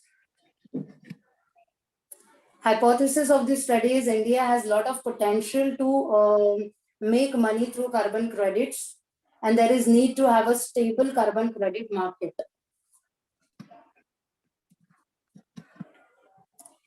Now, through this particular graph, I would definitely like to say that India's carbon emission is increasing from 2000. I've been taken data from 2015 to 2019, and definitely it is increasing the rate of carbon emission. But in 2015, India's carbon emission was about 1.75 metric tons. And in 2019, it was about 1.9 metric tons. Though the rate is increasing, but the rate is is at very creeping pace, is very gradual. So that we can see the percentage change of the carbon emission right from 2015 to 19 is just of about 8.57%. Now, volume-wise, as I've already been said, it was in 2015 1.75 metric tons, and in 2019 1.9 metric tons. And in addition to this, due to pandemic situation, because of slowdown in every sector, carbon emission must have been reduced a lot. Now we'll move on to the next slide. I have been shown the comparison of India with two countries. One is emerging economies such as China, and another one is the superpower, okay, USA. From the source of million of concerned scientists, what they have been said that the India's carbon emission through fuel combustion is standing third next to the China and USA. China's emission is about 10 point something gigawatt, and US's emission, carbon emission is about is next to China, and which is half of the China's position, half of the China's carbon emission. And India's carbon emission is about 2.51 gigatons. So, though India stands third in the world due to carbon emission from fuel combustion, still we can say that the per capita emission is very less in India. Now, next one is graph 3. India is trying to proliferate the rate of carbon sequestration. India is trying to augment the carbon sink by increasing the forest cover. Now, through this source, IFSR source, such as Indian Forest Survey Report, which is a biannual publication after every 2 years, always it tries to give the forest cover of the country, forest and tree cover of the country. Again, right from 2015 to 19, this rate is increasing, forest cover and tree cover is increasing. And now in 2019, we can see that India's forest cover is of about 21.67% of its total geographical area, and trying to just augment it up to 33% of the forest cover of its total geographical area till 2030. So India has been committed to the Paris Accord, and according to this commitment, the India is trying to augment her forest cover till 2030 up to 33% of its total geographical area. Next, India is trying to come with to mitigate carbon emission. As I have already been said, to bring 33% of its geographical area under forest cover to 2030. Next is India is trying to bring the forest and tree cover to the extent of 5 million hectares, and trying to improve the quality of forest cover under the Green India mission. Another one is to achieve 40% of the power generation through non-fossil fuel by 2030 with the help of state-of-the-art and the funds such as Green Climate Fund. Okay, the other one is to create an additional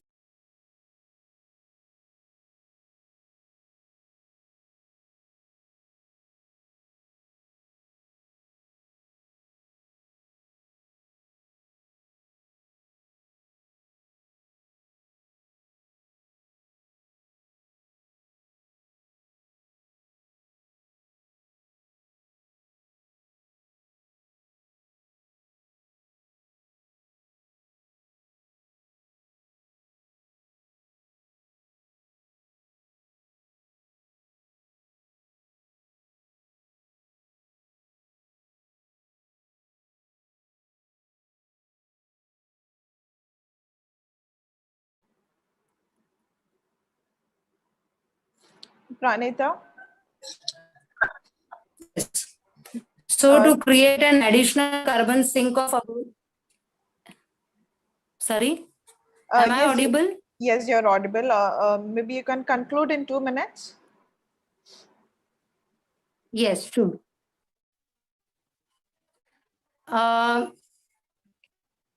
These are the important projects which are trying to sell the saved carbon in saved carbon credits by reducing the carbon emission. Now conclusion is, but before conclusion, I would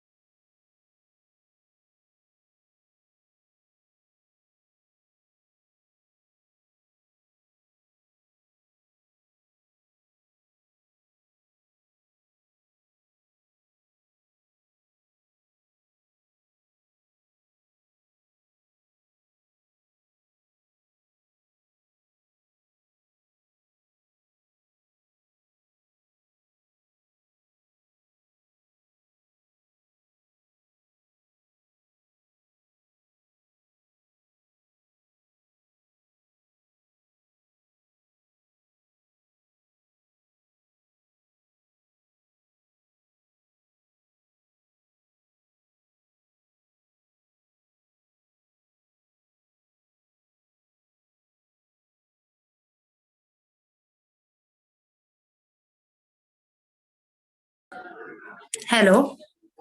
Yes, So yes. conclusion is, see, there are two ways through which carbon emission can be reduced by the countries.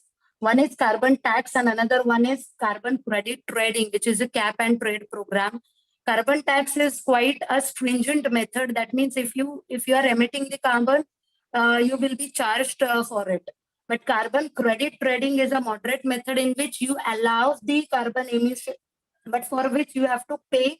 You have to simply buy the carbon credits, so that those who are selling these carbon credits, they will be those who are having surplus amount of carbon credits, they will be again incentivized to bring innovations for the green projects, and more and simply behavioral change can be brought in an industrialist, so that to curb down their carbon emissions through different state of the art, through different innovations.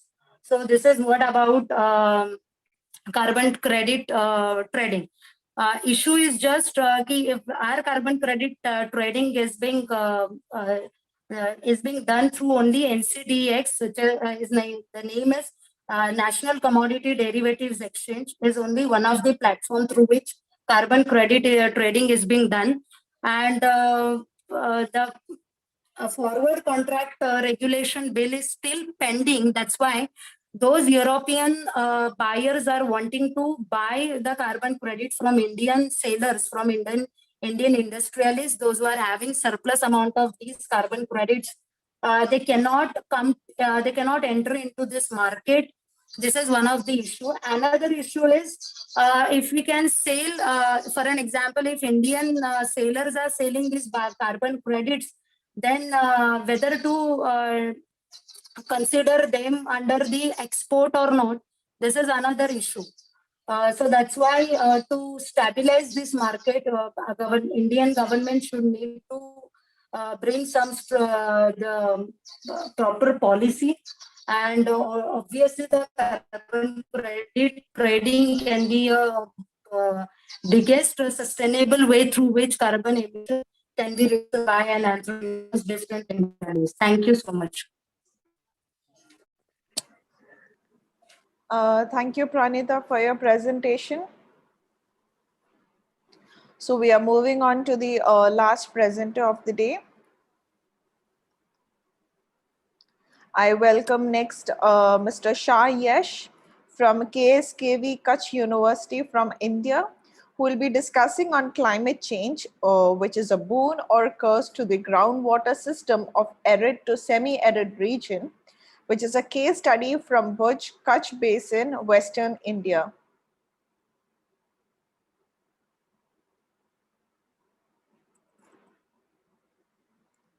Mr. Shah, you can unmute yourself now. Yes, ma'am, I'm unmuted and I'm just sharing my screen now. Sure, sure.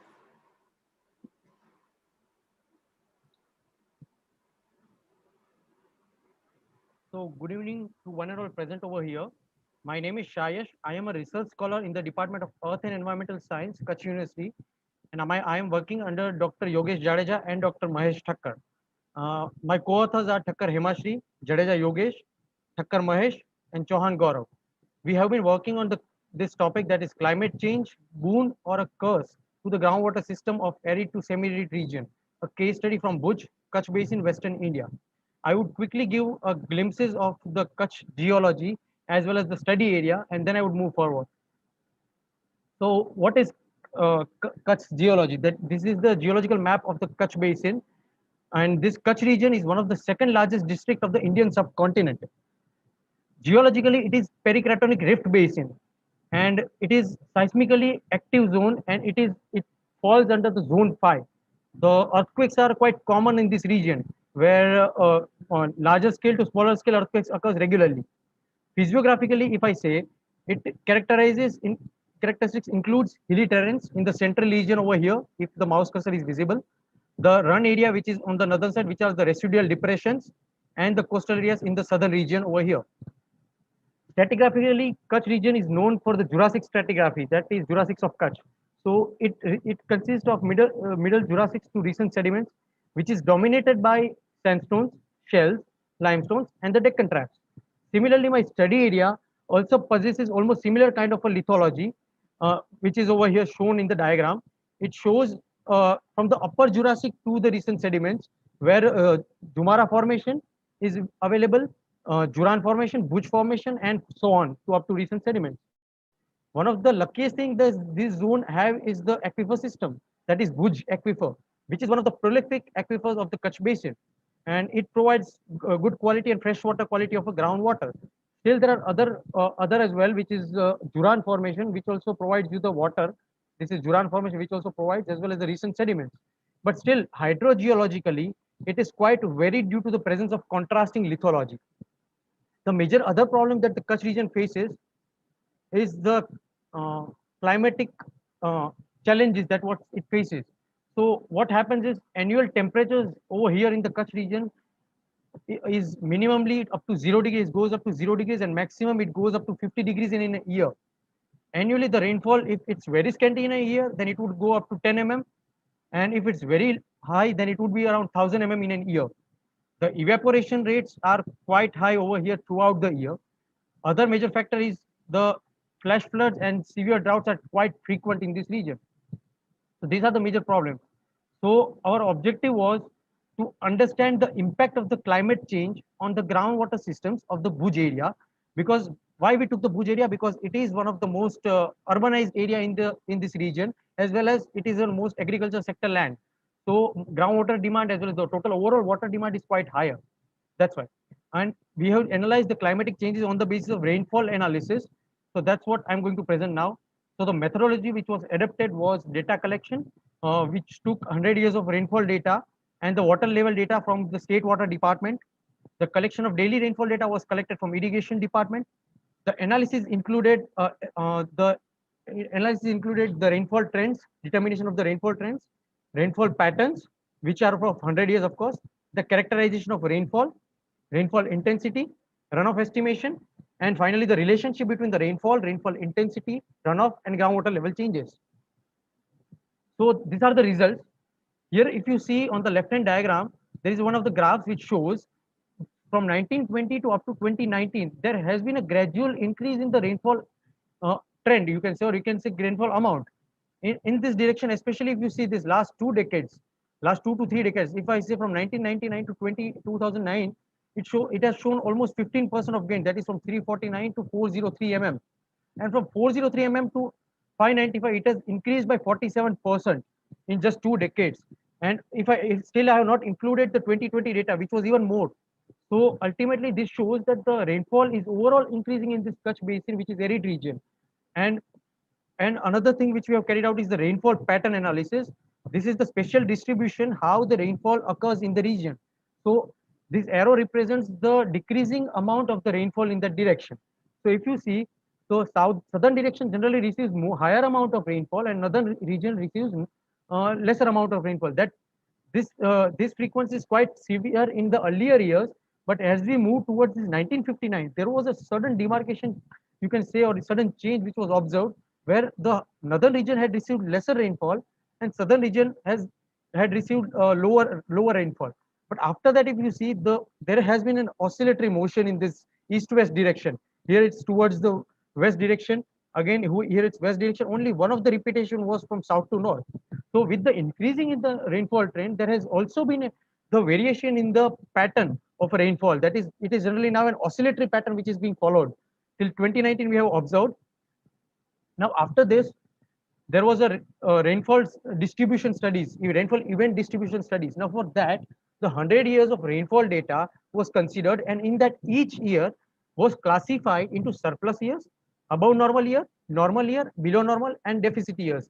If the rainfall is quite higher, then that year would be considered in the surplus year. So that wise, it was classified into each decade. So for example, 1920 to 1929, there was only 1 year of surplus year. Then there was 0, 0, 0. Then again, there is 3, 2, 2. So ultimately, this way, each and every classification was carried out. And if you see, the surplus year trends tends to suggest that in the last 2 or 3 decades, it is continuously going upwards. As I said, 2020 data is not included over here. And above normal trend is continuously, slowly and gradually it is declining. Normal rainfall events are decreasing over here. Below normal also are decreasing.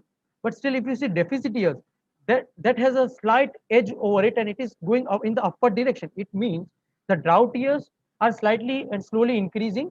The heavy rainfall events are increasing quite severely and quite further very fast. So this is what it is studied. So now what kind of behavior it shows? If there is a heavy rainfall event, what kind of intensity this heavy rainfall years gives? So for that, we had classified intensity on the basis of we took one of the surplus years, one of the normal rainfall year, and one of the deficit year to understand the behavior of the intensity in that condition. So we had taken 2010, we had taken 2016, which was a normal rainfall year. We had taken deficit year or a drought year, and 2010 was a heavy rainfall year. And we took a Rudramata catchment, which is one of the largest catchment in the Kutch district as well as it is present in the Bhuj area. So for that, we took daily rainfall data from the irrigation department, and that was classified into each categories, that is in high intensity, low intensity, or moderate intensity. So if you see, this is in the form of percentages. So 54.77% during the heavy rainfall year, it was contributed by heavy rainfall. So intensity was quite high, and that too occurred in just 6 days of time. While moderate rainfall, which is 39%, almost 39% to 12 days during the heavy rainfall event.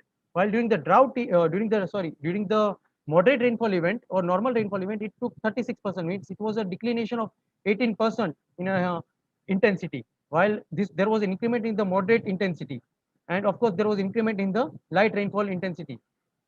During the drought years, the moderate and light intensity is generally dominant one.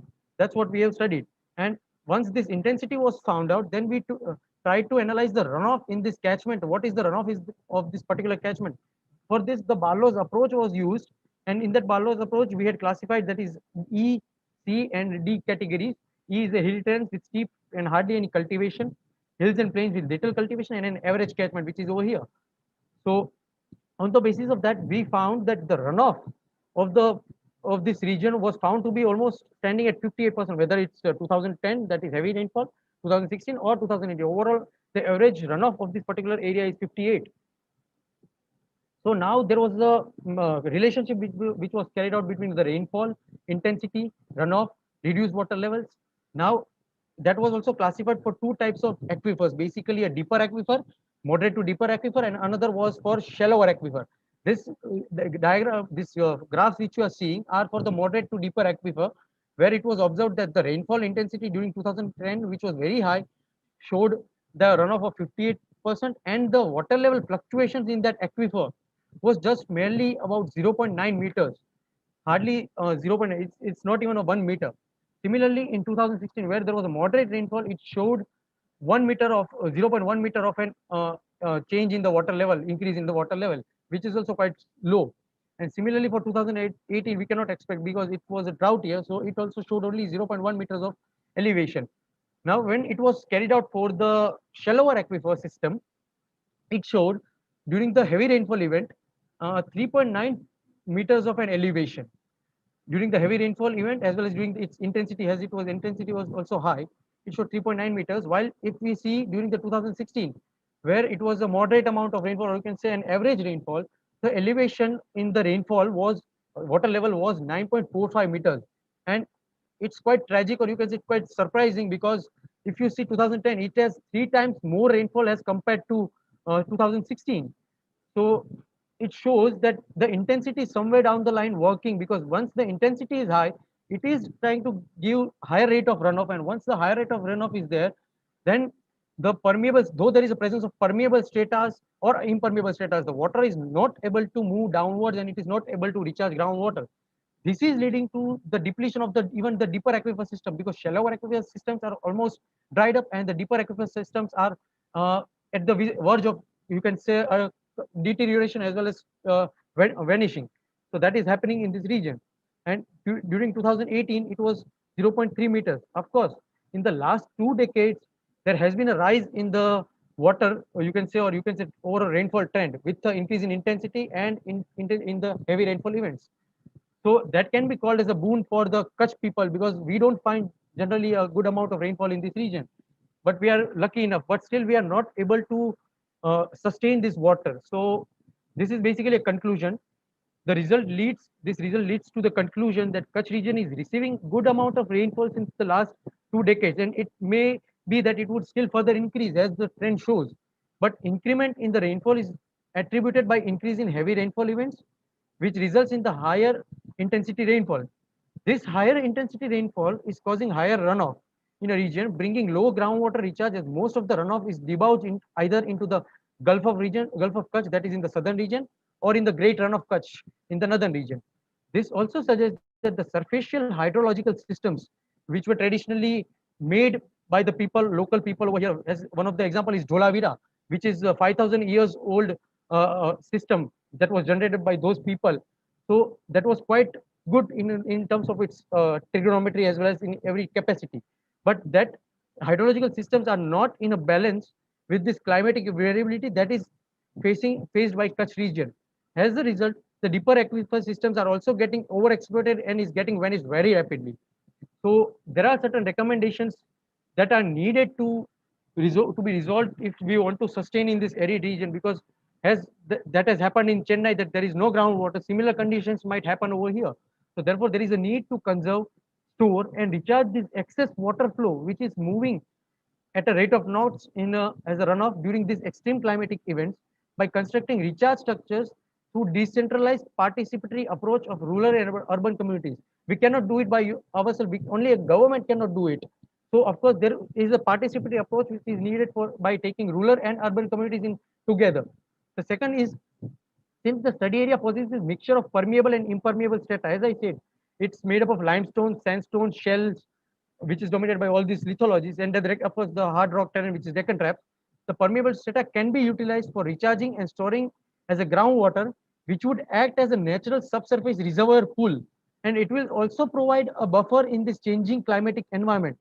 It will also prevent the water from getting evaporated, because in the Kutch region, one of the studies that showed that 21% of the reservoir, or you can say, is lost through evaporation. So of course, if it is placed into the subsurface, the evaporation rate can be conserved. And other thing what we can do is the non-permeable strata, which we say generally is not suitable or not utilizable. It can be utilized for storing the surface water as a surface water storages, which can be utilized again for groundwater recharge, because the water won't be percolating down. It can be utilized for recharging as well as it can be utilized for daily utilization. So what would happen basically, it would provide a buffer to the groundwater depletion, and it won't allow the water directly in the just after the monsoon season to be utilized. Generally, here the tendency of the people is to use the water though after the rainfall conditions. If there is heavy rainfall, still they would use groundwater. So these are the solutions what we have recommended, and this is being carried out. Thank you so much. And first of all, I would also like to thank this second national conference as well as the staff members who have given me the opportunity on behalf of the authors, myself and the co-authors. Thank you so much. Thank you so much, Mr. Shah Yash, for your amazing presentation. So with this, we come to the end of day one of the second international conference on climate change. I'm really happy and thankful to all our presenters who have come across the globe and given your expertise. It was really amazing to go through each one of your presentations. Thank you so much who have joined us here, and some of us have left us already. So see you all tomorrow again for day two. So before that, I would like to let you know that I have shared the feedback form link in the chat box, and you can also log in from the virtual platform and avail your feedback links as well as the selfie zone or any kind of information that you want to download. Okay. So do let us know if you have any questions or any kind of difficulty that you're facing during the conference, so that we can improvise it or help you out tomorrow. So see you all tomorrow. Have a nice day.